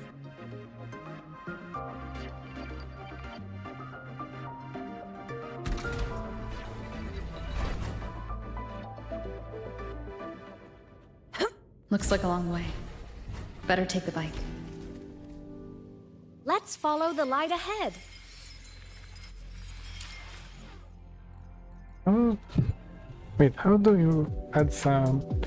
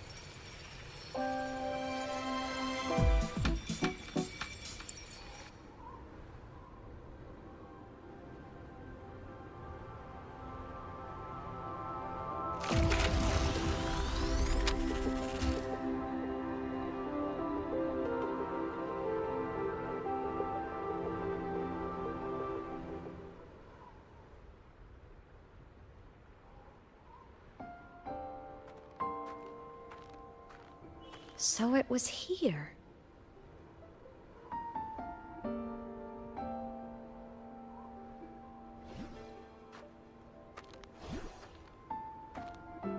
This is the research outpost you mentioned before?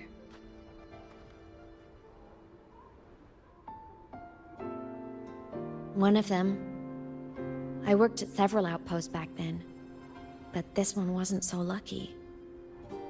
The scan shows it was hit by a sudden void storm surge. No survivors. So that's why I never saw them again back at the academy.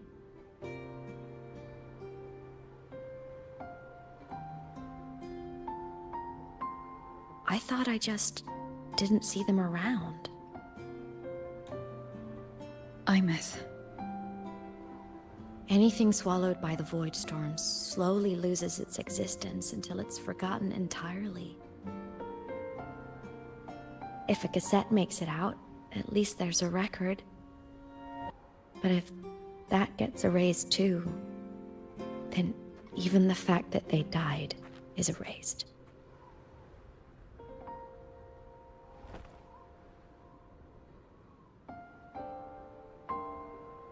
Use the core.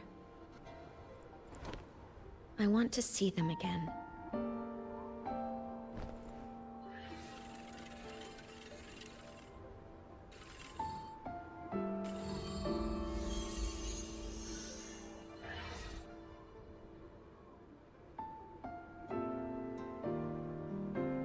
Immersion, you were amazing. If not for you, that Glomoth would have crushed us to a bloody pulp. I'm still shaking, but you're already cool as ice. Are all synchronists from Rebel College as composed as you? If you want to thank her, share your Voidstorm research. To the Frostlands came our little Imeth for this curiosity. You should show her that thesis you've been writing for years.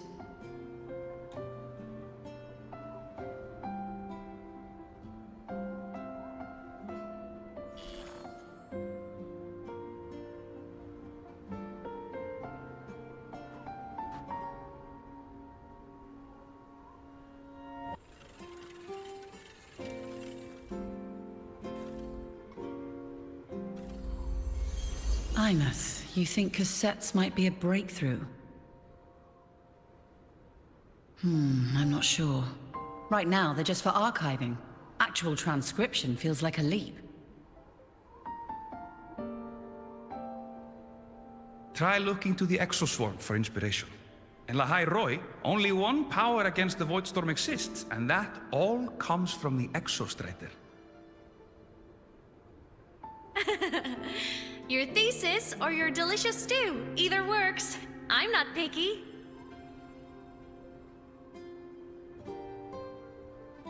As for the Voidstorm, I'll try all your ideas. The problem is, we don't understand the Voidstorm deeply enough.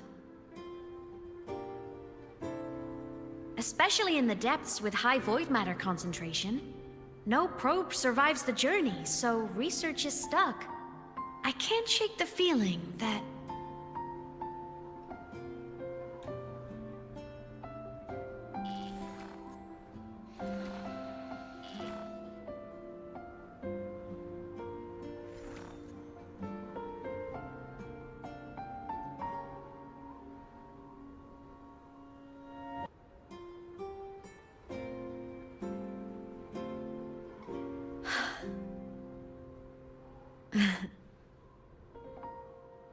When I was a child, my parents were lost to a void storm.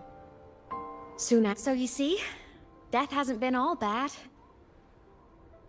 Once I became a digital ghost, void matter couldn't affect me anymore. Even if the whole world forgets my friends and colleagues, I still get to remember every single one of them. Imeth? Yep. You don't always have to smile through everything. What's that supposed to mean? I'm happy. Really. It's the way I choose to live. You're too serious. Always overthinking. Hence the long face.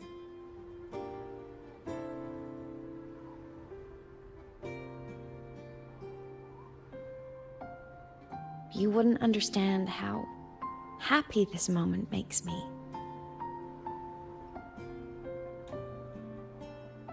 Come on. I'll show you the Frostland slumbering giant. Lahai Roy's Exostrider.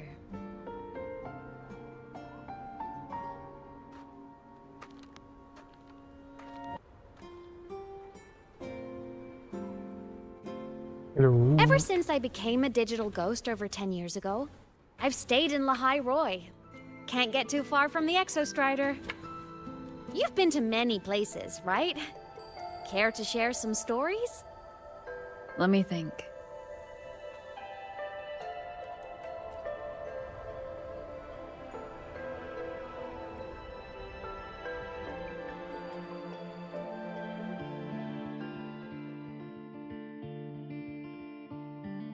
So the rain holding Jinzhou captive stopped.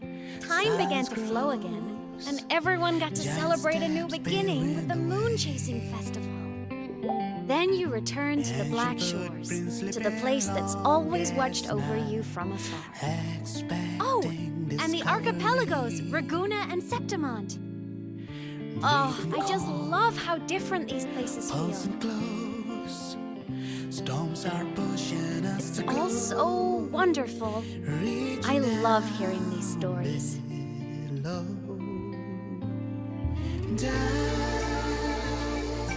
Deep into the space, across the stars running away, to all the places where we've never been. That's our curiosity. Linger on, wishing for the better days. Bring the dawn.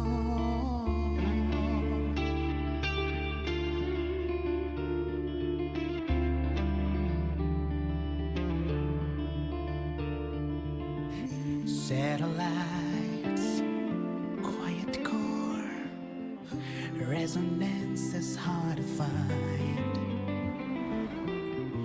Meteors crash towards frozen crust that can't crush, crave for the unknown. Engine falls, It frost wasn't all smooth sailing. Plenty of emergencies along the way. give it up. Still, it all sounds amazing. And I know you must care for some of the people you met. Tell me, this journey you've been on since losing your memories, Into the snow.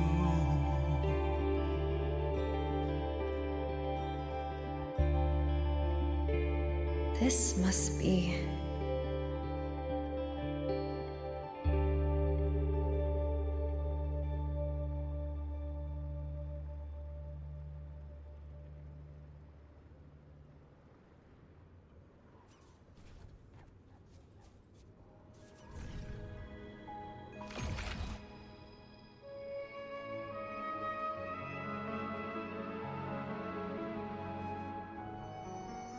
Ah, I knew the next stop would be here.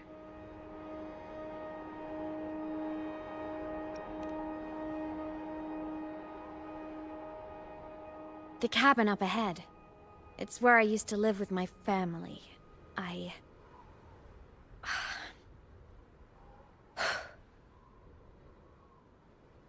Sorry, I need a minute. I'm not ready yet.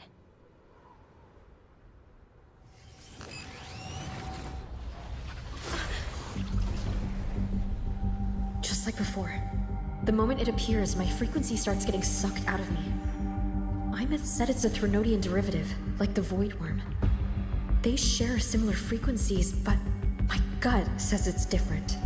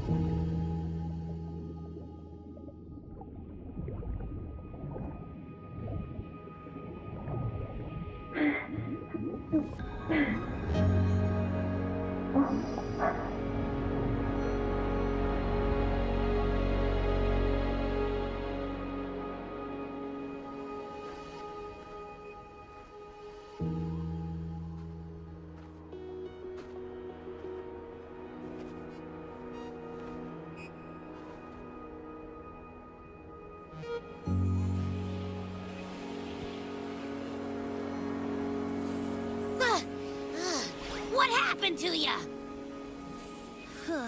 Your frequency's been leaking everywhere. I tried plugging it from the inside, but it didn't work. This is no good. How about this? It stopped. For now, I gotta rest. You did great, Abby. Go get some rest. Don't you ever jump in after me like that again. The void matter concentration down there is too high. If you fall into void space, even you could be consumed, erased from existence.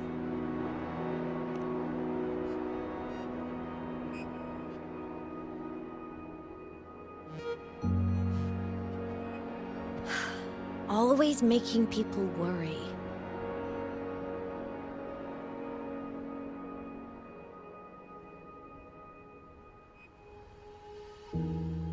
There's a theory in Lahai Roy. Threnodian Aleph 1, the devourer of existence, is the embodiment of voidance. The dissolution of all things. Its true form is like a black hole. And that theory is correct. I've verified it myself. So far, I'm the only one who's reached it. Because I'm already dead, and no living soul could withstand a place like that. You went inside the Threnodian itself? Yes. Think of a severe void storm as a manifestation and portal into void space itself. A higher dimensional plane. It's pitch black, but also like a kaleidoscope.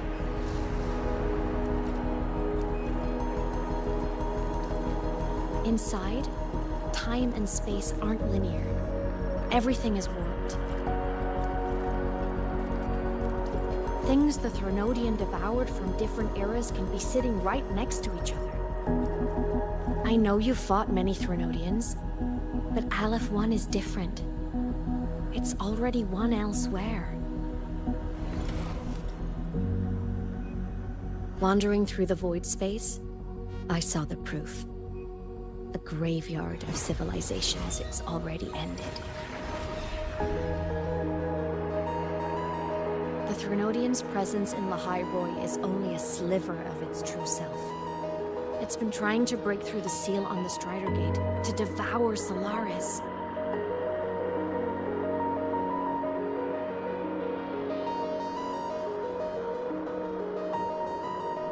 So, don't go wandering off alone.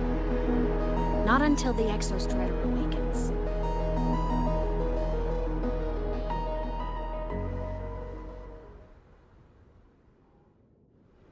Come, let's rest at the cabin.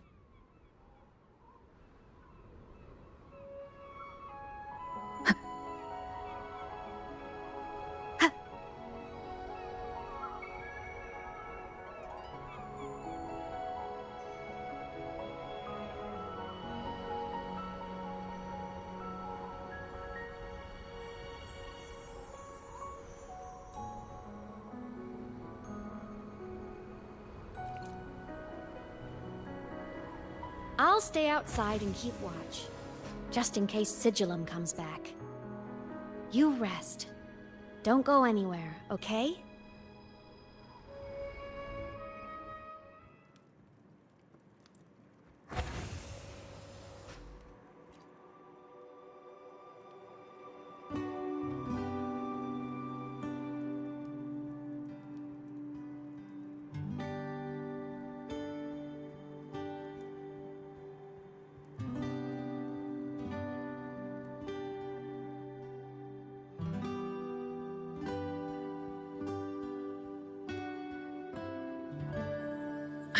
I remembered something before in the lake. I should look around this cabin while I wait for her to get back. A game console, 2 controllers. The screen is covered in dust. Hasn't been touched in years. Space Fantasy Katya 6. Split stars. Most games here are RPGs or co-op games.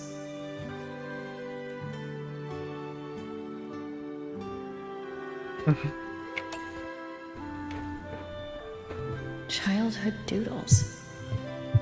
All telling stories of heroes saving the day. Well, she had a creative approach to art.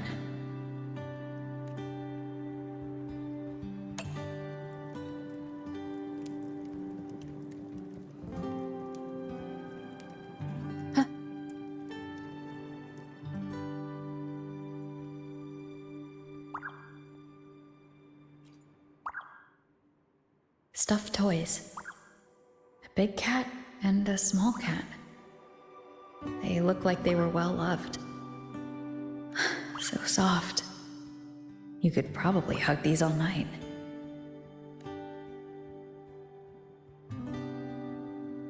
The Sauls can rush towards the couch.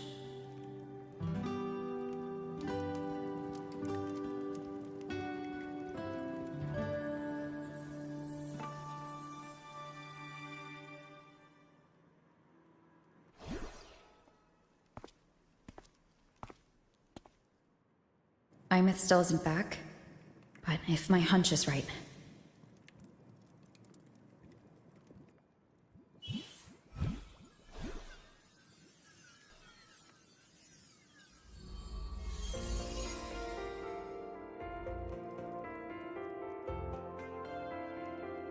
Imeth, have you been out terrorizing those snow fluff seals again?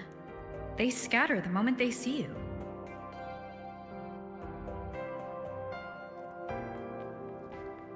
Keep this up, and it won't be long before there isn't anyone left in the Frostlands to play with. Have you finished your lessons? You start school soon. Maybe spend less time gaming, huh?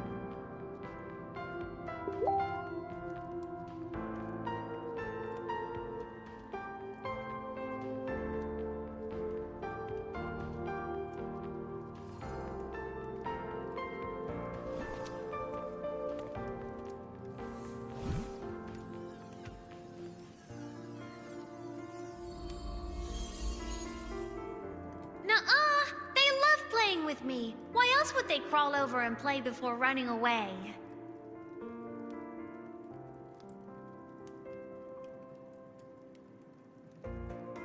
And my lessons... You promised me another level of split stars. No takebacks.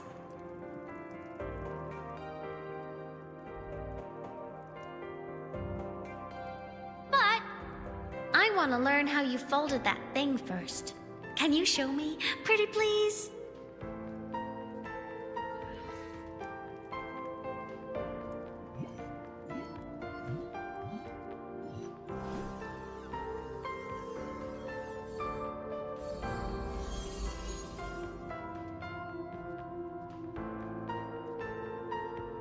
You mean the paper plane? Yeah!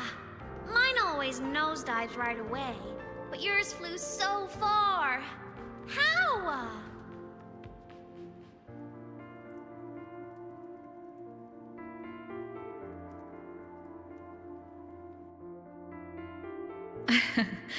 Well, of course, there's a trick to it.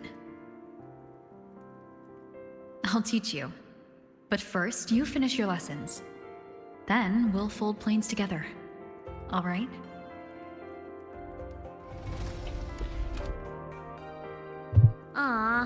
Okay. You promise? I promise. Cross my heart.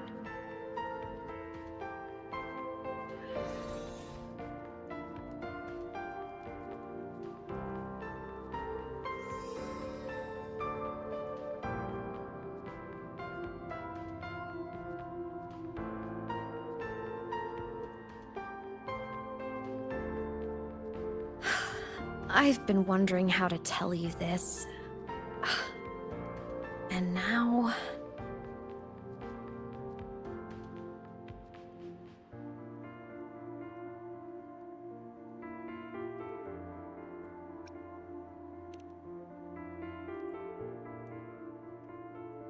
When I was little, I woke up one morning and realized I couldn't remember the sound of my parents' laughter anymore.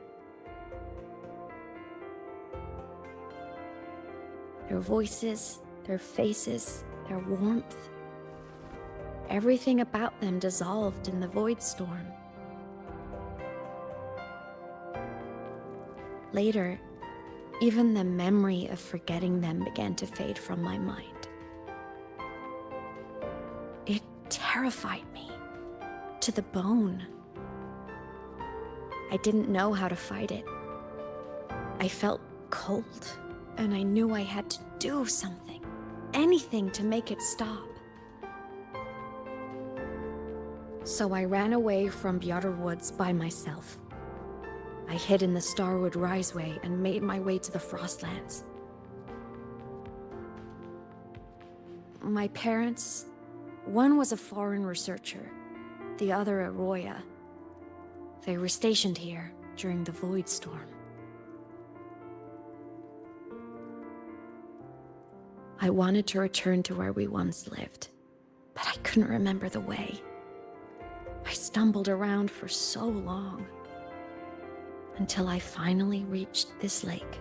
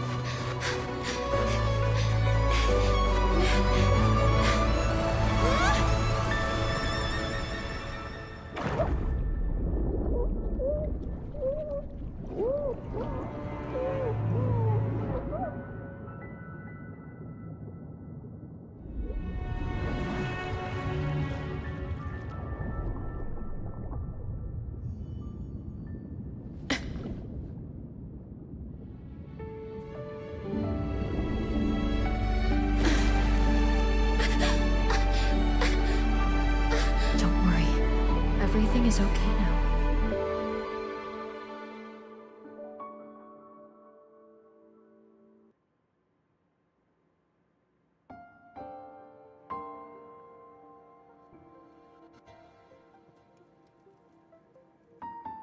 My past self saved you. I was sinking into the lake, choking. Everything was fading, until a pair of warm hands caught me.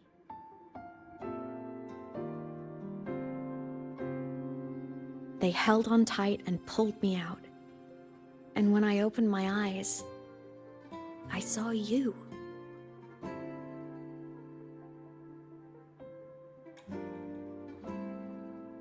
But then I realized the talisman my parents had left me was gone, probably lost to the deep.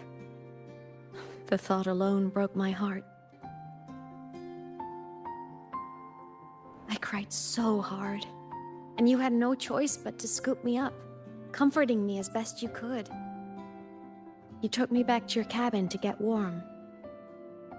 And after that, well, you guessed it. I stayed with you there, under your care, until the day you left Lahai Roy.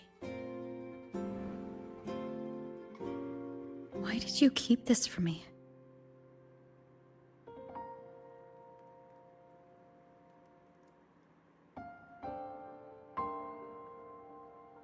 Because it would have been awkward. Imagine someone you don't remember runs up to you, all smiles, saying, "Long time no see. I'm the kid you used to look after." And what would I even say next? Want to go visit our old cabin? I listened to you and topped my class, or, yeah, I accidentally got myself killed, my bad.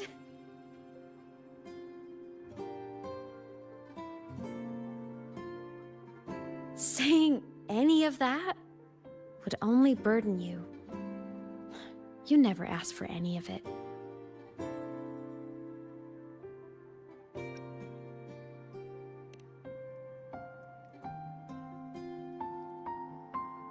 Since I woke in the Gorges of Spirits, I've met many people from my past.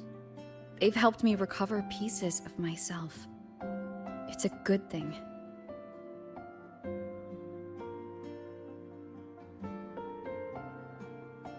I can make my own choices. You should have a little more faith in me, Imeth. I see.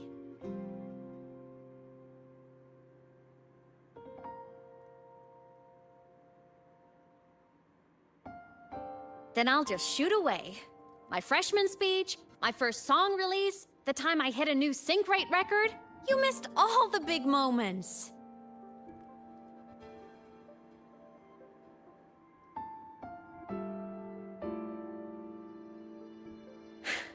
But I couldn't be mad.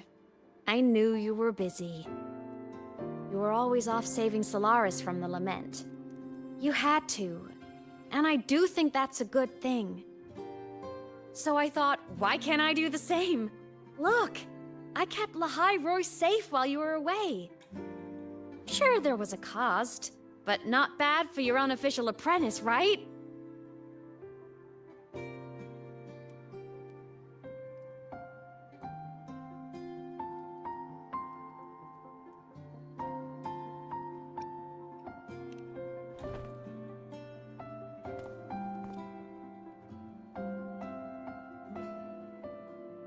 You think so?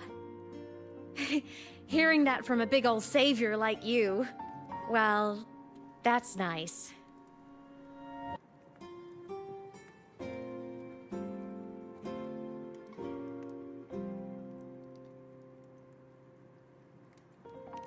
You mean after you left? Well, pretty normal, I'd say. Went to school, enjoyed my days, just like you wanted me to. And then, I became a ghost. Since then, it's been drifting between the Academy and Void Space.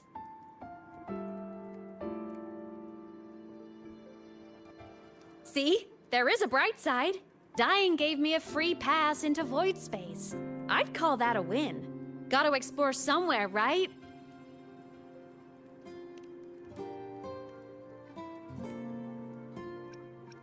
Saw you? Oh, you mean that thing you brought up in class? About me helping you take down the Eye of the Threnodian? Honestly, I don't remember a thing. But if the Threnodian was involved, it must have been in Void Space. Anyway, no clues from me. Threnodians having weird powers is nothing new. Or maybe you were just seeing things?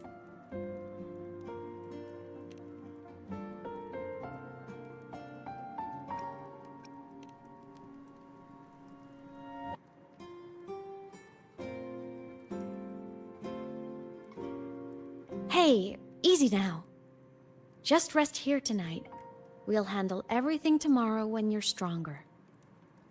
Project Rebuilding Myself is going great. Once we reach the Exostrider and recharge with the reactor, we can make for Sigillum and finish it for good. I will take care of the problem for you.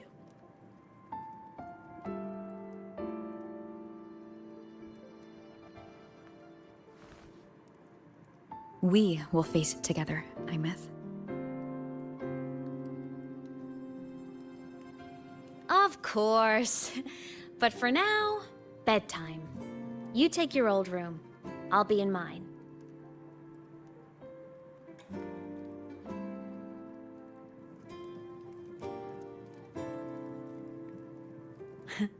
Kinda takes me back, saying goodnight like this. Just like old times.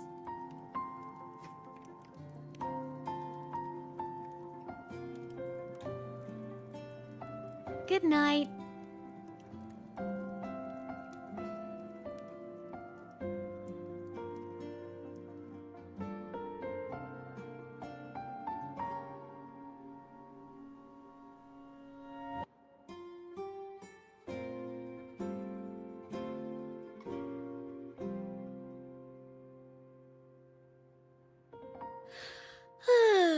Huh? When did I fall asleep?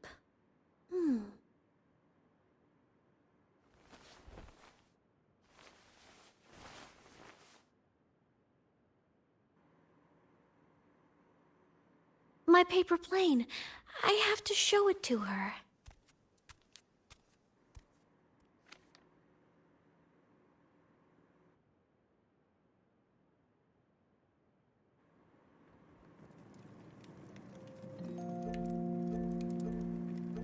He's so cute.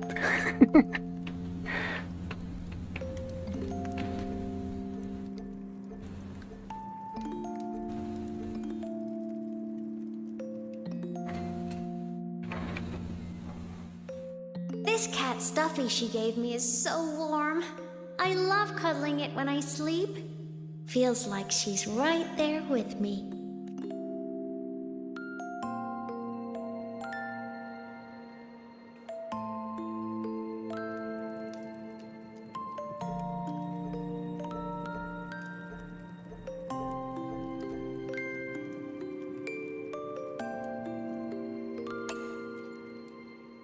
I drew my favorite story.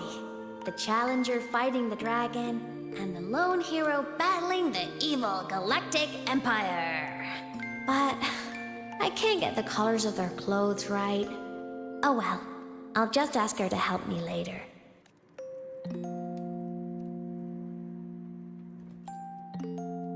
Oh no! I forgot to save my game. That was my best score ever. Next time, I'll definitely beat her record. I'll show her.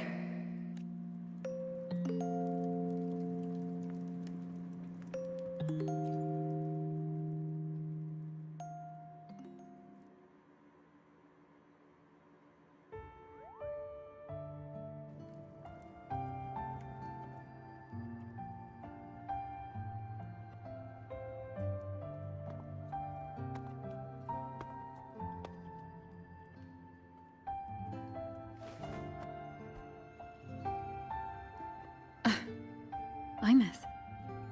What's wrong? Can't sleep? Are you sad right now? No. Just thinking about some things. You're lying. You are sad. You see right through me, huh? I'm not sad. I just...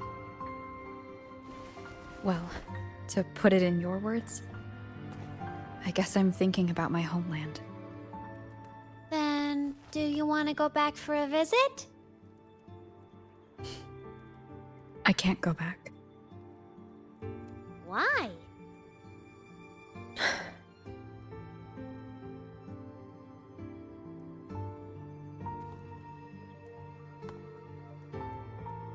Can I tell you a secret?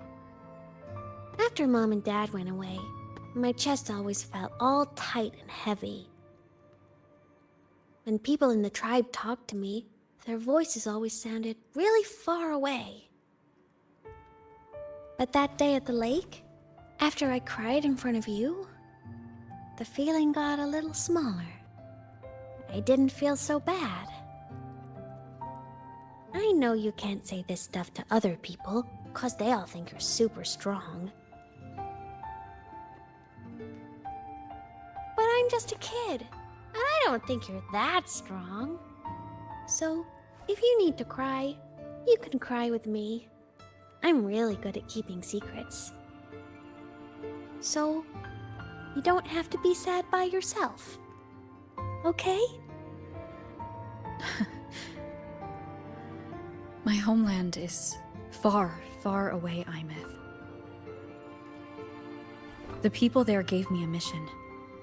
That's why I came here. What kind of mission? It must be really important to come so far. It's complicated. Too complicated for you right now. Then just pick a simpler way to say it. I'll listen really carefully. A simpler way. Put in terms of your space fantasy Katya games, I came here to save the world. To do whatever needs to be done to fulfill the mission, for as long as it takes.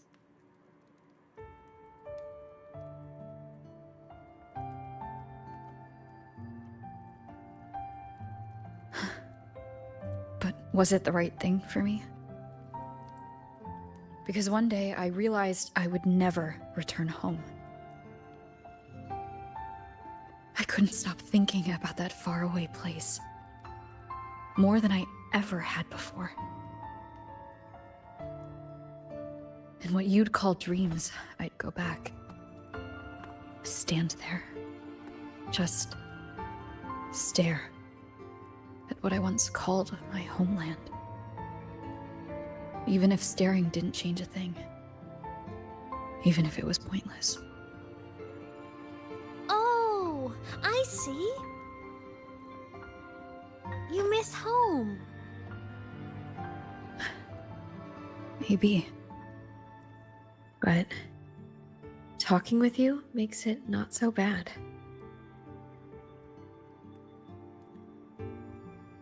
There's still a lot I have to do in this world. This won't stop me. Don't worry about me, Imeth.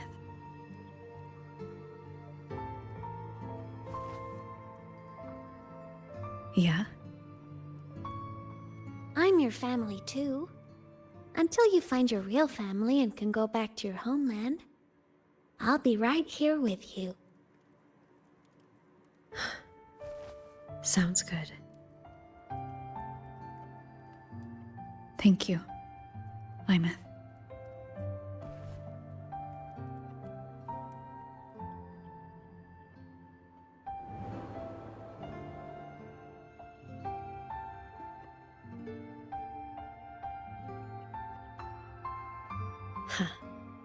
A dream of the old days.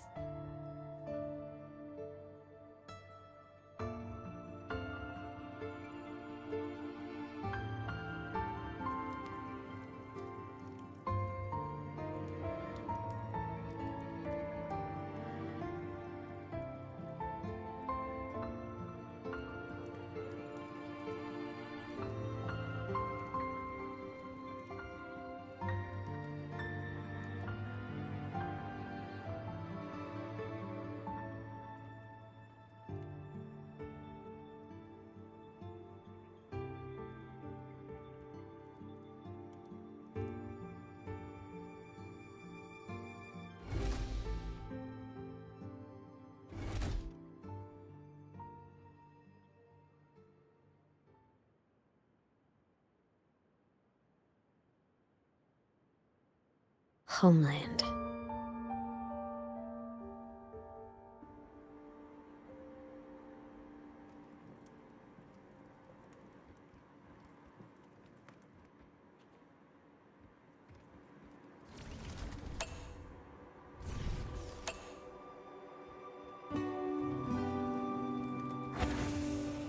Morning!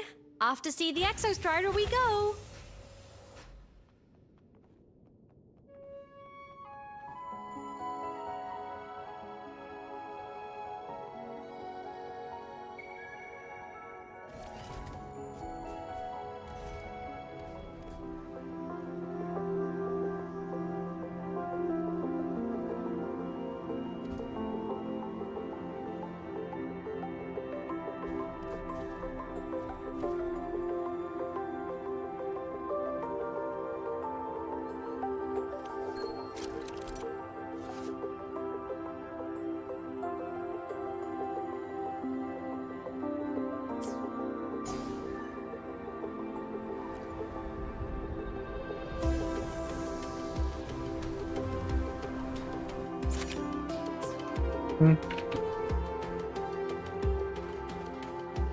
Honor cannot be sullied.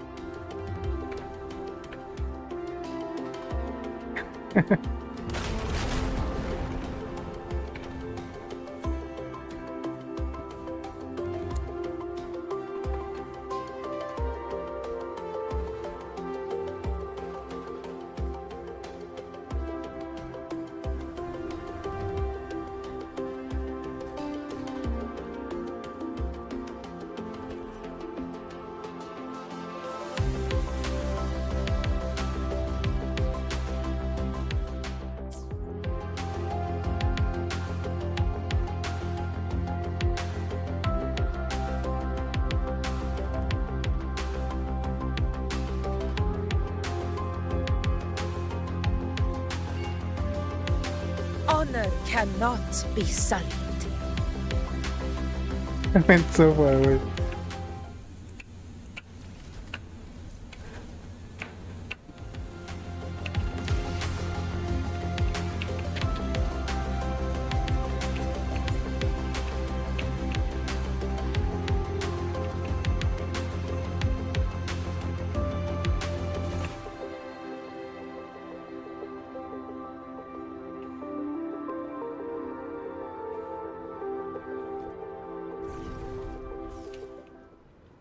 Stay behind me.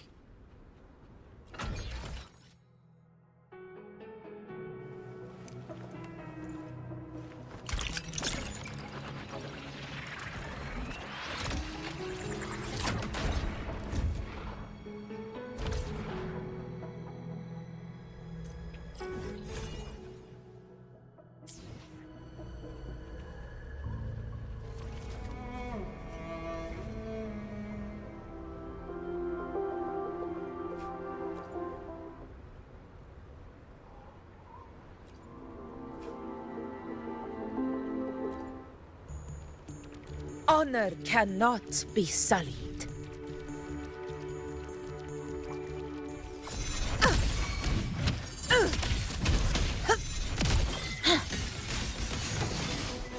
Ooh, now's the second half.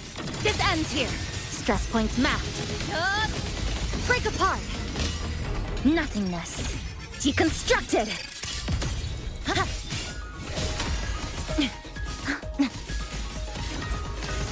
Applaud for me! Triumph at the spear tip!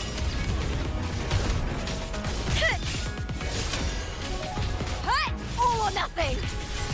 Into the spotlight! This is my moment. Attack as one! Roars of conquest!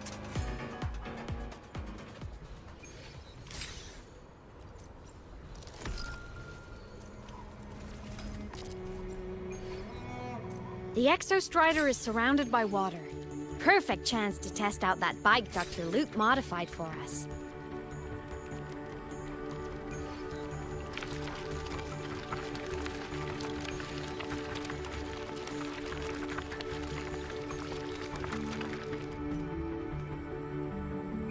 Honor cannot be sullied.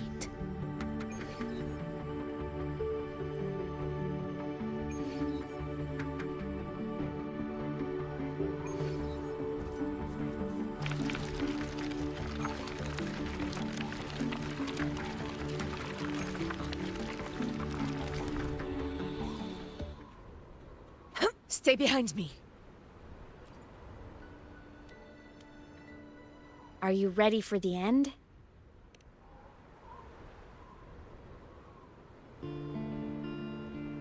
Imeth, once you get all your power back, will people be able to see you again? Hard to say. There's no precedent for my situation. It's all just theory. But what if it works? What would you want to do then? Haven't decided. But I'm definitely going on a proper tour of the Academy. If that happens, can you come with me?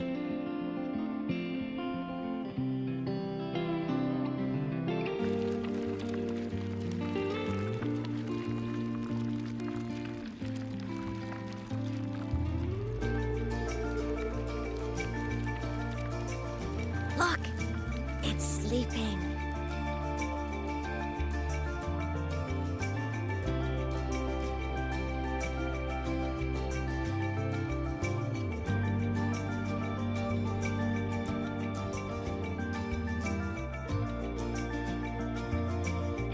Look!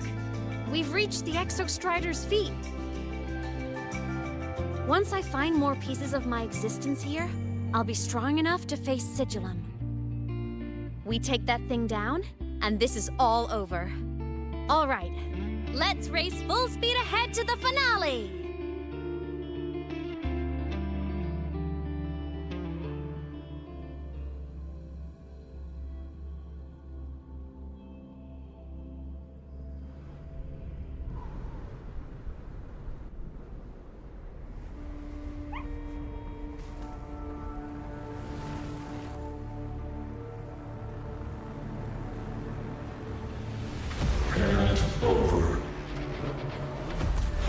control.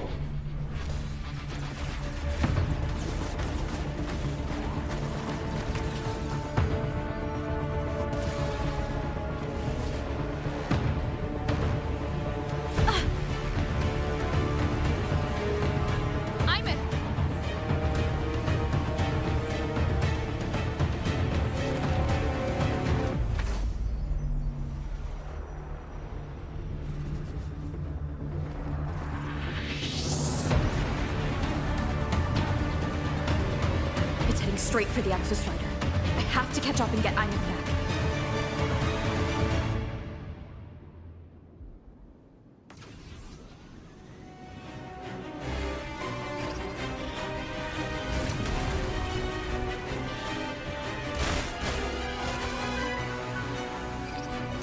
Complete. It's throwing up barriers to block my path.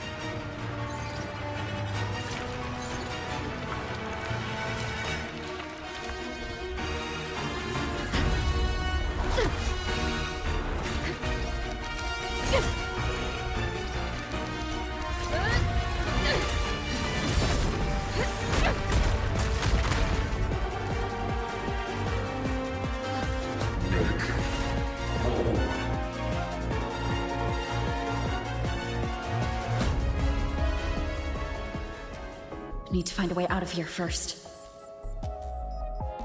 Sigillum isn't just after the reactor core. It's targeting my frequency, and Ymith's piloting control of the Exostrider as well. What exactly is it planning?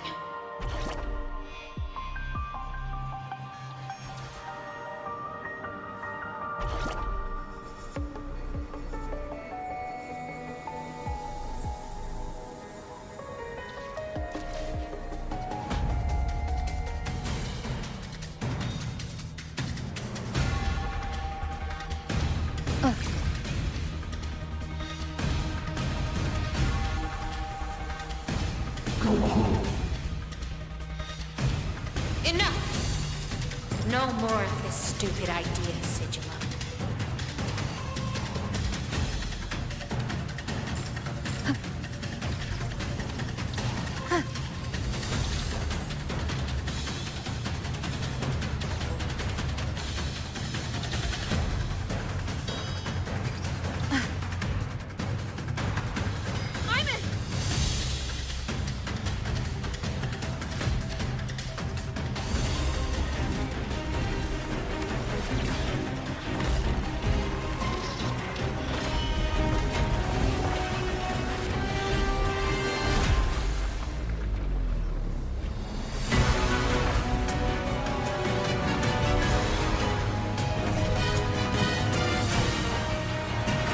If destroying you is the only way to protect her, then so be it. Damn it! Can't force reboot. Open Strider Gate. Not while I'm here. Don't even think about it. Ymith can't fully control the Exostrider. She needs my help.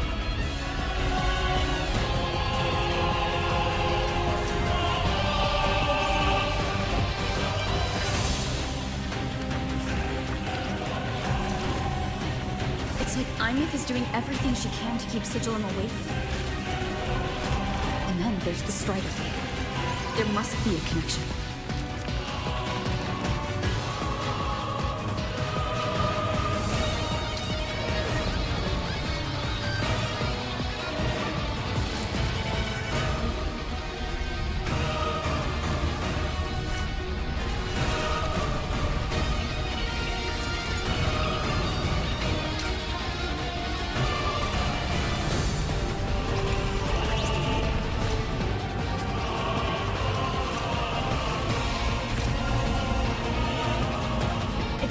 Speaking more clearly now. I can't let it drain any more of her frequency.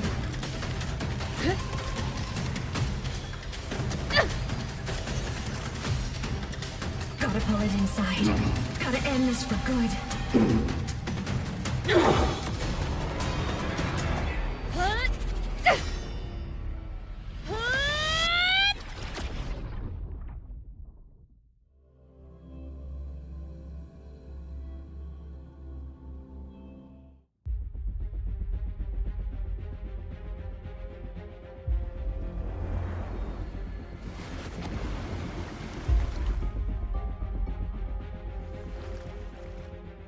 you all right, Imeth? All good. Inside the Exostrider, I'm the one in control. Go home.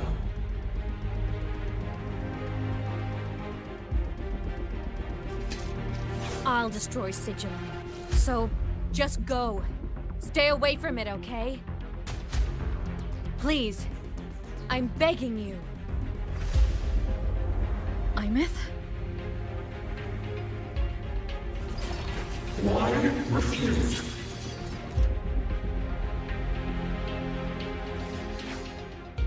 So lonely. It's now the blade is protecting her fan within the limited skill to Imeth cast technique once it taught her. Also, jet attack combo during this duration. Imeth cannot use her echo skill or reservoir.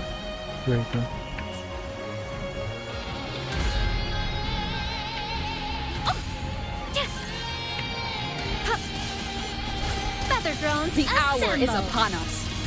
The end has come. I sense your weakness.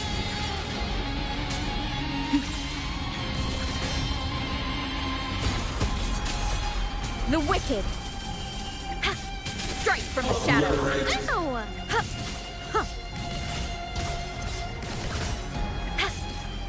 Oh, agony.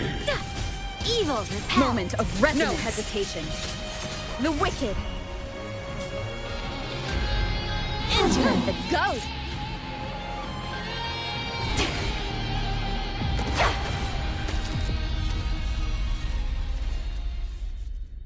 Open the Strider Gate. Go home. Shut up!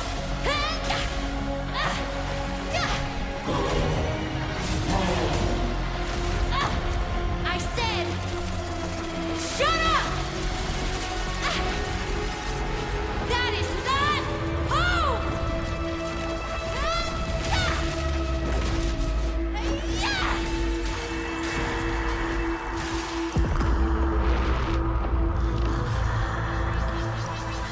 I won't allow anyone.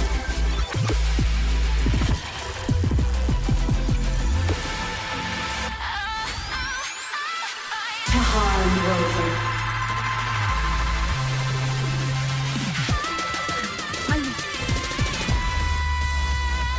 Don't worry. It will end soon.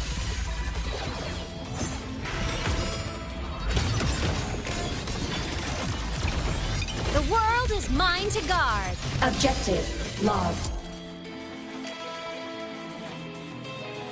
Imeth can switch between her human form and mech form by casting personal skill. Imeth has skill.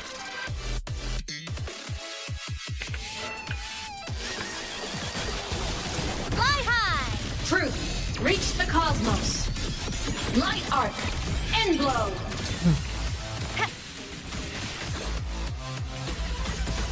Ghosts don't feel pain. Duty calls. Starfall. Eliminate. Heroes on! Lights up!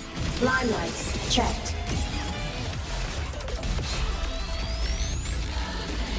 This fabricated dome shall melt away.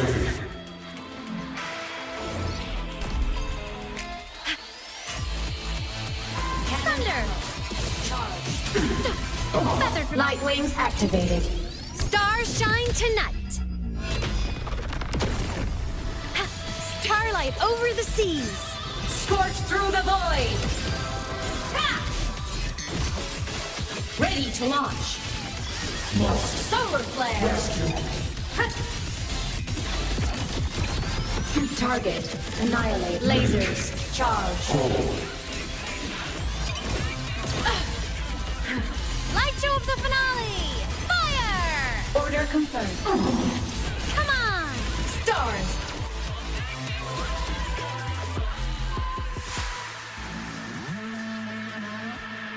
This mission has become an eternal shackle.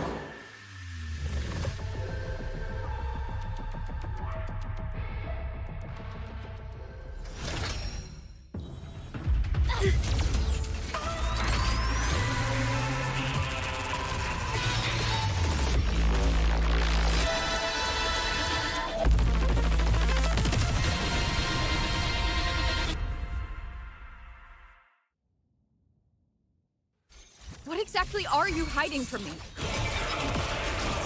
You don't need to know. I will protect you. Aime, haven't you noticed you're not yourself right now? Eliminate obstruction. Heroes on! Lights up! Limelights, check. It's alright. I'm okay. Souls sing in harmony? To the Savior's victory! The shackles of purpose. Break here. Cluster cannon ready. The Savior rises!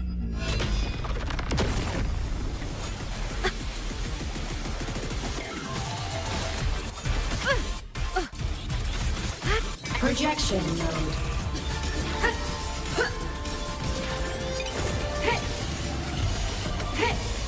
Starfall. Recalibrating. Eclipse. The world is mine to guard. Objective logged. From the sky. My existence. Light show of the finale. Fire! Order confirmed. Starlight over the seas. Scorch through the void. No tricks. Evil repelled. Consumed by time.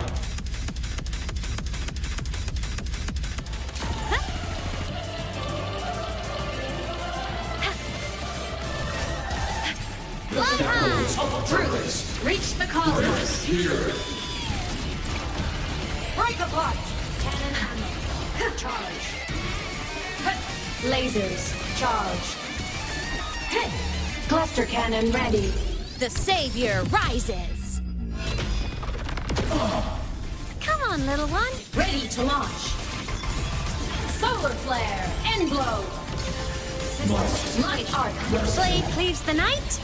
Herald. Purged in light. Ha! The world is mine to guard.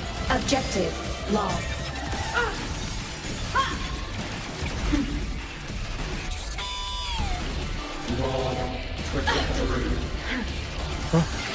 Enter the ghost. Come on, little one. Feather drones, assemble. Smile. Sparks. Ignite the world. The shackles of purpose. Break here.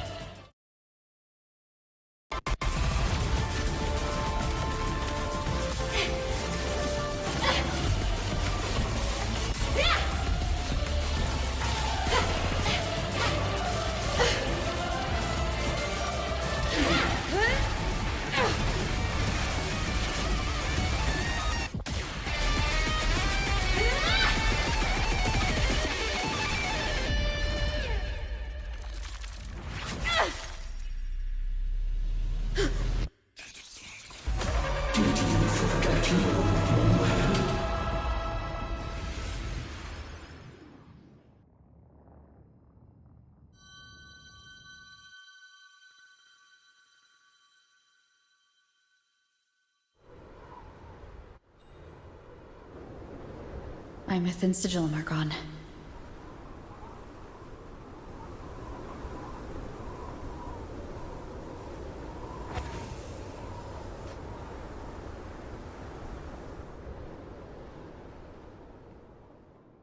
Is this Imeth's old dorm? Since she can resonate with the Exostrider even after her body was destroyed, her frequency must have merged with it.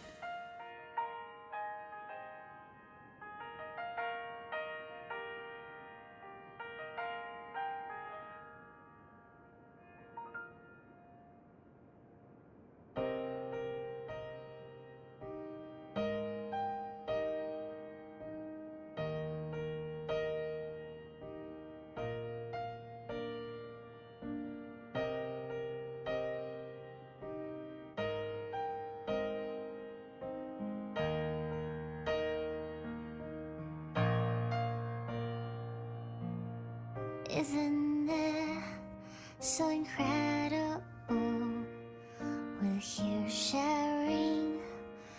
same tired space in your eyes. The spars look like thousands of bright stars. I've gazed at for thousands of times. Da, da, da, da, da, da, da, da, da, da, da, da.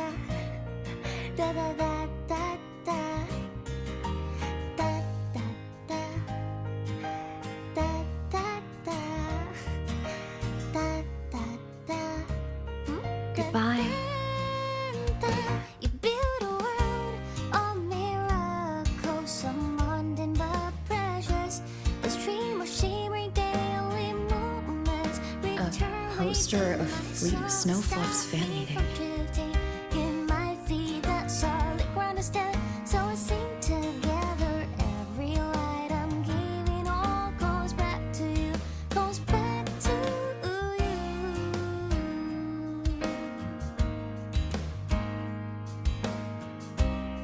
A photo album.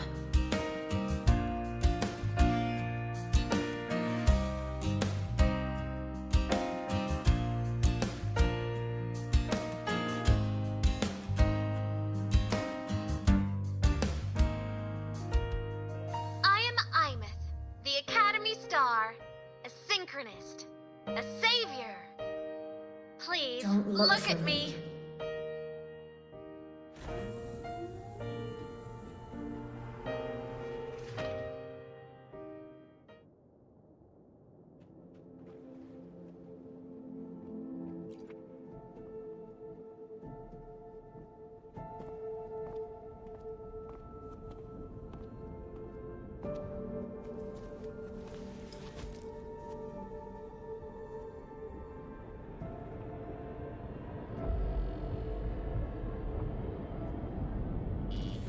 Piloting the Exostrider. Huh. It doesn't matter to me. But if this is what it takes to lighten her burden and ease her pain...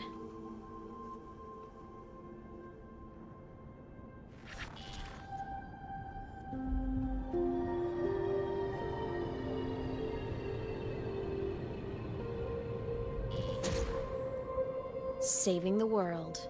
Huh.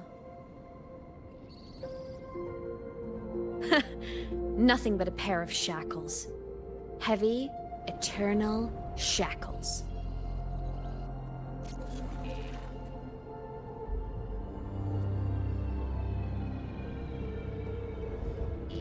No, she can't ever know this.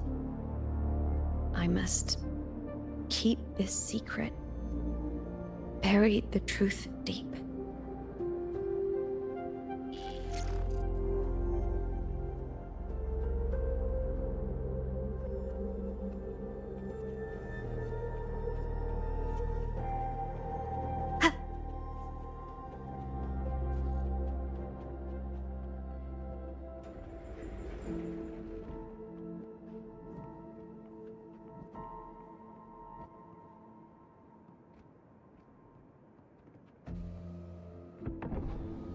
Why?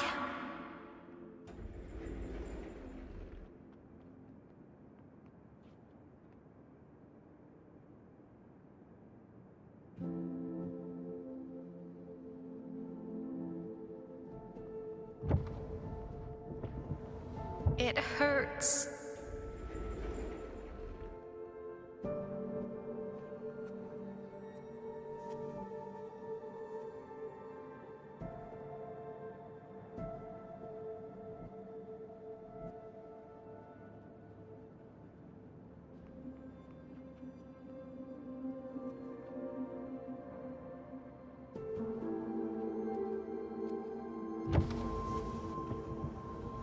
What should I do?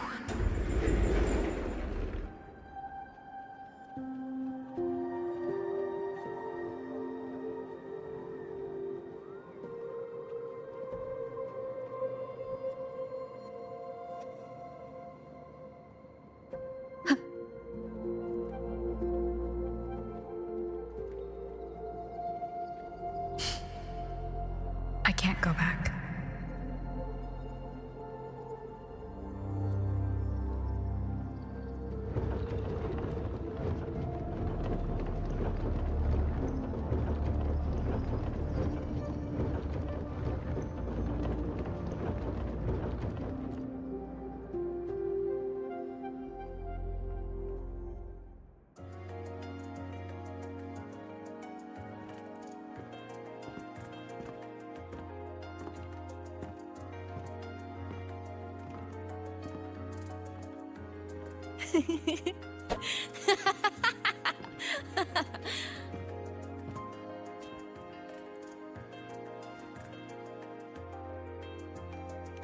Oh, are you talking to me? I just heard the most hilarious story. Couldn't help myself.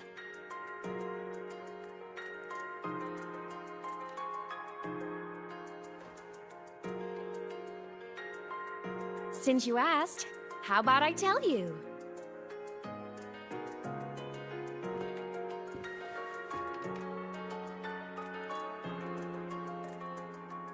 Once upon a time, there was a black cat who set out to save the world. Why? Because everyone told the cat it was a savior. The cat didn't get it. When it opened its big golden eyes, it was just stuck in this tiny cardboard box. And inside that tiny box, it was crammed full of even tinier little creatures. The cat was shocked. It had to tiptoe around, careful not to step on anyone.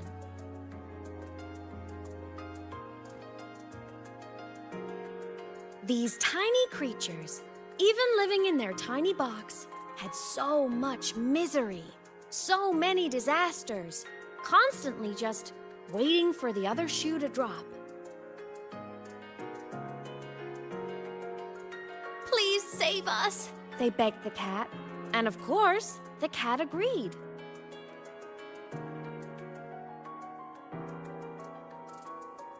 Even if they hadn't asked, the cat would have helped anyway, because that's who the cat believed it was, a savior.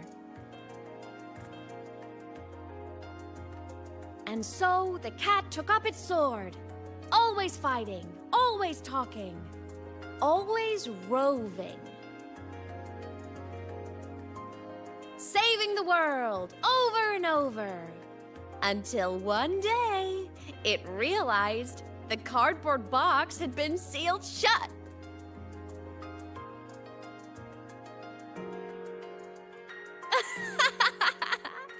Isn't that kind of laughable?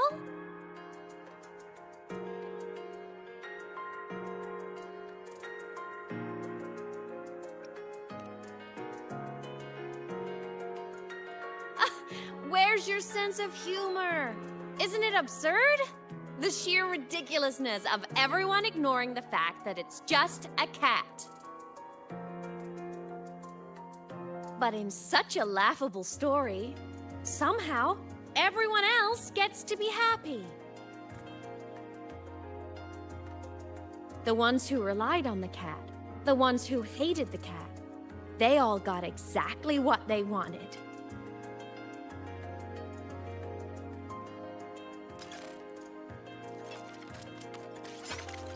But what about the cat?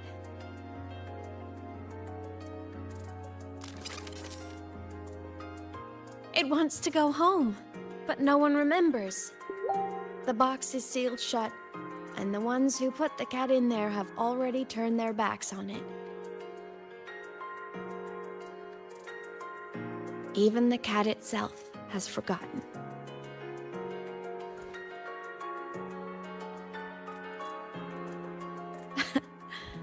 Isn't that so absurdly laughable?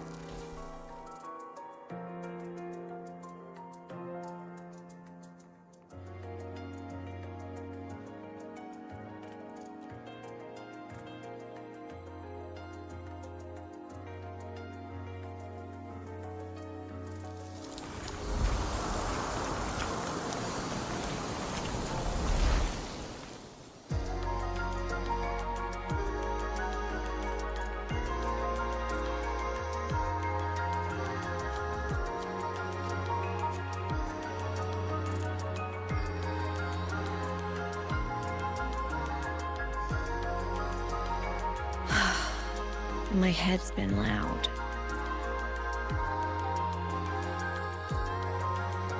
There's this question that just spins and spins up. I still don't have the answer.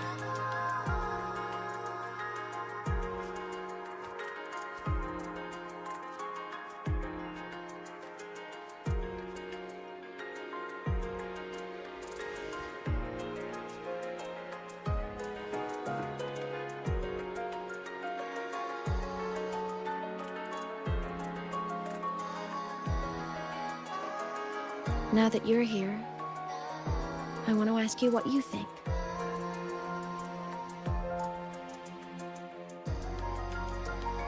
That person is my family.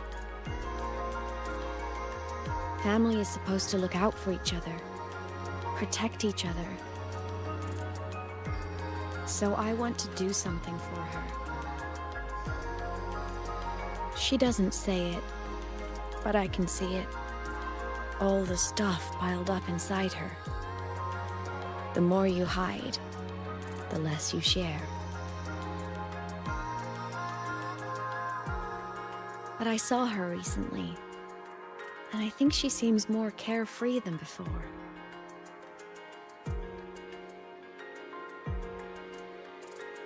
Sunlight in Jinzhou, the flowers in the Black Shores, the winds of Rinasita. She told me all about this new journey. It made me happy, truly happy for her. I guess forgetting can be a blessing. If you don't remember something, it can't hurt you.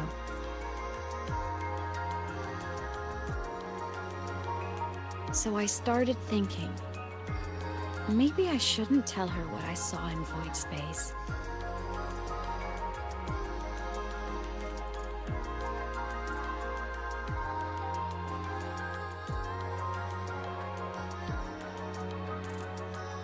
All that pain she carried about her home, it's gone now.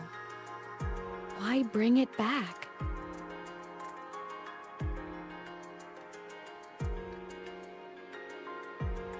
If not knowing is happier, why ruin it?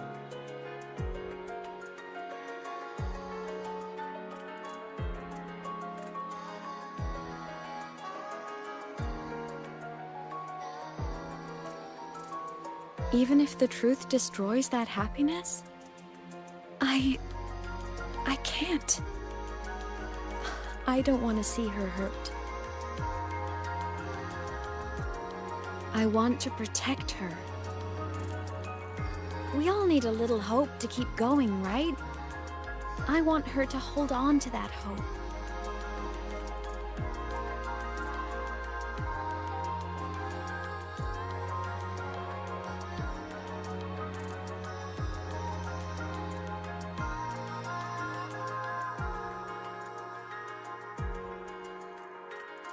What Sigillum said is unnecessary.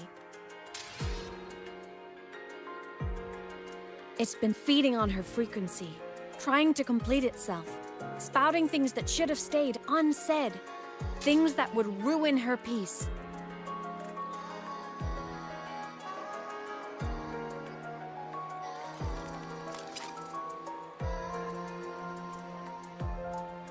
I must destroy it before it spills the truth. I brought it into this world. I'll be the one to take it out, too.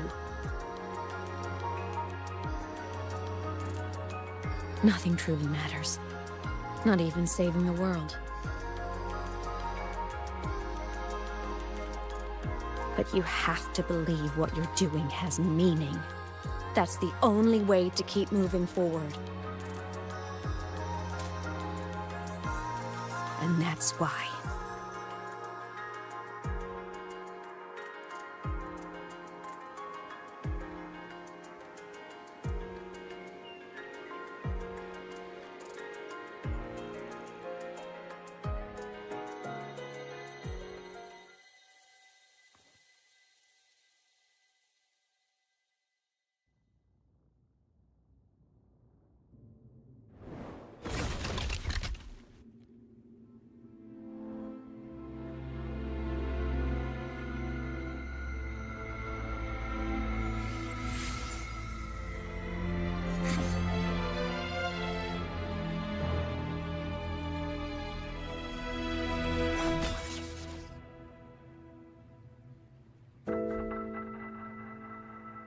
Stop, Imeth. I told you to stay out of this.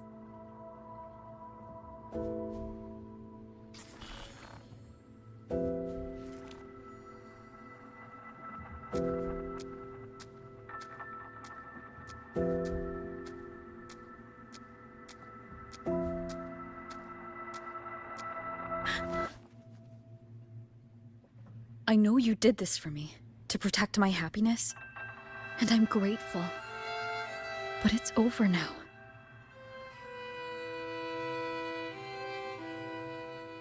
I need to hear it. All of it.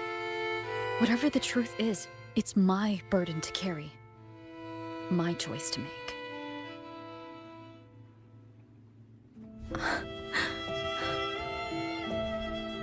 Carrying this on your own hasn't been easy, has it?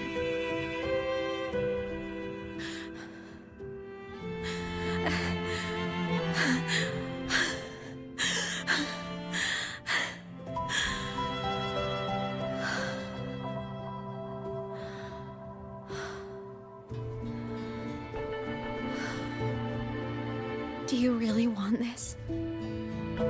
Even if it changes nothing? Even if it only weighs you down? Things only weigh on us because they matter.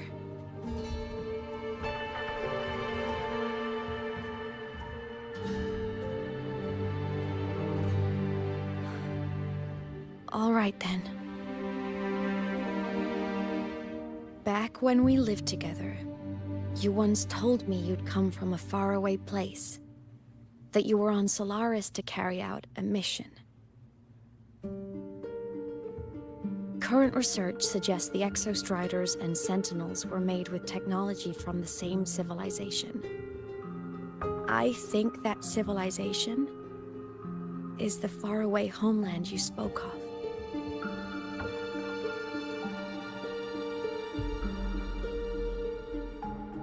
You never spoke of it to me or anyone else again. So I kept it to myself. Until I died and slipped into void space as a digital ghost. As I wandered through the ruins devoured by the Threnodian, I stumbled upon a faint frequency. Your frequency. Time is chaotic inside void space. There's no telling when it had been devoured. But I could feel your warmth in it. After so long without you, I couldn't let it go. I kept it with me. Guided by its strange connection to other frequencies, I traced my way through countless overlapping spaces until I found the remains of an Exostrider. That was when I realized that Exostriders were built to transport Sentinels. They trekked through stars to deliver Sentinels to Solaris. Until, during one jump, the Threnodian Aleph 1 must have noticed them.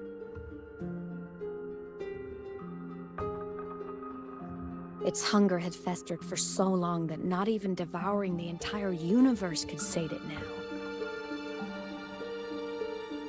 That frequency then led me to another relic consumed by the Threnodian.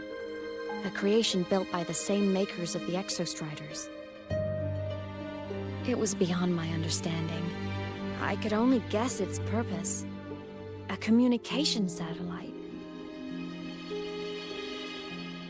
And within its ruined shell, I discovered frequencies tied to you. From those fragments, I saw the messages you sent home. Not about your mission, but full of longing.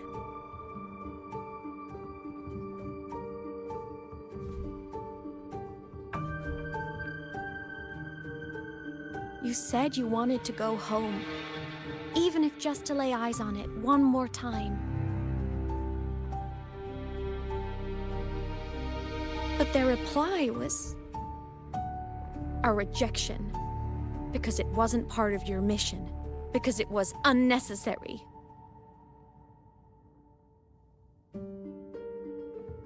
They were the ones who cut communications.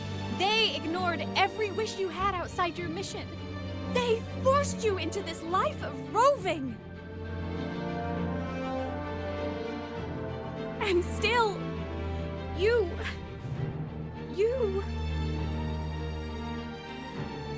crossed the stars to fulfill their wish. How could they? How dare they treat you like that? In that moment, I was drowning in pain. I didn't know how to help you. I didn't know if I should tell you. I didn't know what future you'd even want. That's when your frequency I'd been carrying with me, it was corrupted by the void matter.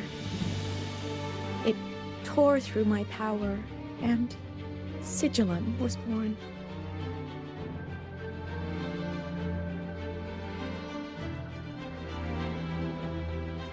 It was born from my mind, from all my worries, my fears, everything I imagined you'd suffered. At first, it acted on nothing but the instinct to go home. It craved your frequency, trying to make itself whole, trying to seize access to my piloting control. So it could reactivate the Exostrider and cross the Strider Gate to get back home. Exactly. The more of your frequency it consumed, the more coherent it became. I couldn't let you hear those words, so I tried to destroy it. This is what I've been keeping from you. I'm sorry.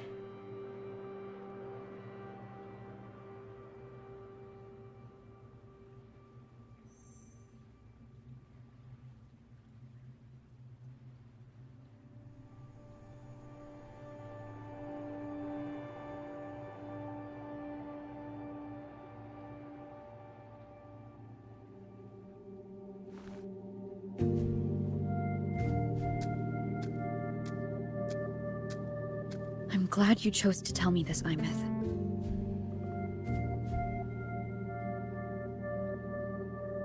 Hearing this, it's a lot to process. I'd be lying if I said it wasn't. I just need time to figure out my next move. This homeland of mine. Even saying it feels strange to me. But don't worry. The journey I've had since losing my memories, the hope I found, that's mine to keep. No one can take that. Saving the world, I never saw it that way. The people and civilizations I met, they saved themselves. I was just there to help.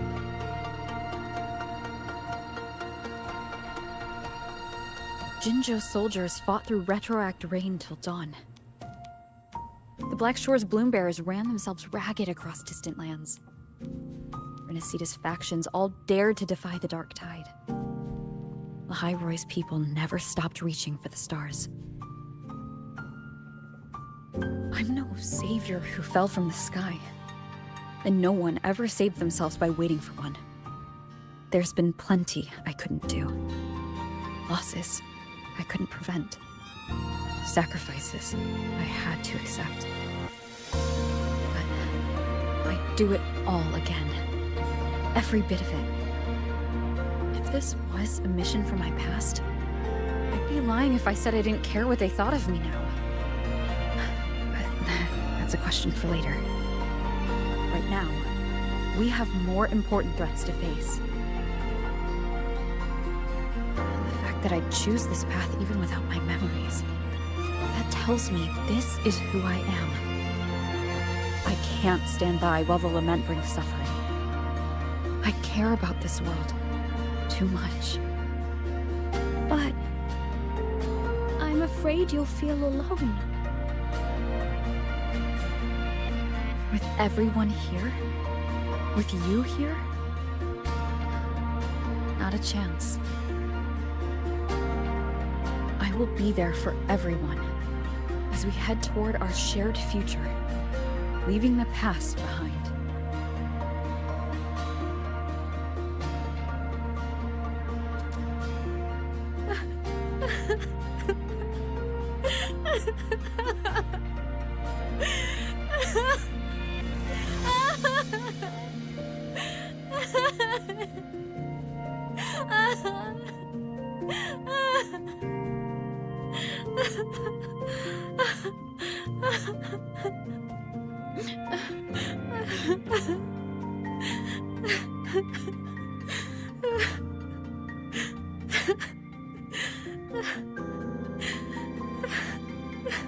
Something gets in my eye.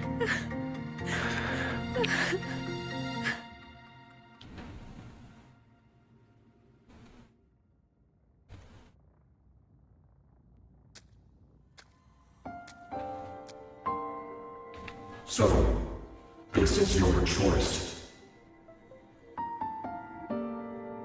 Is it worth it?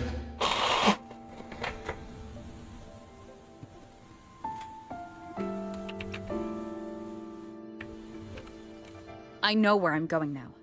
That's what matters. Not where I started. Then keep going. No matter what.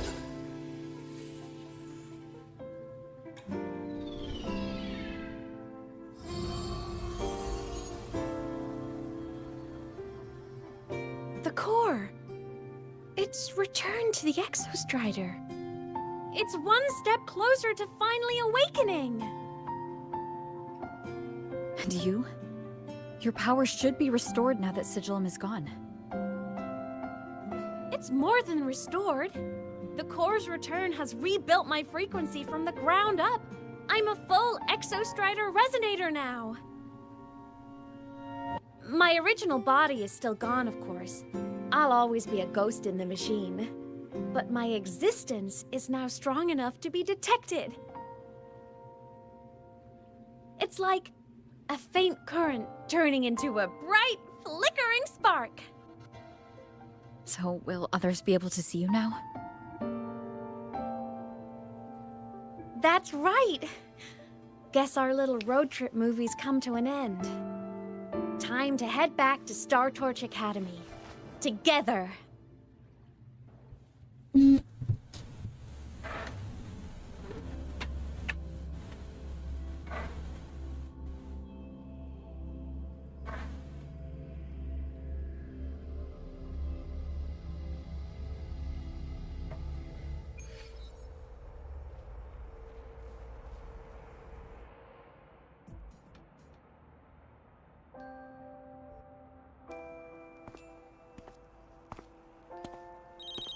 All good on your end, Golden Girl?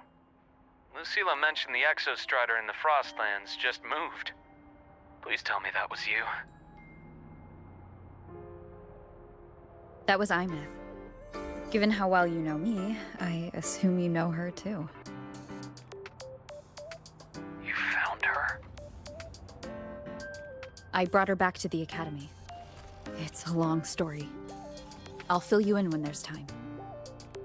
Understood. But I do have to ask, on Lucilla's behalf, what's the status of the core? It was returned to the Exostrider. That explains it. The Research Institute is reporting a spike in void matter concentrations over Lahai Roy. Voidstorm activity is kicking up again. Back when the reactor drive was in the sky, its annual self-diagnostics caused the Exostrider's greatsword pointed at the Threnodian to weaken. The Exostrider is probably running the same procedure now to integrate what you returned.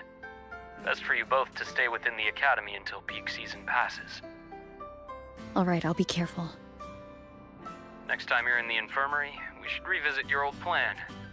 The one tied to the Exostrider, the Strider Gate, and the Threnodian. For now, just be with Imeth.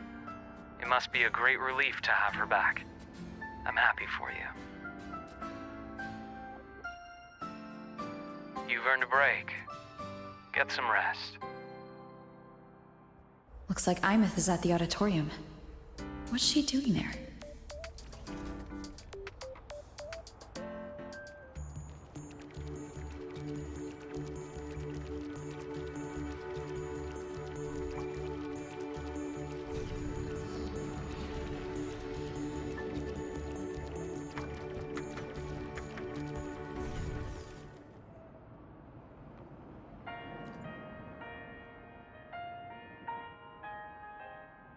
You know what?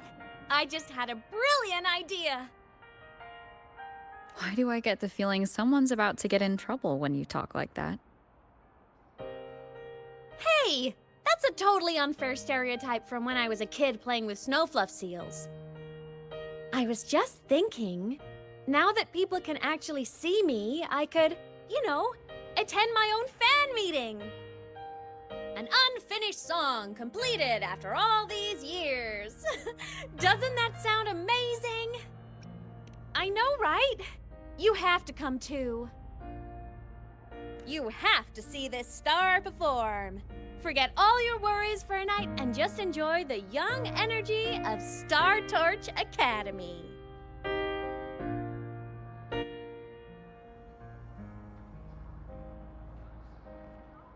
Stay behind me. Entries open, everyone! The Wait. fan meeting will begin soon. Wait, tapusin ko lang ito. Welcome! We're giving out souvenirs too, if you...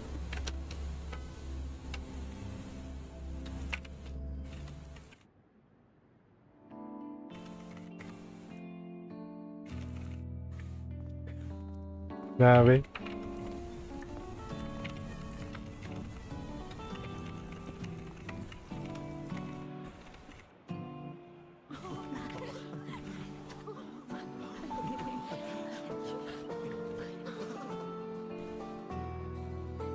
For years, the little website I threw together to post songs kept getting comments. They'd talk about how much they loved a song, or share problems they were having in their lives, and then they started connecting with each other. I never saw myself as a hitmaker. I was just an amateur, singing what was in my heart.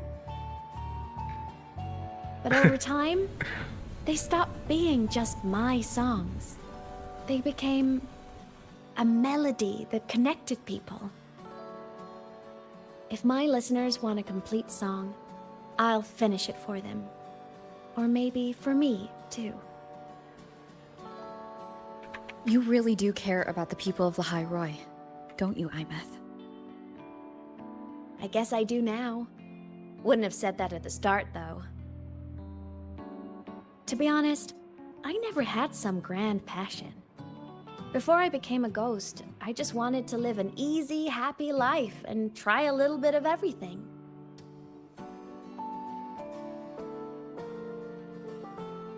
And my whole I want to be a savior thing? Well, that was just me trying to copy you.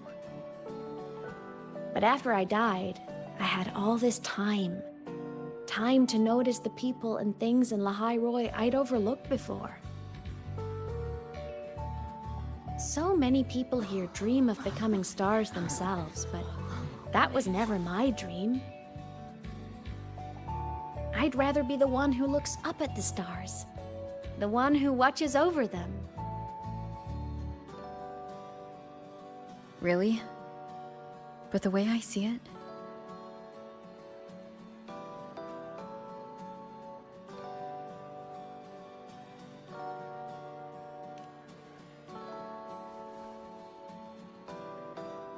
go on then, Imeth. I want to hear you sing. You'd better, because you're my most important audience today. But first, you need a better look for the show.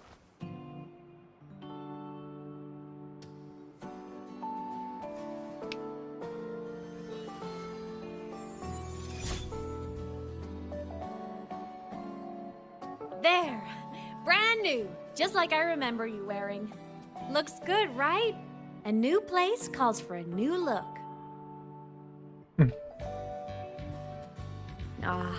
This brings me back. I remember when you used to wear this around the academy. You'd leave a whole trail of swooning admirers in your wake. Solaris' great savior.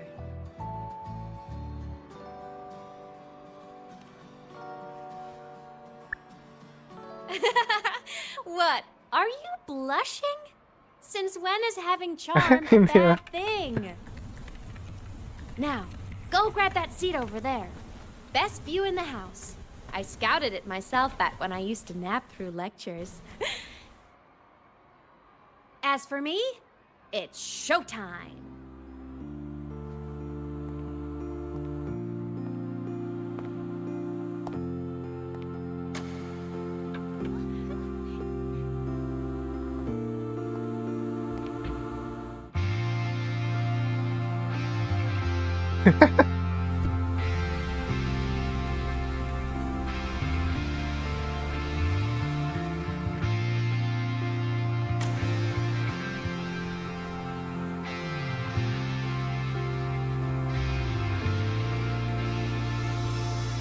Isn't it so incredible?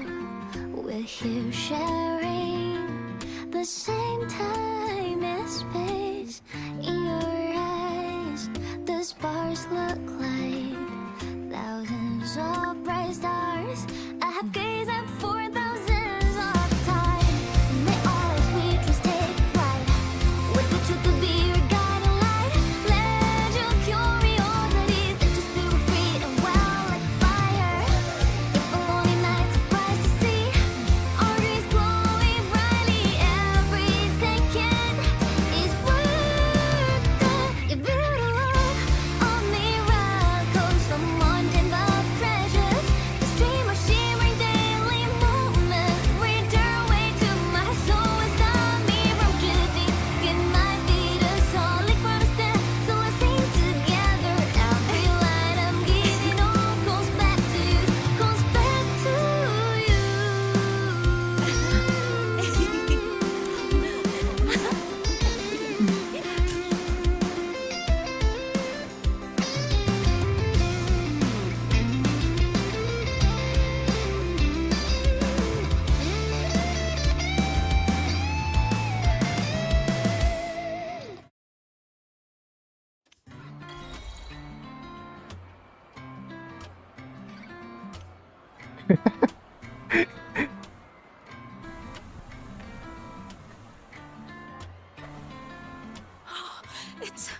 It's her!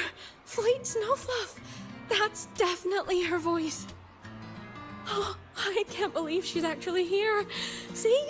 Skipping class was totally worth it.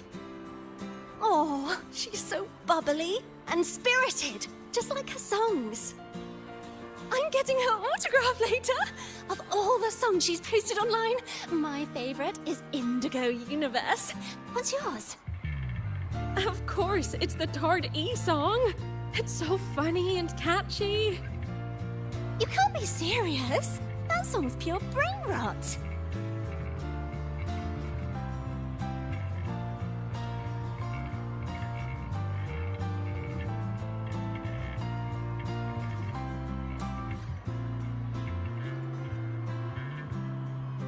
Plymouth. I heard that name from a senior in energy science, but I never imagined she was Fleet Snowfluff. No! No, I can't accept this. Why? Because she was the social butterfly of the academy, the professor's headache and the golden student all in one. I still don't see why that's upsetting. It all sounds great to me. Her song, Fallen Petals. After hearing it, I always pictured Fleet Snowfluff as a tender, gentle soul. But now... I mean, she never really seemed that way from her online replies. Maybe your impression of her was a little too personal.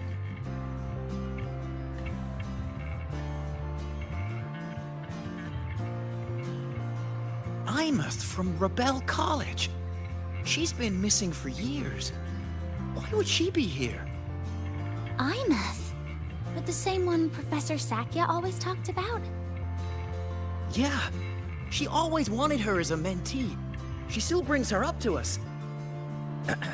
I thought the biggest problem would be that little rascal refusing to finish her studies, or me finally losing my mind from her antics. I never thought she'd just vanish.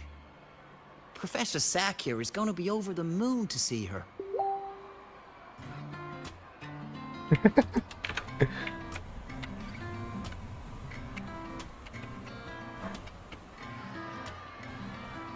believe I've lived to hear the full version of this song. I'm gonna cry. Oh, you're so talented. Why did you stop posting new songs all these years? An autograph! Please, Fleet Snowfluff! All right, all right. Dry your tears. Autograph coming right up. Why haven't I been writing? Oh, you know how inspiration goes.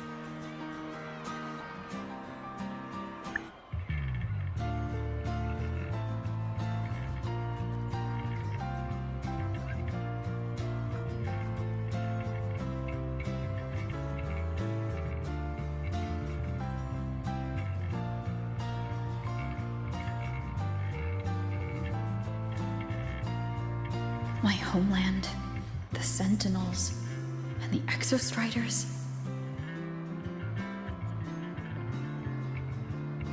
The Exostriders were built to transport the Sentinels. The wreck Imeth found in the void matter suggests not all of them made it through. The wreck's design matches the Exostriders here in the High Roy, the one forced to go offline to stop the Threnodian. Their power should be comparable. So why was one destroyed and devoured, while the other managed to stop the Threnodian and seal the Strider Gate with its greatsword? Where did that strength come from? There's a piece that's missing.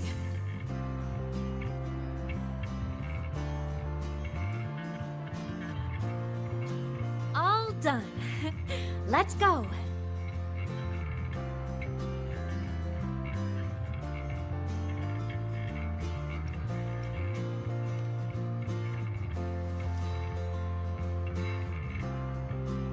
Please, a little meet and greet?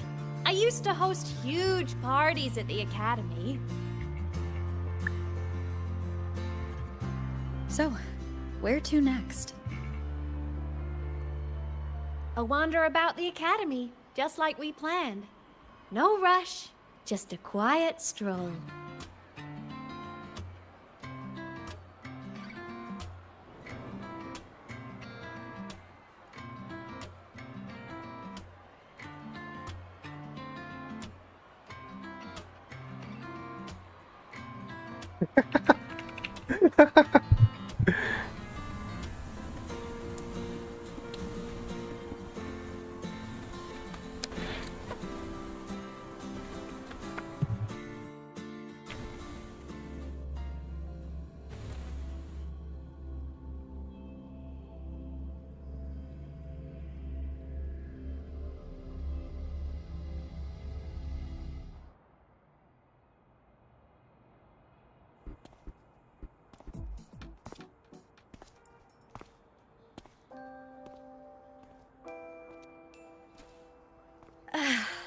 This is incredible.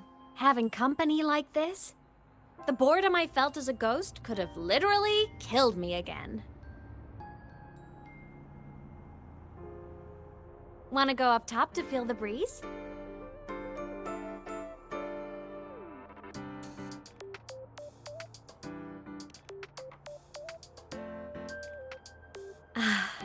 I'm so happy right now. Really. Even a fake sky can hold such beauty.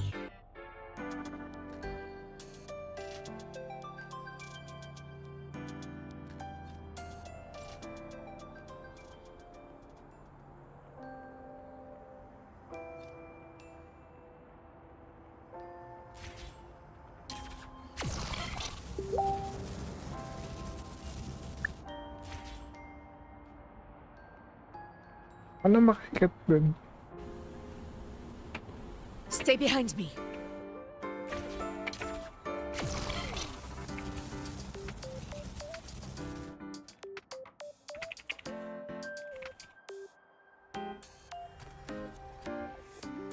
Ay, tapusin lang.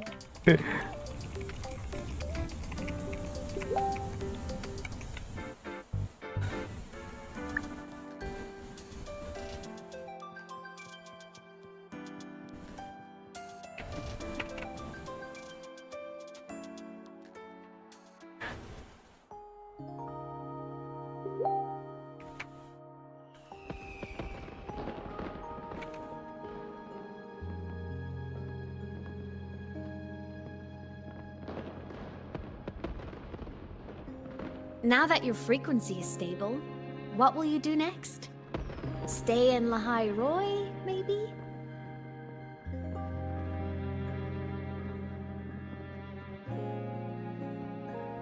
The Threnodian here needs to be dealt with first.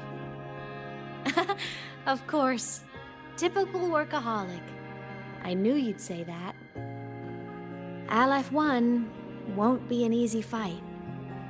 But I believe in you. You're the one who keeps making the impossible possible. And after that, will you keep traveling? Any destination in mind?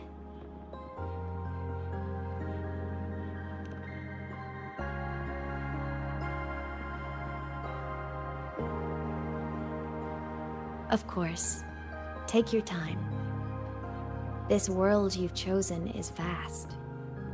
You can go anywhere.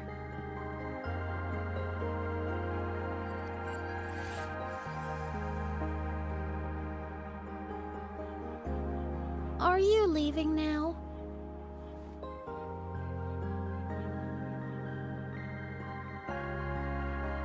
Yes. There's something I have to do. The Academy will look after you. Or you can go back to live in Bjarder Woods.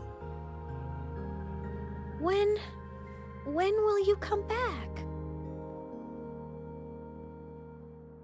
I don't know, Imeth. I'm sorry.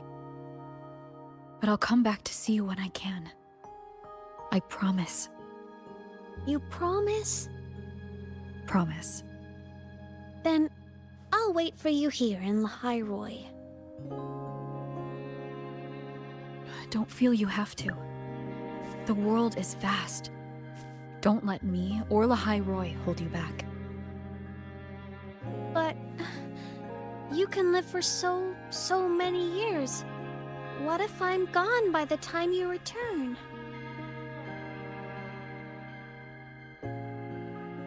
Sorry. I shouldn't have said that. You should go now.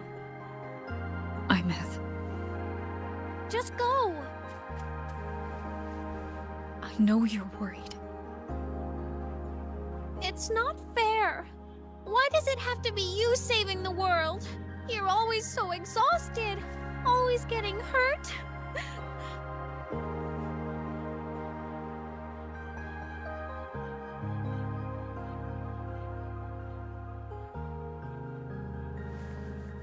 Look, Imeth. I've walked through lands torn apart by the lament. Every tear weighs me down, and every cry breaks a bit of my heart.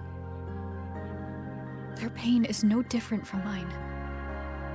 Neither is their joy.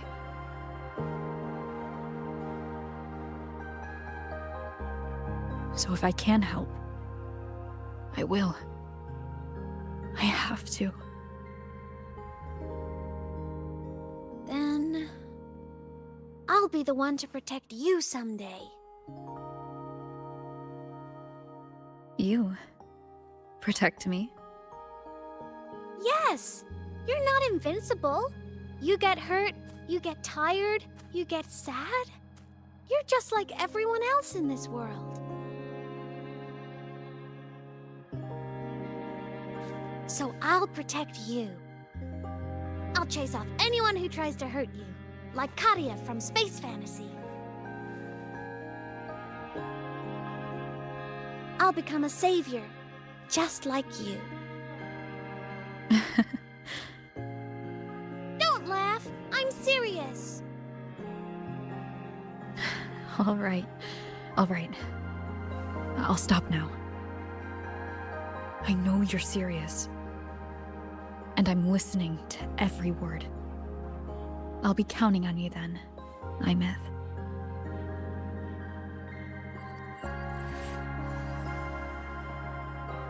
Tired? The frequency Sigilant took is coming back. It's not a great feeling. Abby's already helping me recover through the test mark. I'll be fine soon. Just close your eyes and take a nap. You deserve a little peace.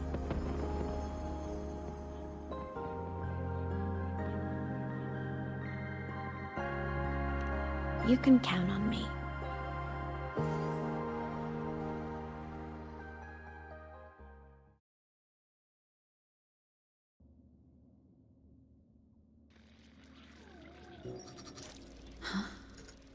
Why am I in control of Sigillum? Is it because I absorbed its frequency? Imeth's mind space is even more chaotic than last time.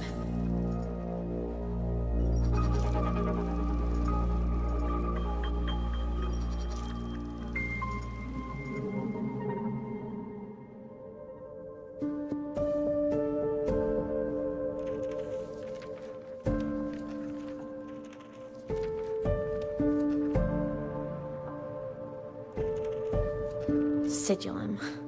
Back for more? Thought I made a mess of you last time.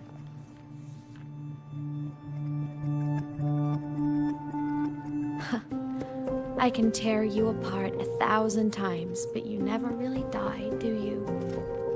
Fine. You're going to sit there and listen to me lose it.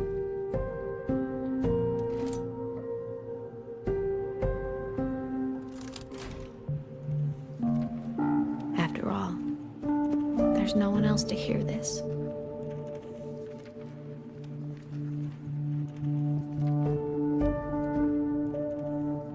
I can't speak. Or move. Was Sigillum incapable of speech back then?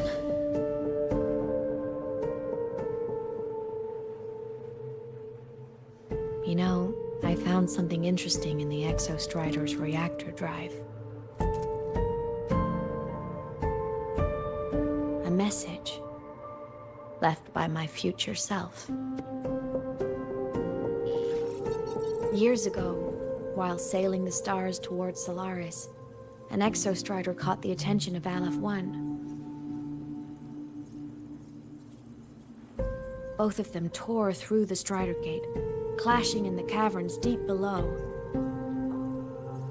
The Exostrider has combat features, but it was still no match for Aleph-1. Its body was shattered, energy nearly depleted, and void matter kept pouring through the Strider Gate. Aleph-1 kept pushing, desperate to squeeze its whole disgusting bulk into this world. It was almost successful. It would have ended everything.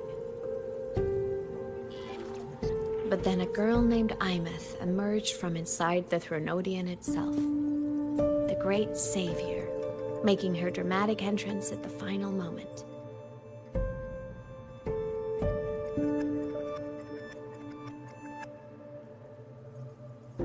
The Exostrider watched her touch its great sword, the one pinning the Threnodian. Their resonance sent a surge of power back into the reactor drive. It turned the massive blade, forcing the Threnodian back through the Strider Gate and driving a seal over it. But the human girl who had resonated with the Exostrider?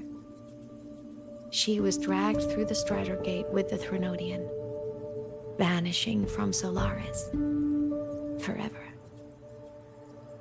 Imeth was the key? She helped the Exostrider seal the Threnodian? I was shocked at first, but the moment I stepped into void space, it all made sense.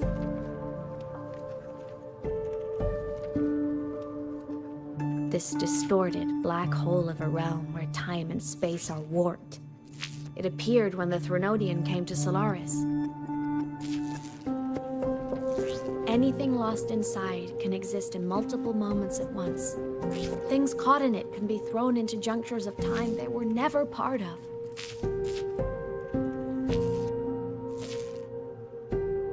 And I can move through it all. The void matter can't touch me.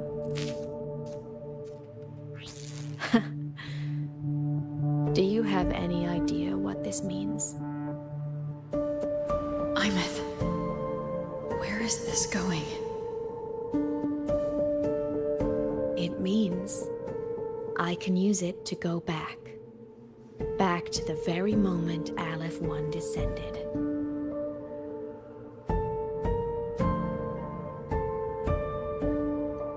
cause, effect, a perfect closed loop. But my meeting with her all those years ago, that wasn't the cause. It was the effect. Only by resonating with the Exostrider and dying as a synchronist all those years ago could I later become the Exostrider's true resonator as a digital ghost. And only in this form could I cross void space, return to the past, and power the Exostrider to save Lahai Roy.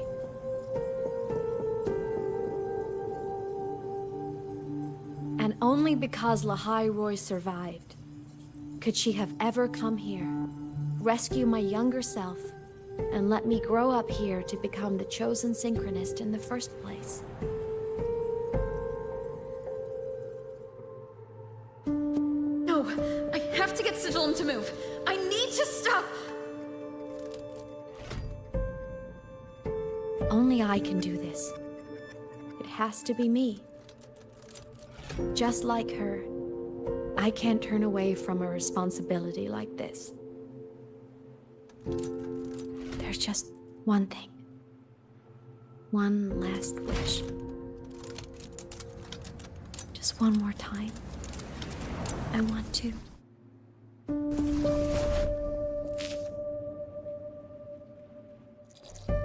Imeth.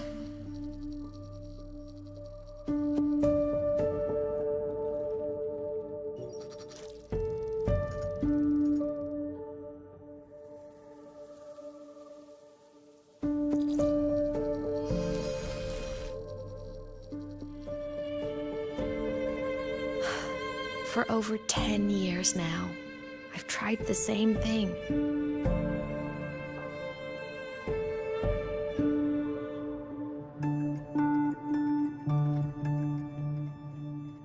Every time the reactor drive ran its self-diagnostics during peak void storm season, I tried to reverse time. And every time, I failed. I just wasn't strong enough. But now, further along the timeline, the edges of void space are beginning to collapse. I don't know why the Threnodian is changing, but I know there won't be another chance.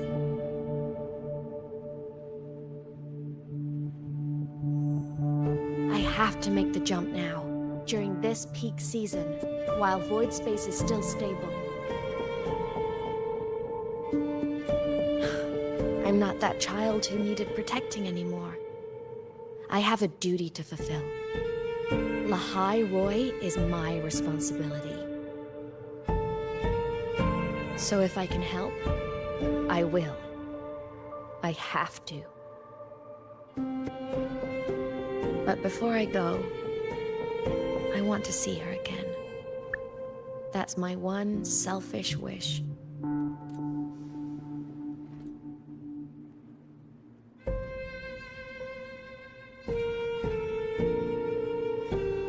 I want to talk to her, to know how she's really been.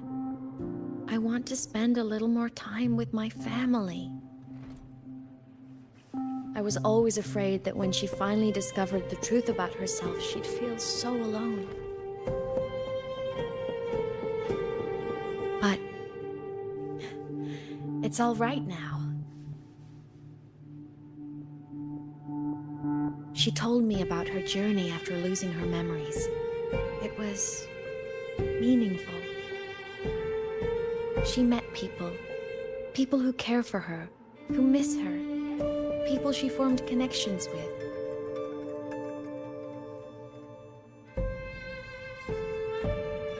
So even knowing the truth about her homeland now, she won't be alone.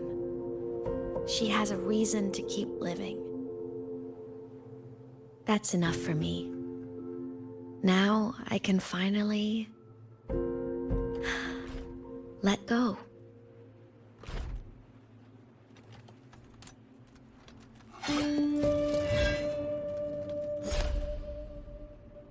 You?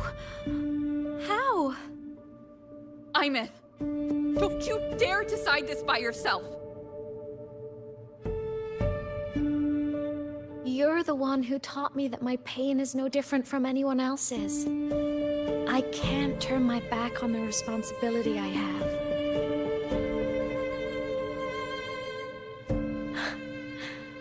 Forgive me.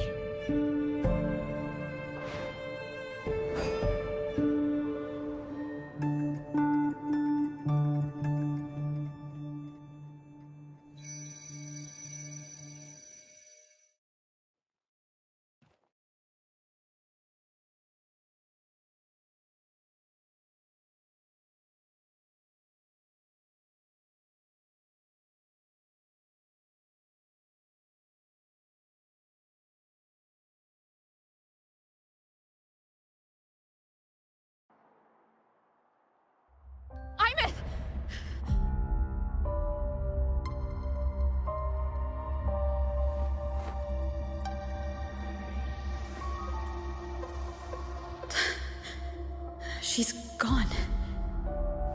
This is the piece I was missing. Luke said that the core self-diagnostics would trigger peak Voidstorm season. She knew. When she returned the core, she already knew. She's been waiting for this moment. Waiting to travel back in time. The lake in the Frostlands. The void matter is densest at its depths. If I'm lucky, I can find a way into void space from there.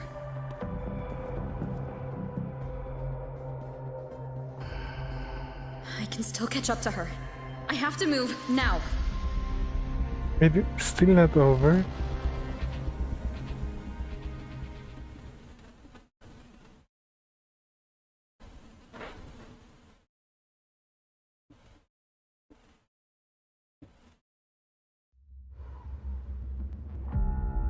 I'll have to jump into the lake from there.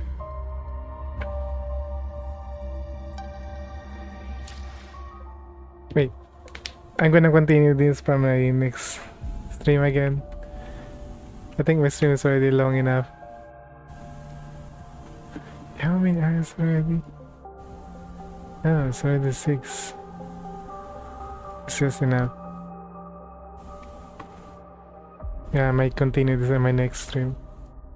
Alright. I'm not sure that it wasn't. I wasn't. Blah. Alright. Yeah. Wasn't sure that this is gonna be take longer than I thought. So yeah. Gonna end the stream for now. Alright, see you. Bye bye.